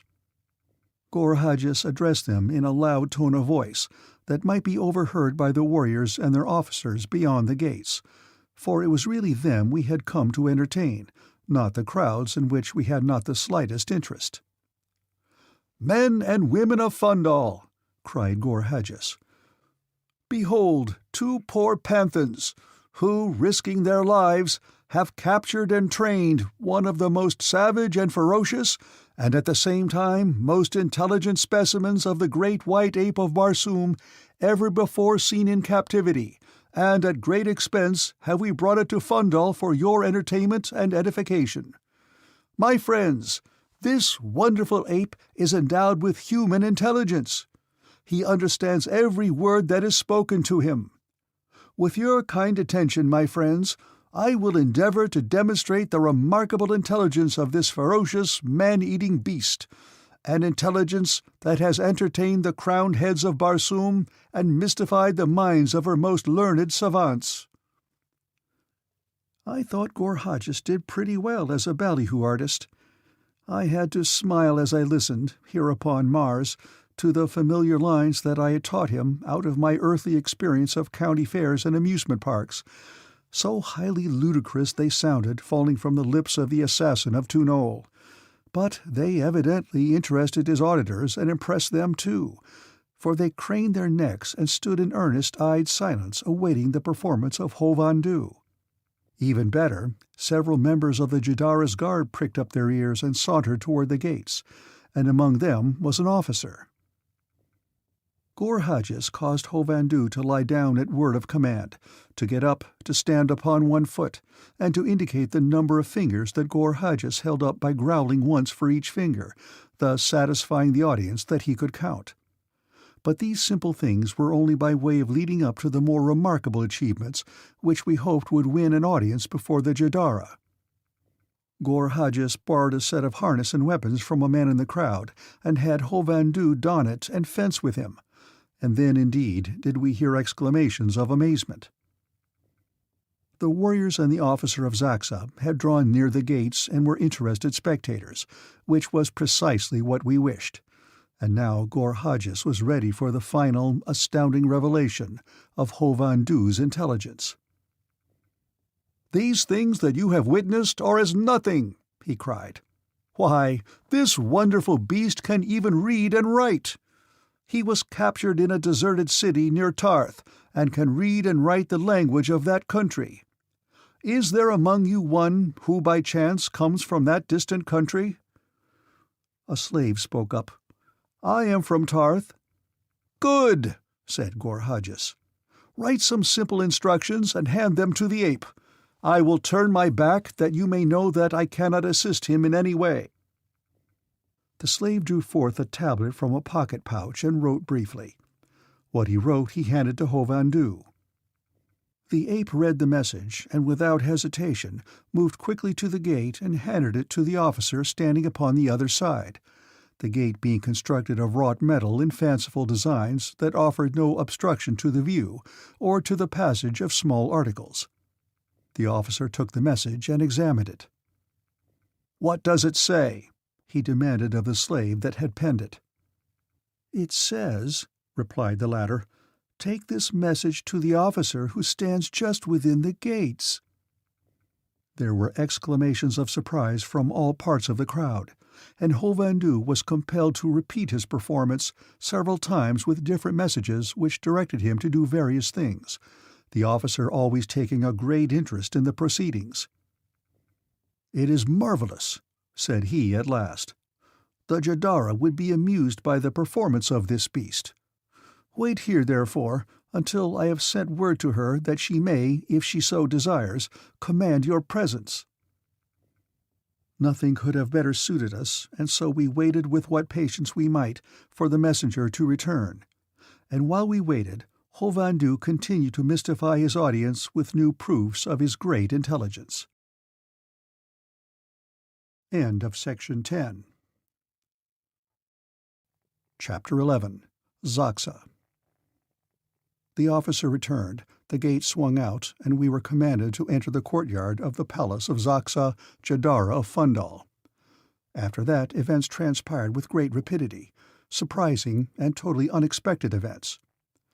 We were led through an intricate maze of corridors and chambers, until I became suspicious that we were purposely being confused, and convinced that whether such was the intention or not, the fact remained that I could no more have retraced my steps to the outer courtyard than I could have flown without wings. We had planned that, in the event of gaining admission to the palace, we would carefully note whatever might be essential to a speedy escape, but when, in a whisper, I asked Gorhages if he could find his way out again, he assured me that he was as confused as I. The palace was in no sense remarkable nor particularly interesting, the work of the Fundalian artists being heavy and oppressing, and without indication of high imaginative genius. The scenes depicted were mostly of a religious nature, illustrating passages from Turgan, the Fundalian Bible, and, for the most part, were a series of monotonous repetitions. There was one which appeared again and again, depicting Turgan creating a round, flat Mars and hurling it into space, that always reminded me of a culinary artist turning a flapjack in a child's window. There were also numerous paintings of what appeared to be court scenes, delineating members of the Fundalian royal line in various activities. It was noticeable that the more recent ones in which Zaxa appeared had had the principal figure repainted, so that there confronted me from time to time portraits, none too well done, of the beautiful face and figure of Valadia in the royal trappings of a Jadara. The effect of these upon me is not easy of description. They brought home to me the fact that I was approaching, and should presently be face to face with, the person of the woman to whom I had consecrated my love and my life, and yet in that same person I should be confronting one whom I loathed and would destroy. We were halted at last before a great door, and from the number of warriors and nobles congregated before it, I was confident that we were soon to be ushered into the presence of the Jadara. As we waited, those assembled about us eyed us with, it seemed to me, more of hostility than curiosity, and when the door swung open, they accompanied us, with the exception of a few warriors, into the chamber beyond. The room was of medium size, and at the farther side, behind a massive table, sat Zaxa. About her were grouped a number of heavily armed nobles. As I looked them over, I wondered if among them was he for whom the body of Dartaris had been filched, for we had promised him that if conditions were favorable, we would attempt to recover it. Zaxa eyed us coldly as we were halted before her.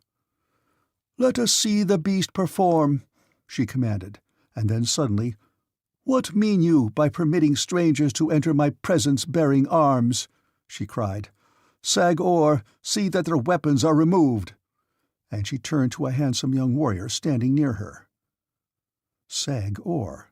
That was the name. Before me stood the noble for whom Dartaris had suffered the loss of his liberty, his body, and his love. Gorhages had also recognized the name, and Hovhandu too. I could tell by the way they eyed the man as he advanced.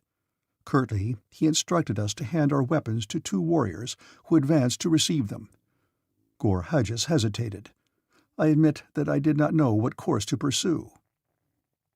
Everyone seemed hostile, and yet that might be, and doubtless was, but a reflection of their attitude towards all strangers. If we refused to disarm, we were but 3 against a roomful, if they chose to resort to force. Or if they turned us out of the palace because of it, we would be robbed of this seemingly God-given opportunity to win to the very heart of Zaxa's palace, and to her very presence, where we must eventually win before we could strike. Would such an opportunity ever be freely offered us again? I doubted it, and felt that we had better assume a vague risk now than by refusing their demand, definitely arm their suspicions.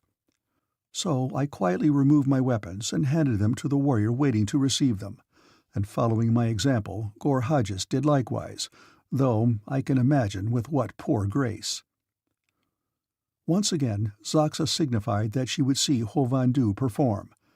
As Gorhages put him through his antics, she watched listlessly, nor did anything that the ape did arouse the slightest flicker of interest among the entire group assembled about the Jadara.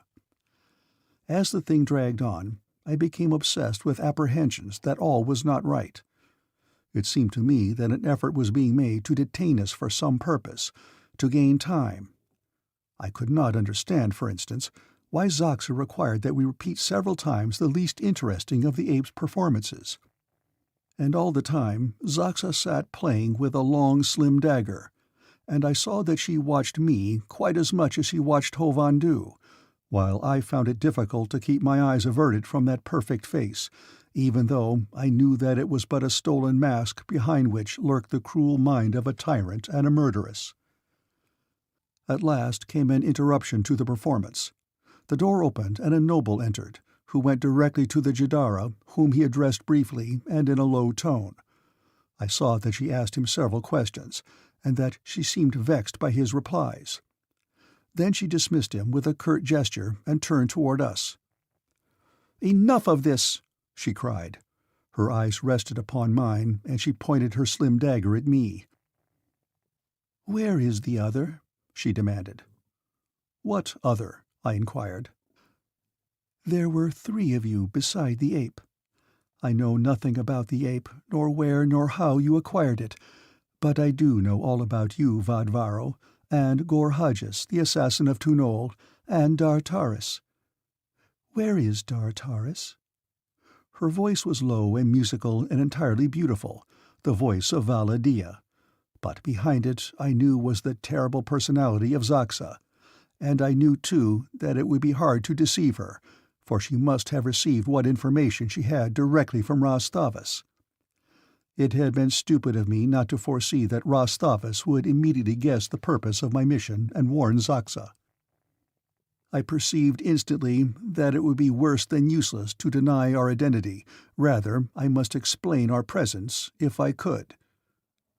"Where is Dar Taris?" she repeated. "How should I know?" I countered. "Dar Taris has reasons to believe that he would not be safe in Fundal, and I imagine that he is not anxious that anyone should know his whereabouts, myself included.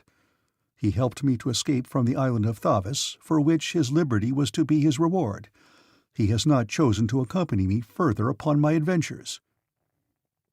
Zaxa seemed momentarily disarmed that I did not deny my identity. Evidently, she had supposed that I would do so.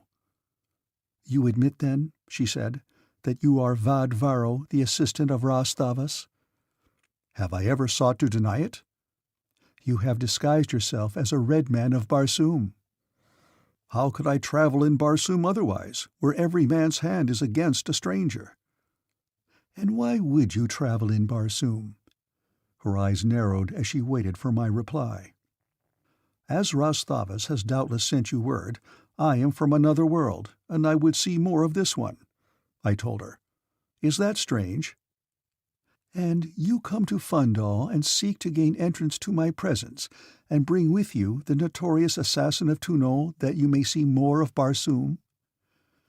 "Gorhagus may not return to Tunol," I explained, "and so he must seek service for his sword at some other court than that of Vobis Khan, in Fundal perhaps, or if not here, he must move on.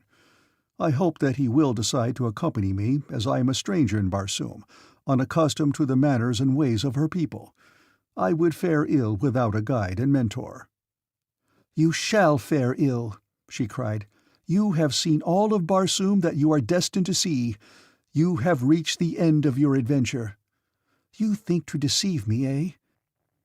You do not know, perhaps, that I have heard of your infatuation for Valadia, or that I am fully conversant with the purpose of your visit to Fundal." Her eyes left me and swept her nobles and her warriors. "To the pits with them!" she cried. "Later we shall choose the manner of their passing." Instantly we were surrounded by a score of naked blades. There was no escape for Gorhagus or me, but I thought that I saw an opportunity for Hovandu to get away. I had had the possibility of such a contingency in my mind from the first, and always I had been on the lookout for an avenue of escape for one of us, and so the open windows at the right of the Jadara had not gone unnoticed, nor the great trees growing in the courtyard beneath. Hovandu was close beside me as Zaxa spoke. "Go," I whispered. "The windows are open. Go and tell Dar Taris what has happened to us." And then I fell back away from him and dragged Gorhagus with me, as though we would attempt to resist arrest. And while I thus distracted their attention from him, Hovandu turned towards an open window. He had taken but a few steps when a warrior attempted to halt him. With that, the ferocious brain of the anthropoid seemed to seize dominion over the great creature. With a hideous growl, he leaped with the agility of a cat upon the unfortunate Fundalian, swung him high in giant hands, and using his body as a flail, tumbled his fellows to right and left as he cut a swath towards the open window nearest him. Instantly pandemonium reigned in the apartment. The attention of all seemed centered upon the great ape, and even those who had been confronting us turned to attack Hovandu. And in the midst of the confusion, I saw Zaxa step to some heavy hangings directly behind her desk, part them, and disappear. "Come," I whispered to Gorhagus. Apparently intent only upon watching the conflict between the ape and the warriors, I moved forward with the fighters, but always to the left towards the desk that Zaxa had just quitted. Hovandu was giving a good account of himself. He had discarded his first victim, and one by one had seized others as they came within range of his long arms and powerful hands, sometimes 4 at a time, as he stood well braced upon 2 of his hand-like feet and fought with the other 4. His shock of bristling hair stood erect upon his skull, and his fierce eyes blazed with rage as, towering high above his antagonists, he fought for his life, the most feared of all the savage creatures of Barsoom. Perhaps his greatest advantage lay in the inherent fear of him that was part of every man in that room who faced him. And it forwarded my quickly conceived plan too, for it kept every eye turned upon Hovhandu, so that Gorhadgis and I were able to work our way to the rear of the desk. I think Hovhandu must have sensed my intention then, for he did the one thing best suited to attract every eye from us to him, and too he gave me notice that the human half of his brain was still alert and watchful of our welfare. Heretofore the Fundalians must have looked upon him as a remarkable specimen of great ape, marvelously trained. But now, of a sudden, he paralyzed them with awe, for his roars and growls took the form of words, and he spoke with the tongue of a human. He was near the window now. Several of the nobles were pushing bravely forward. Among them was Sagor. Hovhandu reached forth and seized him, wrenching his weapons from him. "I go," he cried, "but let harm befall my friends, and I shall return and tear the heart from Zaxa. Tell her that, from the great ape of Tarth." For an instant the warriors and the nobles stood transfixed with awe. Every eye was upon Hovhandu as he stood there with the struggling figure of Sagor in his mighty grasp. Gorhadgis and I were forgotten. And then Hovhandu turned and leaped to the sill of the window, and from there lightly to the branches of the nearest tree, and with him went Sagor, the favorite of Zaxa the Jadara. At the same instant I drew Gorhadgis with me between the hangings in the rear of Zaxa's desk, and as they fell behind us we found ourselves in the narrow mouth of a dark corridor. Without knowledge of where the passage led, we could only follow it blindly, urged on by the necessity for discovering a hiding place or an avenue of escape from the palace before the pursuit which we knew would be immediately instituted overtook us. As our eyes became accustomed to the gloom, which was partially dispelled by a faint luminosity, we moved more rapidly, and presently came to a narrow spiral runway which descended into a dark hole below the level of the corridor and also arose into equal darkness above. "Which way?" I asked Gorhadgis. "They will expect us to descend," he replied, "for in that direction lies the nearest avenue of escape." "Then we will go up."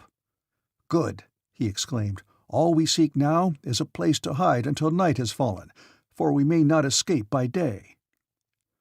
We had scarcely started to ascend before we heard the first sound of pursuit, the clank of accoutrements in the corridor beneath.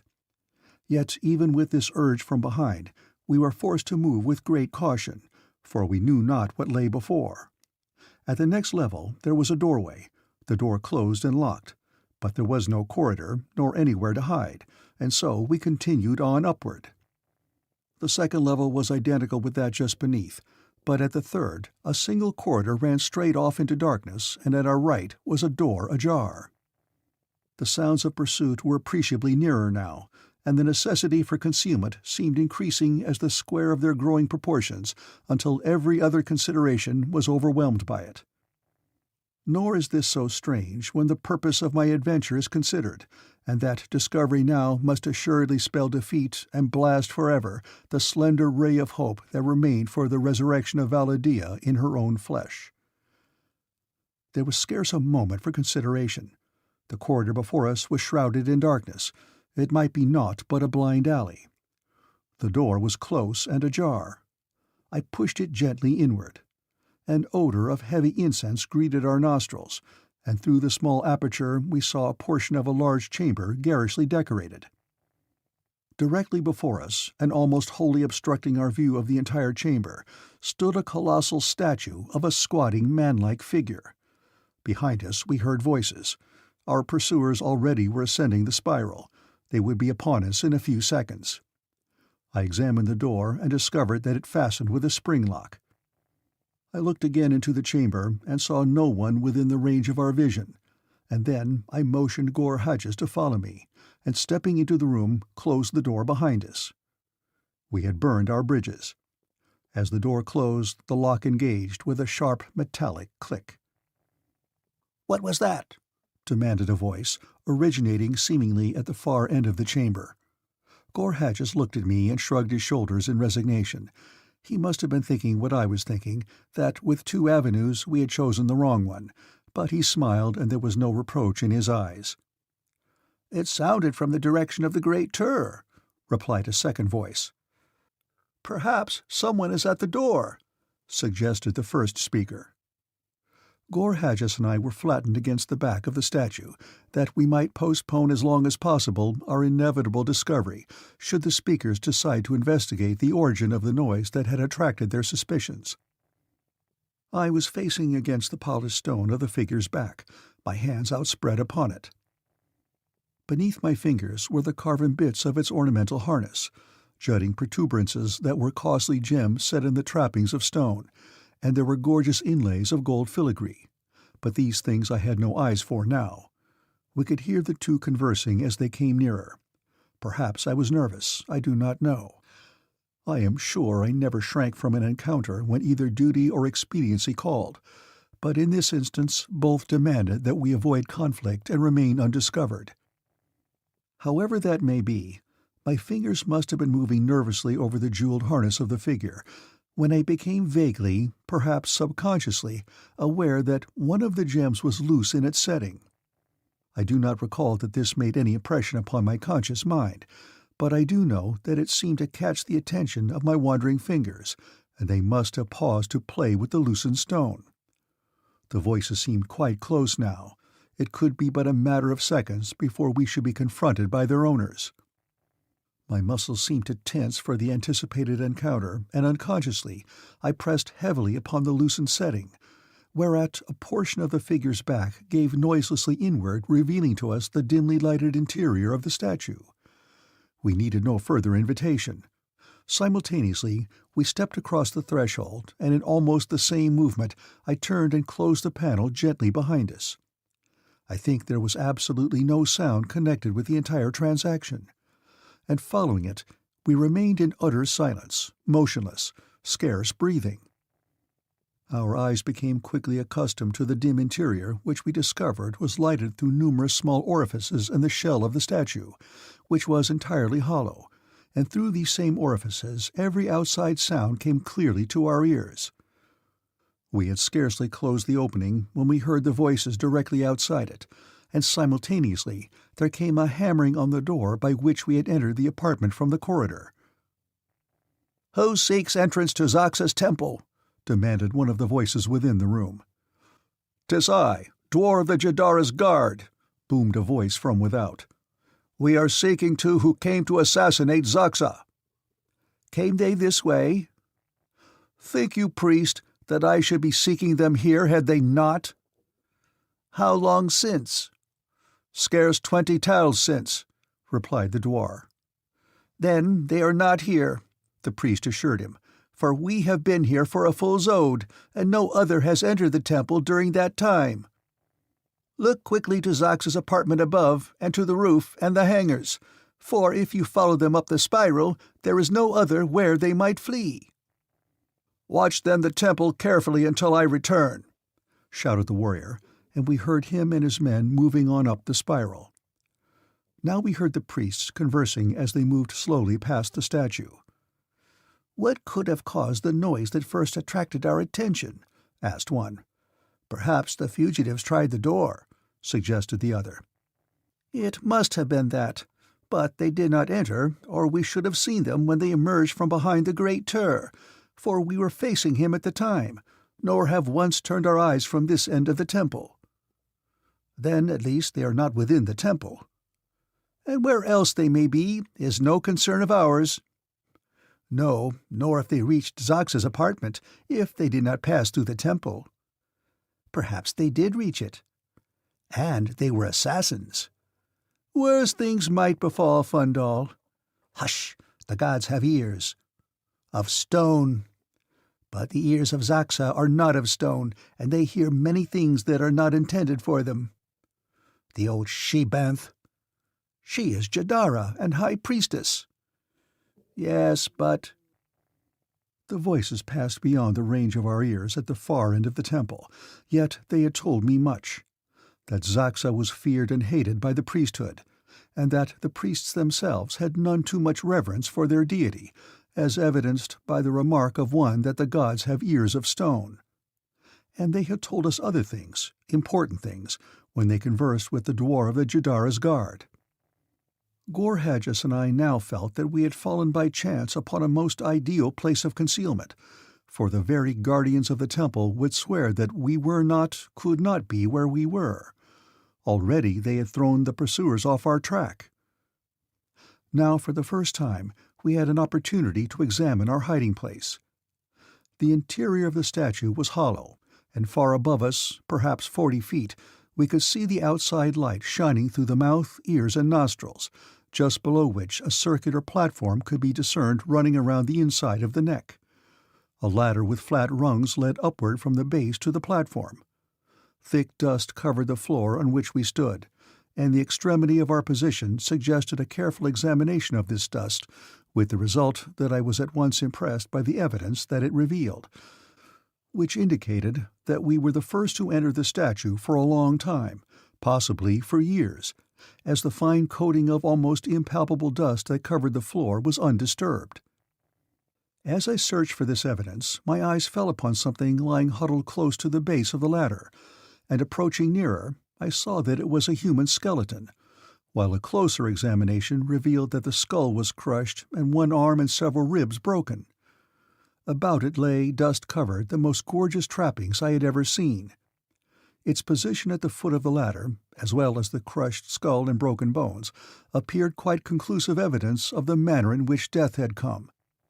The man had fallen head foremost from the circular platform 40 feet above, carrying with him to eternity, doubtless, the secret of the entrance to the interior of the Great Tur.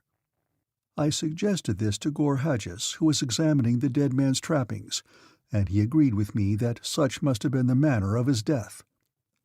"He was a high priest of Tur," whispered Gorhages, "and probably a member of the royal house, possibly a Jeddak. He has been dead a long time." "I am going up above," I said. "I will test the ladder. If it is safe, follow me up.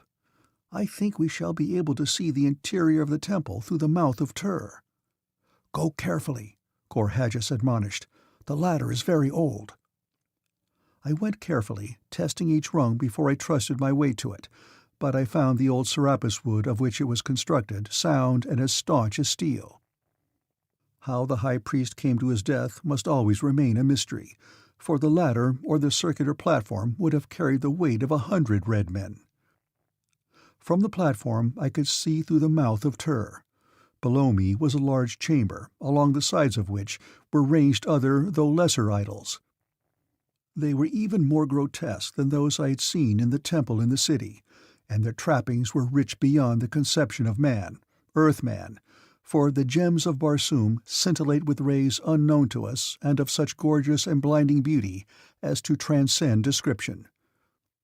Directly in front of the Great Tur was an altar of Panthan, a rare and beautiful stone, blood red, in which are traced in purest white nature's most fanciful designs. The whole vastly enhanced by the wondrous polish which the stone takes beneath the hand of the craftsman. Gorhages joined me, and together we examined the interior of the temple. Tall windows lined two sides, letting in a flood of light. At the far end, opposite the Great Tur, were two enormous doors, closing the main entrance to the chamber, and here stood the two priests whom we had heard conversing.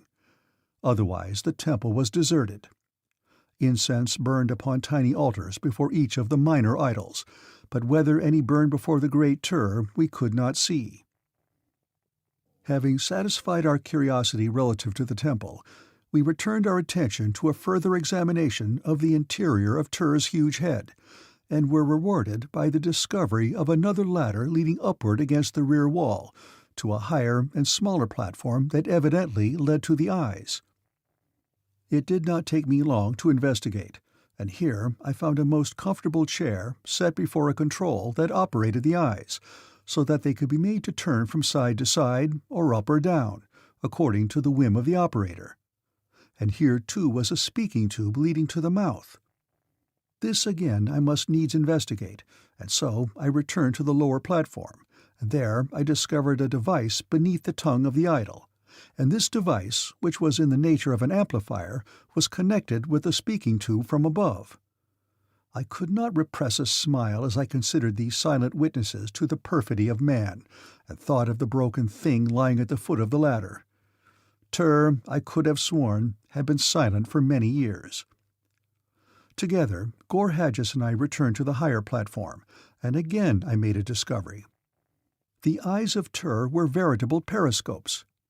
By turning them, we could see any portion of the temple, and what we saw through the eyes was magnified.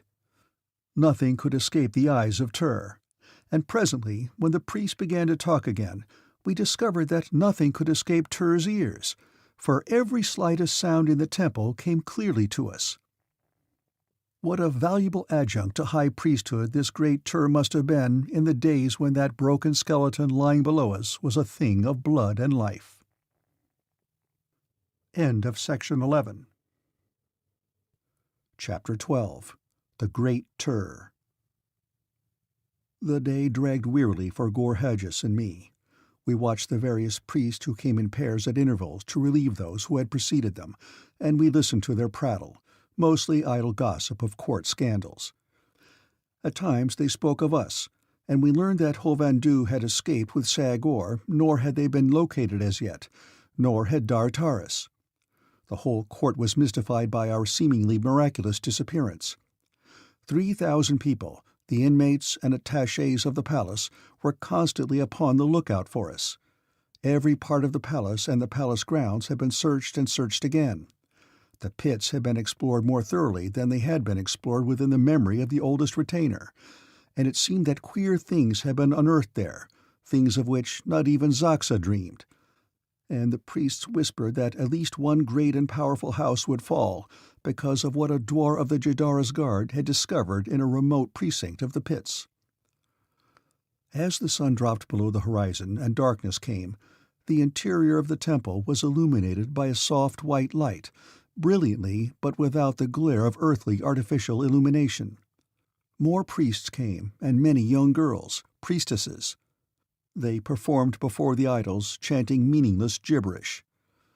Gradually, the chamber filled with worshippers, nobles of the Jadara's court with their women and their retainers, forming in two lines along either side of the temple before the lesser idols, leaving a wide aisle from the great entrance to the foot of the great Ter, and towards this aisle they all faced, waiting. For what were they waiting? Their eyes were turned expectantly towards the closed doors of the great entrance, and Gore Hadgis and I felt our eyes held there too, fascinated by the suggestion that they were about to open and reveal some stupendous spectacle. At presently the doors did swing slowly open, and all we saw was what appeared to be a great roll of carpet lying upon its side across the opening. 20 slaves, naked but for their scant leather harness, stood behind the huge roll, and as the doors swung fully open, they rolled the carpet inward to the very feet of the altar before the great Ter, covering the wide aisle from the entranceway almost to the idol with a thick soft rug of gold and white and blue. It was the most beautiful thing in the temple where all else was blatant, loud and garish, or hideous, or grotesque. And then the doors closed, and again we waited, but not for long. Bugles sounded from without, the sound increasing as they neared the entrance. Once more the doors swung in. Across the entrance stood a double rank of gorgeously trapped nobles. Slowly they entered the temple, and behind them came a splendid chariot drawn by 2 banths, the fierce Barsoomian lion, held in leash by slaves on either side. Upon the chariot was a litter, and in the litter, reclining at ease, lay Zaxa. As she entered the temple, the people commenced to chant her praises in a monotonous sing-song. Chained to the chariot and following on foot was a red warrior, and behind him a procession composed of 50 young men and an equal number of young girls. Gore Hadgis touched my arm. "The prisoner," he whispered. "Do you recognize him?" "Dar Taris," I exclaimed. It was Dar Taris. They had discovered his hiding place and arrested him, but what of Hovhandu? Had they taken him also?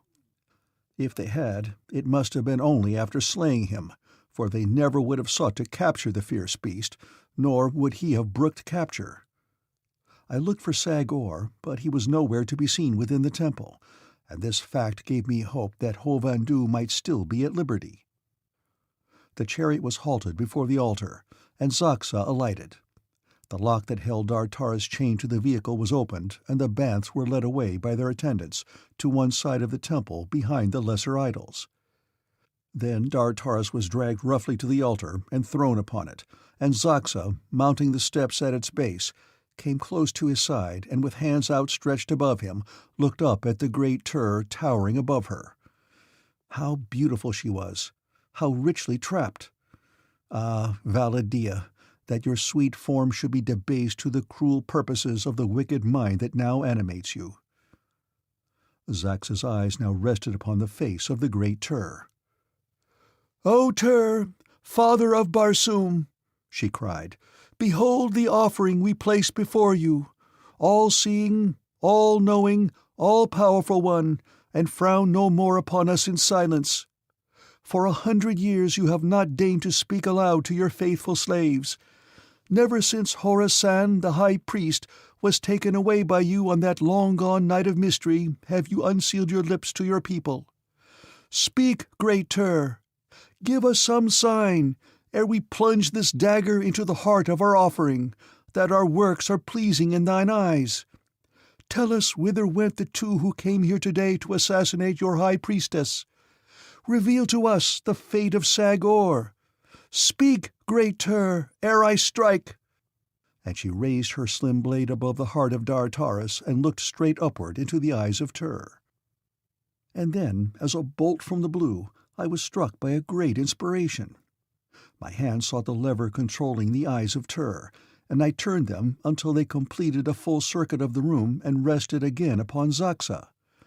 The effect was magical. Never before had I seen a whole room full of people so absolutely stunned and awestruck as were these. As the eyes returned to Zaxa, she seemed turned to stone, and her copper skin to have taken on an ashen purple hue. Her dagger remained stiffly poised above the heart of Dartaras. Not for 100 years had they seen the eyes of the great Tur move. Then I placed the speaking tube to my lips, and the voice of Tur rumbled through the chamber. As from one great throat a gasp arose from the crowded temple floor, and the people fell upon their knees and buried their faces in their hands. "Judgment is mine!" I cried. "Strike not, lest ye be struck! To Tur is the sacrifice!" I was silent then, attempting to plan how best to utilize the advantage I had gained. Fearfully, one by one, the bowed heads were raised and frightened eyes sought the face of Tur. I gave them another thrill by letting the god's eyes wander slowly over the upturned faces, and while I was doing this, I had another inspiration, which I imparted to Gorhages in a low whisper. I could hear him chuckle as he started down the ladder to carry my new plan into effect. Again I had recourse to the speaking tube. "The sacrifice is Tur's," I rumbled. "Tur will strike with his own hand. Extinguish the lights, and let no one move under pain of instant death until Tur gives the word. Prostrate yourselves, and bury your eyes in your palms, for whosoever sees shall be blinded when the spirit of Tur walks among his people." Down they went again, and one of the priests hurriedly extinguished the lights, leaving the temple in total darkness. And while Gorhages was engaged with his part of the performance, I tried to cover any accidental noise he might make by keeping up a running fire of celestial revelation. "Zaxa, the high priestess, asks what has become of the two whom she believed came to assassinate her. I, Tur, took them to myself. Vengeance is Tur's. And Sagor I took also. In the guise of a great ape I came, and took Sagor, and none knew me, though even a fool might have guessed, for who is there ever heard a great ape speak with tongue of man, unless he was animated by the spirit of Tur?" I guess that convinced them, it being just the sort of logic suited to their religion, or it would have convinced them if they had not already been convinced. I wondered what might be passing in the mind of the doubting priest who had remarked that the gods had ears of stone. Presently I heard a noise upon the ladder beneath me, and a moment later someone climbed upon the circular landing. "All's well," whispered the voice of Gorhages. "Tartarus is with me." "Light the temple!" I commanded through the speaking tube. "Rise and look upon your altar!" The lights flashed on, and the people rose, trembling, to their feet. Every eye was bent upon the altar, and what they saw there seemed to crush them with terror. Some of the women screamed and fainted. It all impressed me with the belief that none of them had taken this god of theirs with any great amount of seriousness, and now when they were confronted with absolute proof of his miraculous powers, they were swept completely off their feet. Where a few moments before they had seen a live sacrifice awaiting the knife of the high priestess, they saw now only a dust-covered human skull. I grant you that without an explanation it might have seemed a miracle to almost anyone, so quickly had Gorhages run from the base of the idol with the skull of the dead high priest, and returned again leading Tartarus with him. I had been a bit concerned as to what the attitude of Tartarus might be, who was no more conversant with the hoax than were the Fondalians, but Gorhages had whispered "For Valadia" in his ear, and he had understood and come quickly. "The great Tur," I now announced, "is angry with his people. For a long time they have denied him in their hearts, even while they made open worship of him. The great Tur is angry with Zaxa. Only through Zaxa may the people of Fundal be saved from destruction, for the great Tur is angry. Go then from the temple and the palace, leaving no human being here other than Zaxa, the high priestess of Tur. Leave her here in solitude beside the altar. Tur would speak with her alone." I could see Zaxa fairly shrivel in fright. "Is the Jadara Zaxa, high priestess of the great god Tur, afraid to meet her master?" I demanded. The woman's jaw trembled so that she could not reply. "Obey, or Zaxa and all her people shall be struck dead!" I fairly screamed at them. Like cattle, they turned and fled towards the entrance, and Zaxa, her knees shaking so that she could scarce stand erect, staggered after them. A noble saw her and pushed her roughly back, but she shrieked and ran after him when he had left her. Then others dragged her to the foot of the altar and threw her roughly down, and one menaced her with his sword.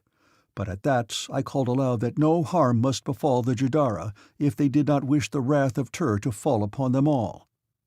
They left her lying there, and so weak from fright was she that she could not rise, and a moment later the temple was empty, but not until I had shouted after them to clear the whole palace within a quarter zode, for my plan required a free and unobstructed as well as unobserved field of action.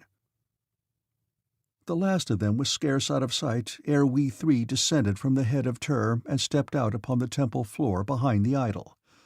Quickly I ran towards the altar, upon the other side of which Zaxa had dropped to the floor in a swoon. She still lay there, and I gathered her into my arms, and ran quickly back to the door in the wall behind the idol, the doorway through which Gorhages and I had entered the temple earlier in the day. Preceded by Gorhages and followed by Tartarus, I ascended the runway towards the roof, where the conversation of the priests had informed us were located the royal hangars. Had Hovhandu and Sagor been with us, my cup of happiness would have been full, for within half a day what had seemed utter failure and defeat had been turned almost to assured success. At the landing where lay Zaxa's apartments we halted and looked within. For the long night voyage I contemplated would be cold, and the body of Valadia must be kept warm with suitable robes, even though it was inhabited by the spirit of Zaxa. Seeing no one, we entered and soon found what we required. As I was adjusting a heavy robe of orluk about the Jadara, she regained consciousness. Instantly she recognized me, and then Gorhages, and finally Tartarus. Mechanically she felt for her dagger, but it was not there, and when she saw my smile, she paled with anger. At first she must have jumped to the conclusion that she had been the victim of a hoax, but presently a doubt seemed to enter her mind. She must have been recalling some of the things that had transpired within the temple of the Great Tur, and these neither she nor any other mortal might explain. "Who are you?" she demanded. "I am Tur," I replied brazenly. "What is your purpose with me?" "I am going to take you away from Fundal," I replied. "But I do not wish to go. You are not Tur. You are Vadvaro. I shall call for help, and my guards will come and slay you." "There is no one in the palace," I reminded her. "Did I, Tur, not send them away?" "I shall not go with you," she announced firmly. "Rather, I would die." "You shall go with me, Zaxa," I replied, and though she fought and struggled, we carried her from her apartment and up the spiral runway to the roof, where, I prayed, I should find the hangars and the royal flyers. And as we stepped out into the fresh night air of Mars, we did see the hangars before us, but we saw something else. A group of Fundalian warriors of the Jadara's guard, whom they had evidently failed to notify of the commands of Tur. At sight of them, Zaxa cried aloud in relief. "To me! To the Jadara!" she cried. "Strike down these assassins and save me!" There were 3 of them, and there were 3 of us, but they were armed, and between us we had but Zaxa's slender dagger. Gor Haggis carried that. Victory seemed turned to defeat as they rushed toward us. But it was Gor Haggis who gave them pause. He seized Zaxa and raised the blade, its point above her heart. "Halt!" he cried, "or I strike!" The warriors hesitated. Zaxa was silent, stricken with fear. Thus we stood in stalemate, when, just beyond the 3 Fundalian warriors, I saw a movement at the roof's edge. What was it? In the dim light I saw something that seemed a human head, and yet unhuman, rise slowly above the edge of the roof, and then, silently, a great form followed, and then I recognized it. Hovandu, the great white ape. "Tell them," I cried to Zaxa in a loud voice that Hovandu might hear, "that I am Tur. For see, I come again in the semblance of a white ape." And I pointed to Hovandu. "I would not destroy these poor warriors. Let them lay down their weapons and go in peace." The men turned, and seeing the great ape standing there behind them, materialized it might have been out of thin air, were shaken. "Who is he, Jadara?" demanded one of the men. "It is Tur," replied Zaxa in a weak voice. "But save me from him. Save me from him." "Throw down your weapons and your harness and fly," I commanded, "or Tur will strike you dead. Heard you not the people rushing from the palace at Tur's command? How think you we brought Zaxa hither with a lesser power than Tur's, when all her palace was filled with her fighting men? Go while yet you may in safety." One of them unbuckled his harness and threw it with his weapons upon the roof, and as he started at a run for the spiral, his companions followed his example. Then Hovandu approached us. "Well done, Vadvaro," he growled, "though I know not what it is all about."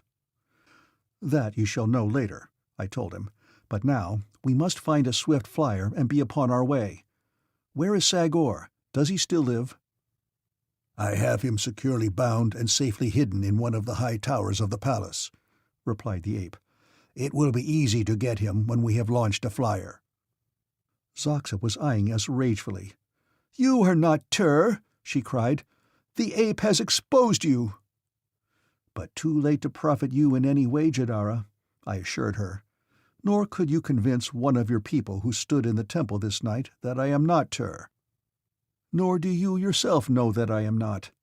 The ways of Tur, the all-powerful, all-knowing, are beyond the conception of mortal man. To you, then, Jadara, I am Tur, and you will find me all-powerful enough for my purposes."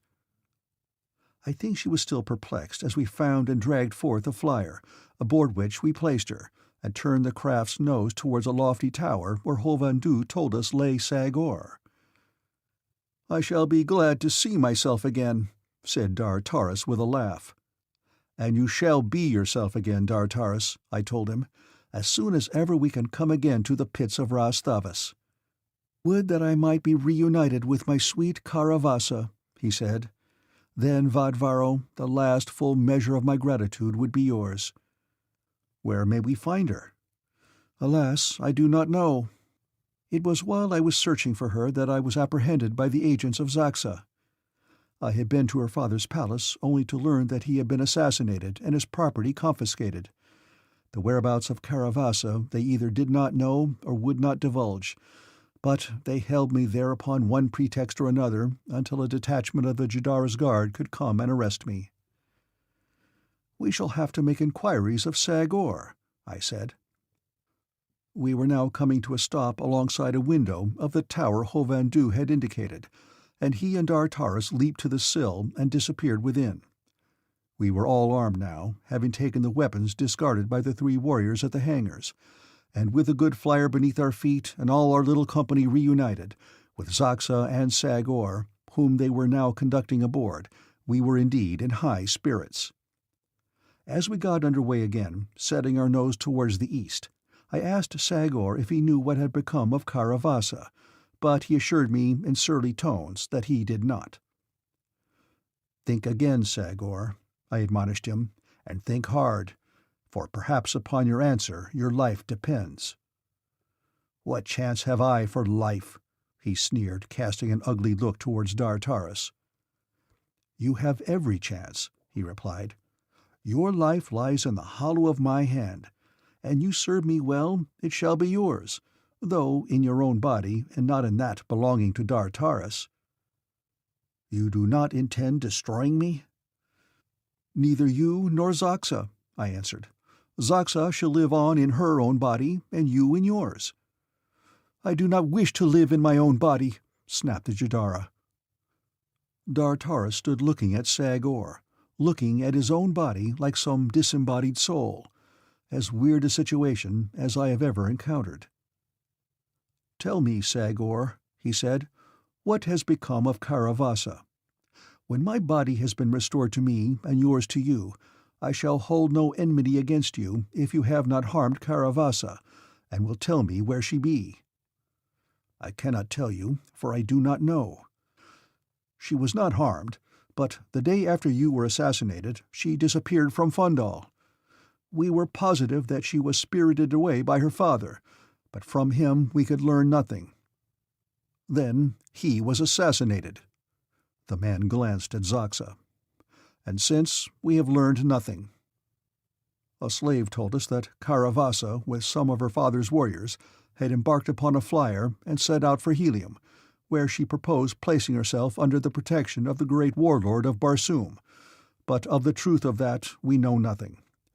That is the truth. I, Sagor, have spoken." It was futile then to search Fundal for Karavasa, and so we held our course towards the east and the Tower of Thavas. End of Section 12. Chapter 13. Back to Thavas. All that night we sped beneath the hurtling moons of Mars, as strange a company as was ever foregathered upon any planet, I will swear. 2 men, each possessing the body of the other, an old and wicked empress whose fair body belonged to a youthful damsel beloved by another of this company, a great white ape dominated by half the brain of a human being, and I, a creature of a distant planet, with Gor Haggis, the assassin of Tunol, completed the mad roster. I could scarce keep my eyes from the fair form and face of Zaxa, and it is well that I was thus fascinated, for I caught her in the act of attempting to hurl herself overboard. So repugnant to her was the prospect of living again in her own old and hideous corpse. After that I kept her securely bound and fastened to the deck, though it hurt me to see the bonds upon those fair limbs. Dartaris was almost equally fascinated by the contemplation of his own body, which he had not seen for many years.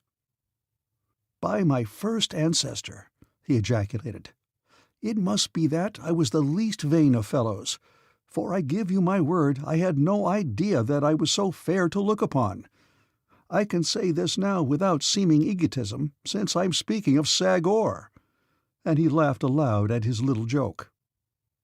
But the fact remained that the body and face of Dartaris were beautiful indeed, though there was a hint of steel in the eyes and the set of the jaw that betokened fighting blood.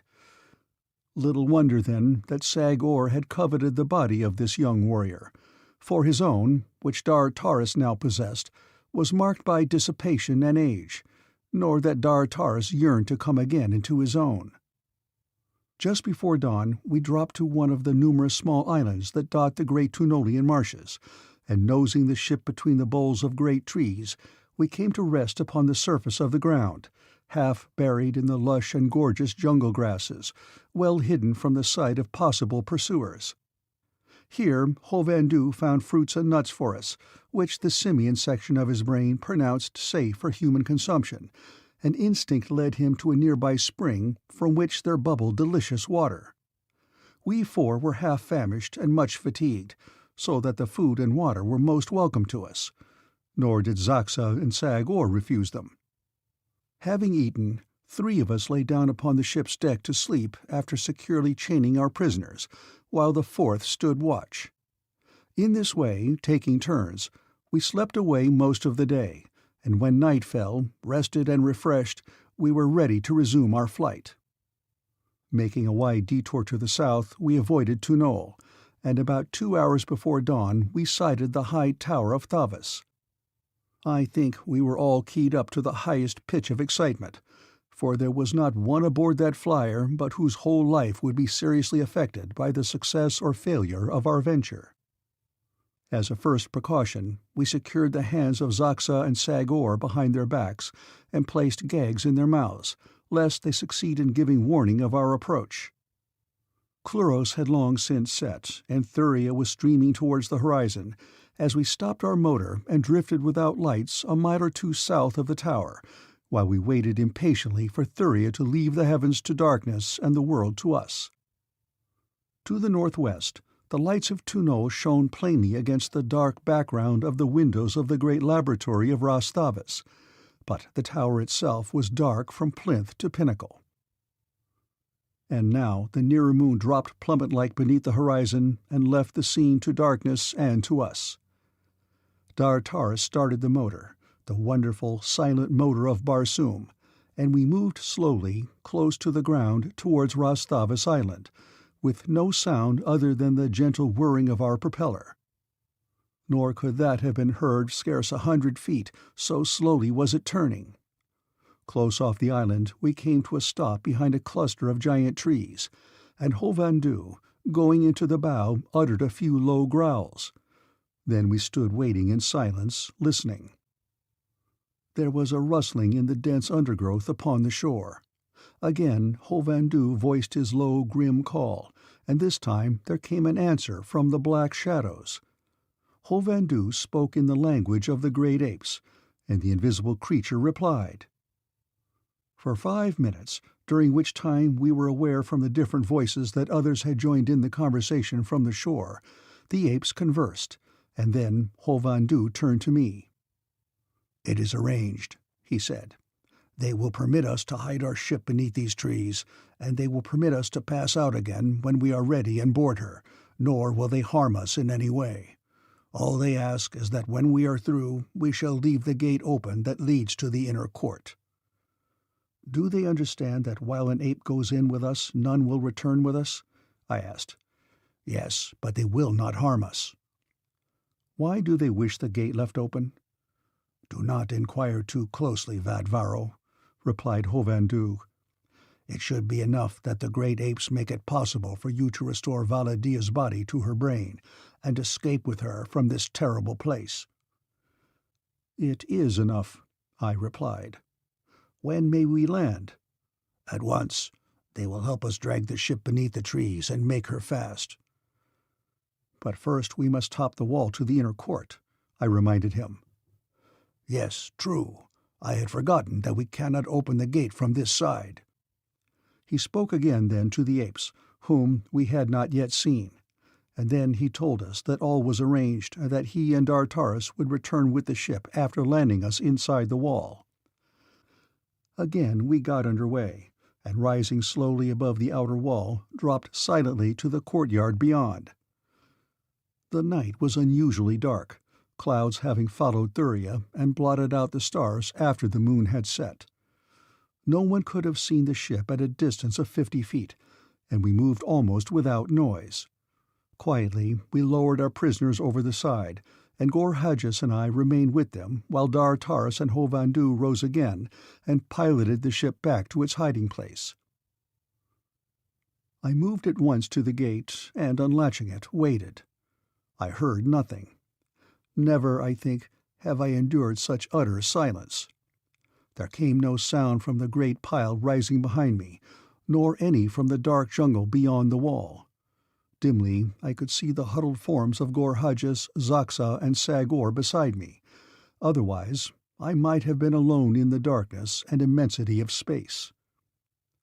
It seemed an eternity that I waited there before I heard a soft scratching on the panels of the heavy gate. I pushed it open, and Dar Taris and Hovandu stepped silently within as I closed and relatched it. No one spoke. All had been carefully planned so that there was no need of speech. Dar Taris and I led the way. Gorhadjus and Hovandu brought up the rear with the prisoners. We moved directly to the entrance to the tower, found the runway, and descended to the pits. Every fortune seemed with us. We met no one. We had no difficulty in finding the vault we sought, and once within, we secured the door so that we had no fear of interruption. That was our first concern. And then I hastened to the spot where I had hidden Valadia behind the body of a large warrior, tucked far back against the wall in a dark corner. My heart stood still as I dragged aside the body of the warrior, for always had I feared that Rastavas, knowing my interest in her and guessing the purpose of my venture, would cause every chamber and pit to be searched, and every body to be examined until he found her for whom he sought. But my fears had been baseless, for there lay the body of Zaxa, the old and wrinkled casket of the lovely brain of my beloved, where I had hidden it against this very night. Gently I lifted it out and bore it to one of the 2 ursite-topped tables. Zaxa, standing there bound and gagged, looked on with eyes that shot hate and loathing at me, and at that hideous body to which her brain was soon to be restored. As I lifted her to the adjoining slab, she tried to wriggle from my grasp and hurl herself to the floor, but I held her and soon had strapped her securely in place. A moment later, she was unconscious, and the retransference was well under way. Gorhadjus, Sagor, and Hovandu were interested spectators, but to Dar Taris, who stood ready to assist me, it was an old story, for he had worked in the laboratory and seen more than enough of similar operations.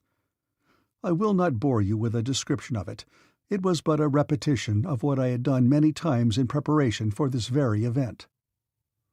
At last it was completed, and my heart fairly stood still as I replaced the embalming fluid with Valadia's own lifeblood, and saw the color mount to her cheeks and her rounded bosom rise and fall to her gentle breathing.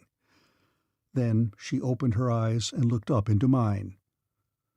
"What has happened, Vadvaro?" she asked. "Has something gone amiss that you have recalled me so soon, or did I not respond to the fluid?" Her eyes wandered past me to the faces of the others standing about. "What does it mean?" she asked. "Who are these?" I raised her gently in my arms and pointed at the body of Zaxa lying deathlike on the ursite slab beside her. Valadia's eyes went wide. "It is done!" she cried, and clapped her hands to her face, and felt of all her features and of the soft, delicate contours of her smooth neck. And yet she could scarce believe it, and asked for a glass, and I took one from Zaxa's pocket-pouch and handed it to her. She looked long into it, and the tears commenced to roll down her cheeks, and then she looked up at me through the mist of them and put her dear arms about my neck and drew my face down to hers. "My chieftain," she whispered. That was all. But it was enough. For those 2 words I had risked my life and faced unknown dangers, and gladly would I risk my life again for that same reward, and always, forever. Another night had fallen before I had completed the restoration of Dar Taris and Hovandu. Zaxa and Sagor and the great ape I left sleeping the death-like sleep of Rastavas' marvelous anesthetic. The great ape I had no intention of restoring, but the others I felt bound to return to Fundal, though Dar-Taris, now resplendent in his own flesh and gorgeous trappings of Sagor, urged me not to inflict them again upon the long-suffering Fundalians. "But I have given my word," I told him. "Then they must be returned," he said. "Though what I may do afterward is another matter," I added, for there had suddenly occurred to me a bold scheme. I did not tell Dar-Taris what it was, nor would I have had time, for at the very instant we heard someone without trying the door, and then we heard voices, and presently the door was tried again, this time with force. We made no noise, but just waited. I hoped that whoever it was would go away. The door was very strong, and when they tried to force it, they must soon have realized the futility of it, because they quickly desisted, and we heard their voices for only a short time thereafter, and then they seemed to have gone away. "We must leave," I said, "before they return." Strapping the hands of Zaxa and Sagor behind them and placing gags in their mouths, I quickly restored them to life, nor ever did I see two less grateful. The looks they cast upon me might well have killed, could looks do that, and with what disgust they viewed one another was writ plain in their eyes. Cautiously unbolting the door, I opened it very quietly, a naked sword in my right hand, and Dar-Taris, Gor-Haggis, and Hovandu ready with theirs at my shoulder, and as it swung back, it revealed two standing in the corridor watching, two of Ras-Thava's slaves, and one of them was Yamdor, his body-servant. At sight of us, the fellow gave a loud cry of recognition, and before I could leap through the doorway and prevent them, they had both turned and were flying up the corridor as fast as their feet would carry them. Now there was no time to be lost. Everything must be sacrificed to speed. Without thought of caution or silence, we hastened through the pits towards the runway in the tower. And when we stepped into the inner court it was night again, but the farther moon was in the heavens and there were no clouds. The result was that we were instantly discovered by a sentry, who gave the alarm as he ran forward to intercept us. What was a sentry doing in the courtyard of Ras-Thavas? I could not understand. And what were these? A dozen armed warriors were hurrying across the court on the heels of the sentry. "Tunolians!" shouted Gor-Haggis. "The warriors of Vobis Khan, Jeddak of Tunol!" Breathlessly we raced for the gate. If we could but reach it first! But we were handicapped by our prisoners, who held back the moment they discovered how they might embarrass us, and so it was that we all met in front of the gate. Dar-Taris and Gor-Haggis and Hovandu and I put Valadia and our prisoners behind us, and fought the 20 warriors of Tunol with the odds 5-1 against us. But we had more heart in the fight than they, and perhaps that gave us an advantage, though I am sure that Gor-Haggis was as 10 men himself, so terrible was the effect of his name alone upon the men of Tunol. "Gor-Haggis!" cried one, the first to recognize him. "Yes, it is Gor-Haggis," replied the assassin. "Prepare to meet your ancestors." And he drove into them like a racing propeller, and I was upon his right and Hovandu and Dar-Taris upon his left. It was a pretty fight, but it must eventually have gone against us, so great were we outnumbered, had I not thought of the apes and the gate beside us. Working my way to it, I threw it open, and there upon the outside, attracted by the noise of the conflict, stood a full dozen of the great beasts. I called to Gor-Haggis and the others to fall back beside the gate, and as the apes rushed in, I pointed to the Tunolian warriors. I think the apes were at a loss to know which were friends and which were foes, but the Tunolians surprised them by attacking them, while we stood aside with our points upon the ground. Just a moment we stood thus waiting. Then, as the apes rushed among the Tunolian warriors, we slipped into the darkness of the jungle behind the outer wall and sought our flyer. Behind us we could hear the growls and roars of the beasts mingled with the shouts and the curses of the men, and the sound still rose from the courtyard as we clambered aboard the flyer and pushed off into the night. As soon as we felt that we were safely escaped from the island of Thavas, I removed the gags from the mouths of Zaxa and Sagor, and I can tell you that I immediately regretted it, for never in my life had I been subjected to such horrid abuse as poured from the wrinkled old lips of the Jadara, and it was only when I started to gag her again that she promised to desist. My plans were now well laid, and they included a return to Fundal, since I could not start for Duhor with Valadia without provisions and fuel. Nor could I obtain these elsewhere than in Fundal, since I felt that I held the key that would unlock the resources of that city to me, whereas all Tunol was in arms against us owing to Vobus Khan's fear of Gor-Hajjus. So we retraced our way towards Fundal as secretly as we had come, for I had no mind to be apprehended before we had gained entrance to the palace of Zaxa. Again we rested over daylight upon the same island that had given us sanctuary 2 days before, and at dark we set out upon the last leg of our journey to Fundal. If there had been pursuit, we had seen naught of it, and that might easily be explained by the great extent of the uninhabited marshes across which we flew, and the far southerly course that we followed close above the ground. As we neared Fundal, I caused Zaxa and Sagor to be again gagged, and further, I had their heads bandaged so that none might recognize them.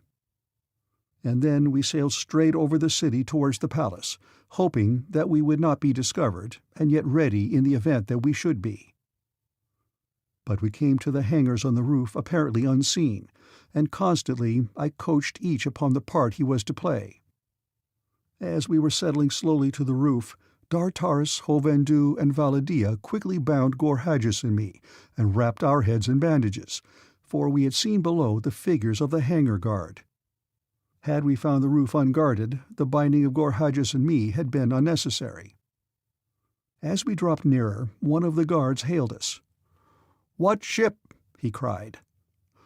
"The Royal Flyer of the Jadara of Fundal," replied Dartaris, "returning with Zaxa and Sagor." The warriors whispered among themselves as we dropped nearer, and I must confess that I felt a bit nervous as to the outcome of our ruse. But they permitted us to land without a word, and when they saw Valadia, they saluted her after the manner of Barsoom, as, with the regal carriage of an empress, she descended from the deck of the flyer. "Carry the prisoners to my apartments," she commanded, addressing the guard, and with the help of Hovendu and Dartaris, the 4 bound and muffled figures were carried from the flyer down the spiral runway to the apartments of Zaxa Jadara of Fundal. Here excited slaves hastened to do the bidding of the Jadara.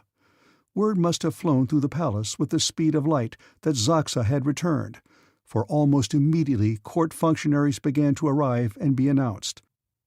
But Valadia sent word that she would see no one for a while. Then she dismissed her slaves, and at my suggestion Dartaris investigated the apartments with a view to finding a safe hiding place for Gor-Hajjus, me, and the prisoners. This he soon found in a small antechamber directly off the main apartment of the royal suite. The bonds were removed from the assassin and myself, and together we carried Zaxa and Sagor into the room. The entrance here was furnished with a heavy door, over which there were hangings that completely hid it. I bade Hovendu, who, like the rest of us, wore Fundalian harness, stand guard before the hangings and let no one enter but members of our own party. Gor-Hajjus and I took up our positions just within the hangings, through which we cut small holes that permitted us to see all that went on within the main chamber, for I was greatly concerned for Valadia's safety while she posed as Zaxa, whom I knew to be both feared and hated by her people, and therefore always liable to assassination. Valadia summoned the slaves and bade them admit the officials of the court, and as the doors opened, fully a score of nobles entered. They appeared ill at ease, and I could guess that they were recalling the episode in the temple when they had deserted their Jadara and even hurled her roughly at the feet of the great Tur, but Valadia soon put them at their ease. "I have summoned you," she said, "to hear the word of Tur. Tur would speak again to his people. 3 days and 3 nights have I spent with Tur. His anger against Fundal is great. He bids me summon all the higher nobles to the temple after the evening meal tonight, and all the priests and the commanders and the dwarves of the guard, and as many of the lesser nobles as be in the palace. And then shall the people of Fundal hear the word and the law of Tur, and all those who shall obey shall live, and all those who shall not obey shall die. And woe be to him who, having been summoned, shall not be in the temple this night. I, Zaxa, Jadara of Fundal, have spoken. Go." They went, and they seemed glad to go. Then Validia summoned the Adwar of the guard, who would be in our world a general, and she told him to clear the palace of every living being from the temple level to the roof an hour before the evening meal, nor to permit anyone to enter the temple or the levels above it until the hour appointed for the assembling in the temple to hear the word of Tur. Excepting, however, those who might be in her own apartments, which were not to be entered upon pain of death. She made it all very clear and plain, and the Adwar understood, and I think he trembled a trifle, for all were in great fear of the Jadara Zaxa. And then he went away, and the slaves were dismissed, and we were alone. End of Section 13. Chapter 14. John Carter. Half an hour before the evening meal, we carried Zaxa and Sagor down the spiral runway and placed them in the base of the great Tur, and Gor Hadjas and I took our places on the upper platform behind the eyes and voice of the idol. Validia, Dartaris, and Hovandu remained in the royal apartments. Our plans were well formulated. There was no one between the door at the rear of the great Tur and the flyer that lay ready on the roof, in the event that we were forced to flee through any miscarriage of our mad scheme. The minutes dragged slowly by, and darkness fell. The time was approaching. We heard the doors of the temple open, and beyond we saw the great corridor brilliantly lighted. It was empty except for 2 priests who stood hesitating nervously in the doorway. Finally, one of them mustered up sufficient courage to enter and switched on the lights. More bravely now, they advanced and prostrated themselves before the altar of the great Tur. When they rose and looked up into the face of the idol, I could not resist the temptation to turn those huge eyes until they had rolled completely about the interior of the chamber and rested again upon the priests.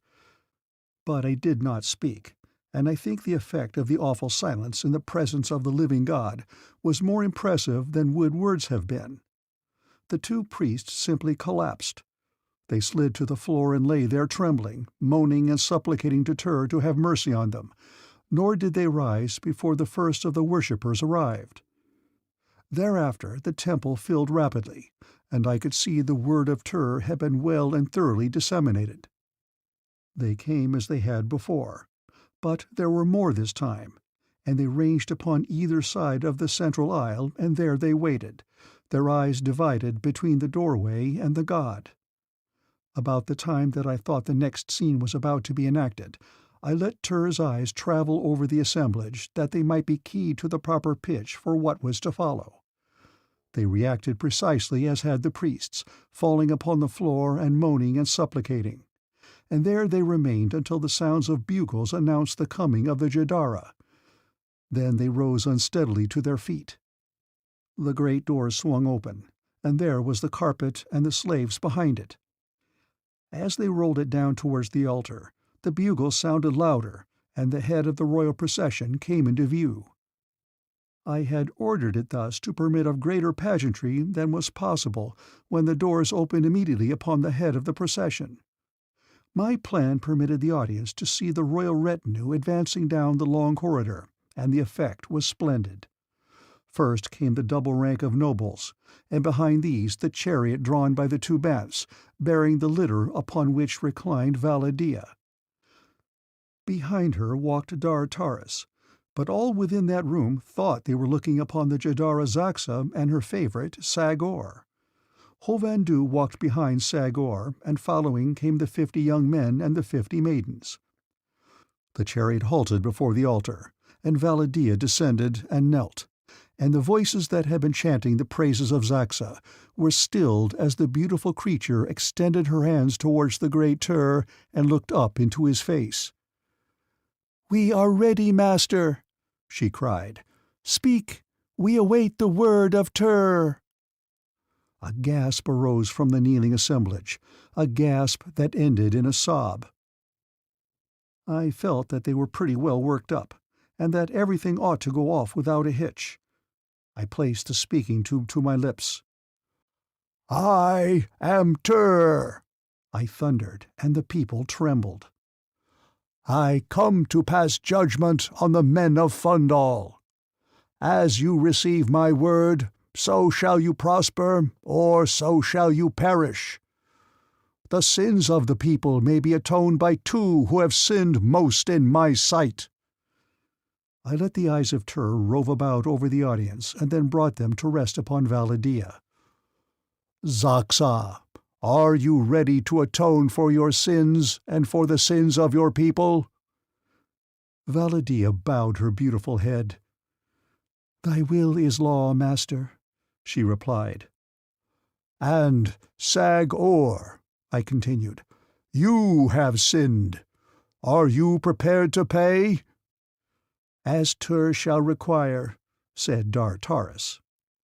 "Then it is my will," I boomed, "that Zaxa and Sag-Or shall give back to those from whom they stole them the beautiful bodies they now wear, that he from whom Sag-Or took this body shall become Jeddak of Fundal and High Priest of Tur, and that she from whom Zaxa stole her body shall be returned in pomp to her native country.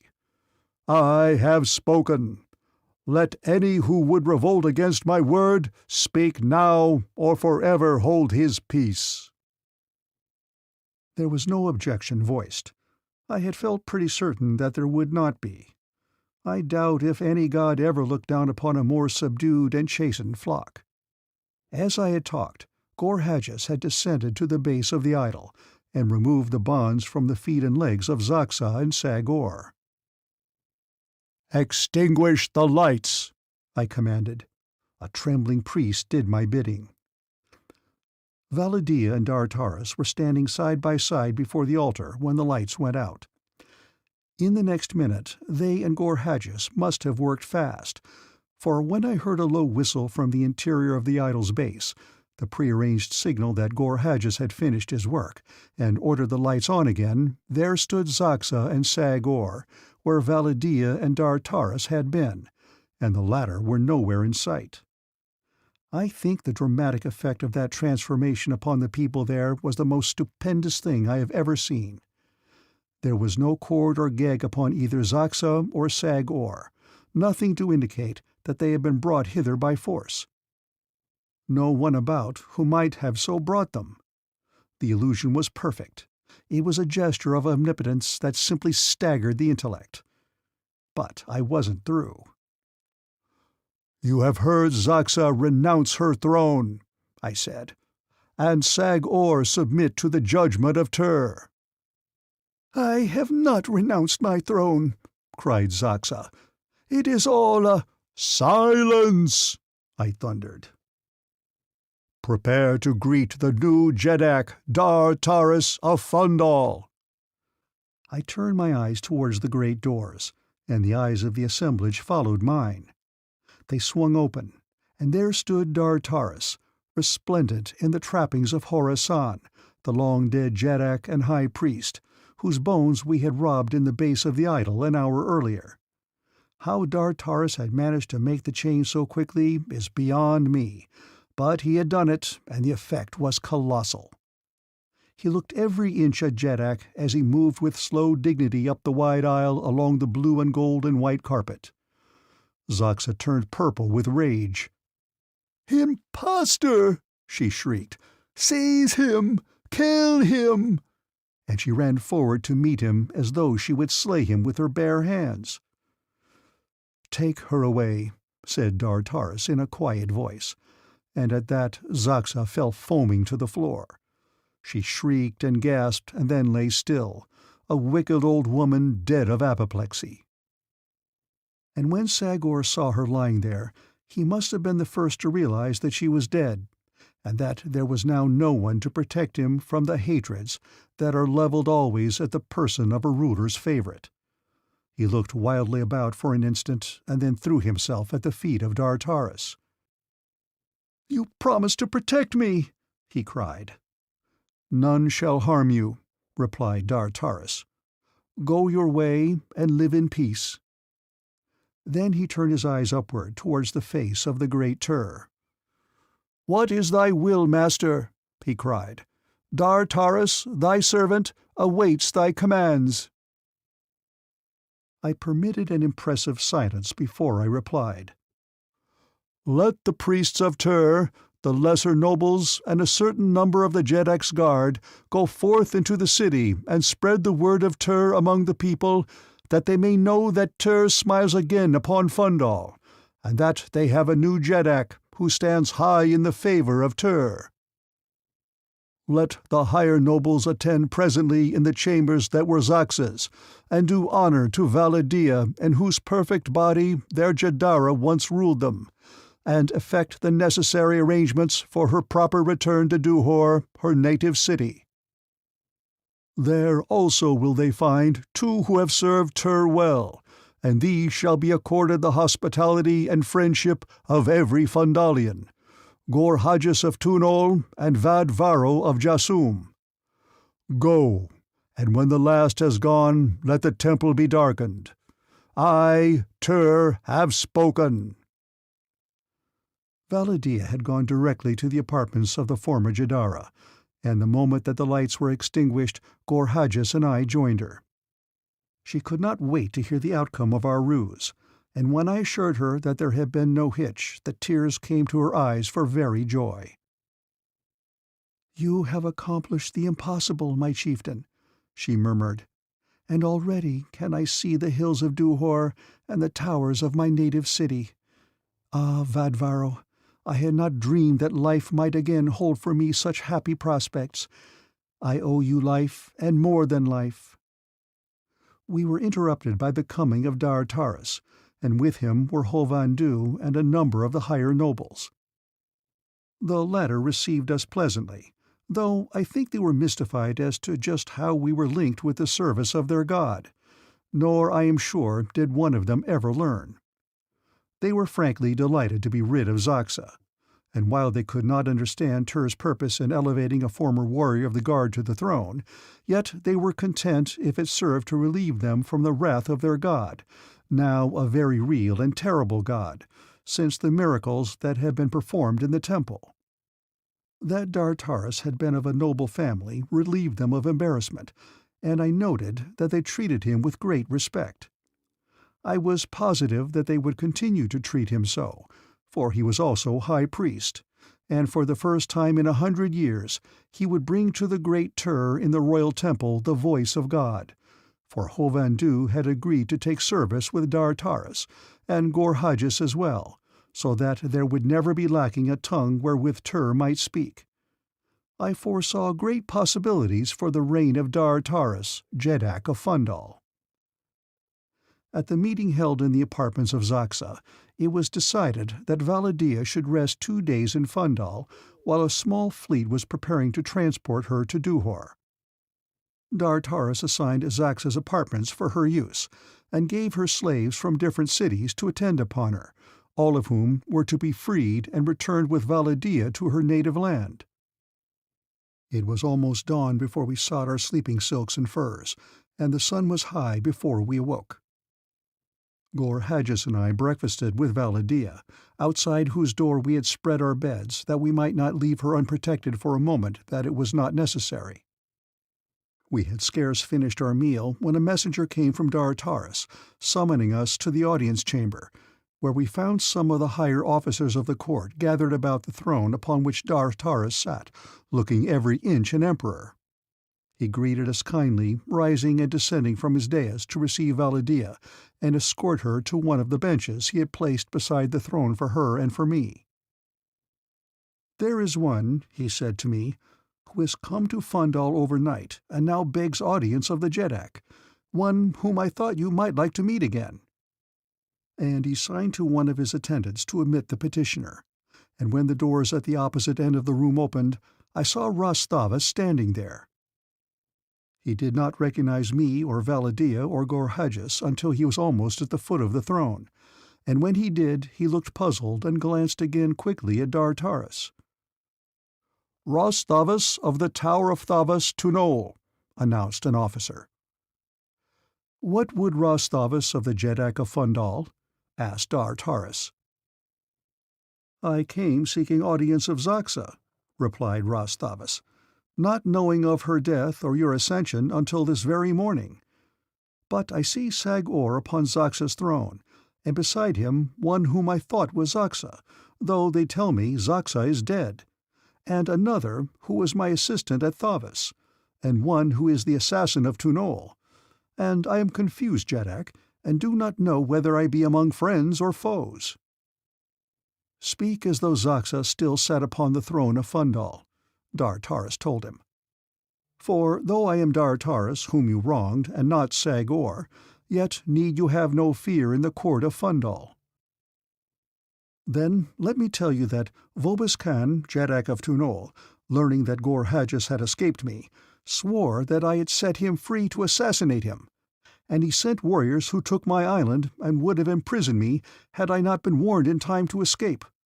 And I came hither to Zaxa to beg her to send warriors to drive the men of Tunol from my island, and restore it to me that I may carry on my scientific labors." Dartaris turned to me. "Vadvaro, of all others you are most familiar with the work of Ras Thavas. Would you see him again restored to his island and his laboratory?" "Only on condition that he devote his great skill to the amelioration of human suffering," I replied, "and no longer prostitute it to the foul purposes of greed and sin." This led to a discussion which lasted for hours, the results of which were of far-reaching significance. Ras Thavas agreed to all that I required, and Dartaris commissioned Gor-Hajas to head an army against Tunol. But these matters, while of vast interest to those most directly concerned, have no direct bearing upon the story of my adventures upon Barsoom, as I had no part in them, since upon the second day I boarded a flyer with Valadia, and, escorted by a Fundalian fleet, set out towards Duhor. Dartaris accompanied us for a short distance. When the fleet was stopped at the shore of the great marsh he bade us farewell, and was about to step to the deck of his own ship and return to Fundal, when a shout arose from the deck of one of the other ships, and word was soon passed that a lookout had sighted what appeared to be a great fleet far to the southwest. Nor was it long before it became plainly visible to us all, and equally plain that it was headed for Fundal. Dartaris told me then that as much as he regretted it, there seemed nothing to do but return at once to his capital with the entire fleet, since he could not spare a single ship or man if this proved an enemy fleet, nor could Valadia or I interpose any objection. And so we turned about and sped as rapidly as the slow ships of Fundal permitted back towards the city. The stranger fleet had sighted us at about the same time that we had sighted it, and we saw it change its course and bear down upon us. And as it came nearer, it fell into single file and prepared to encircle us. I was standing at Dartaris' side when the colors of the approaching fleet became distinguishable, and we first learned that it was from Helium.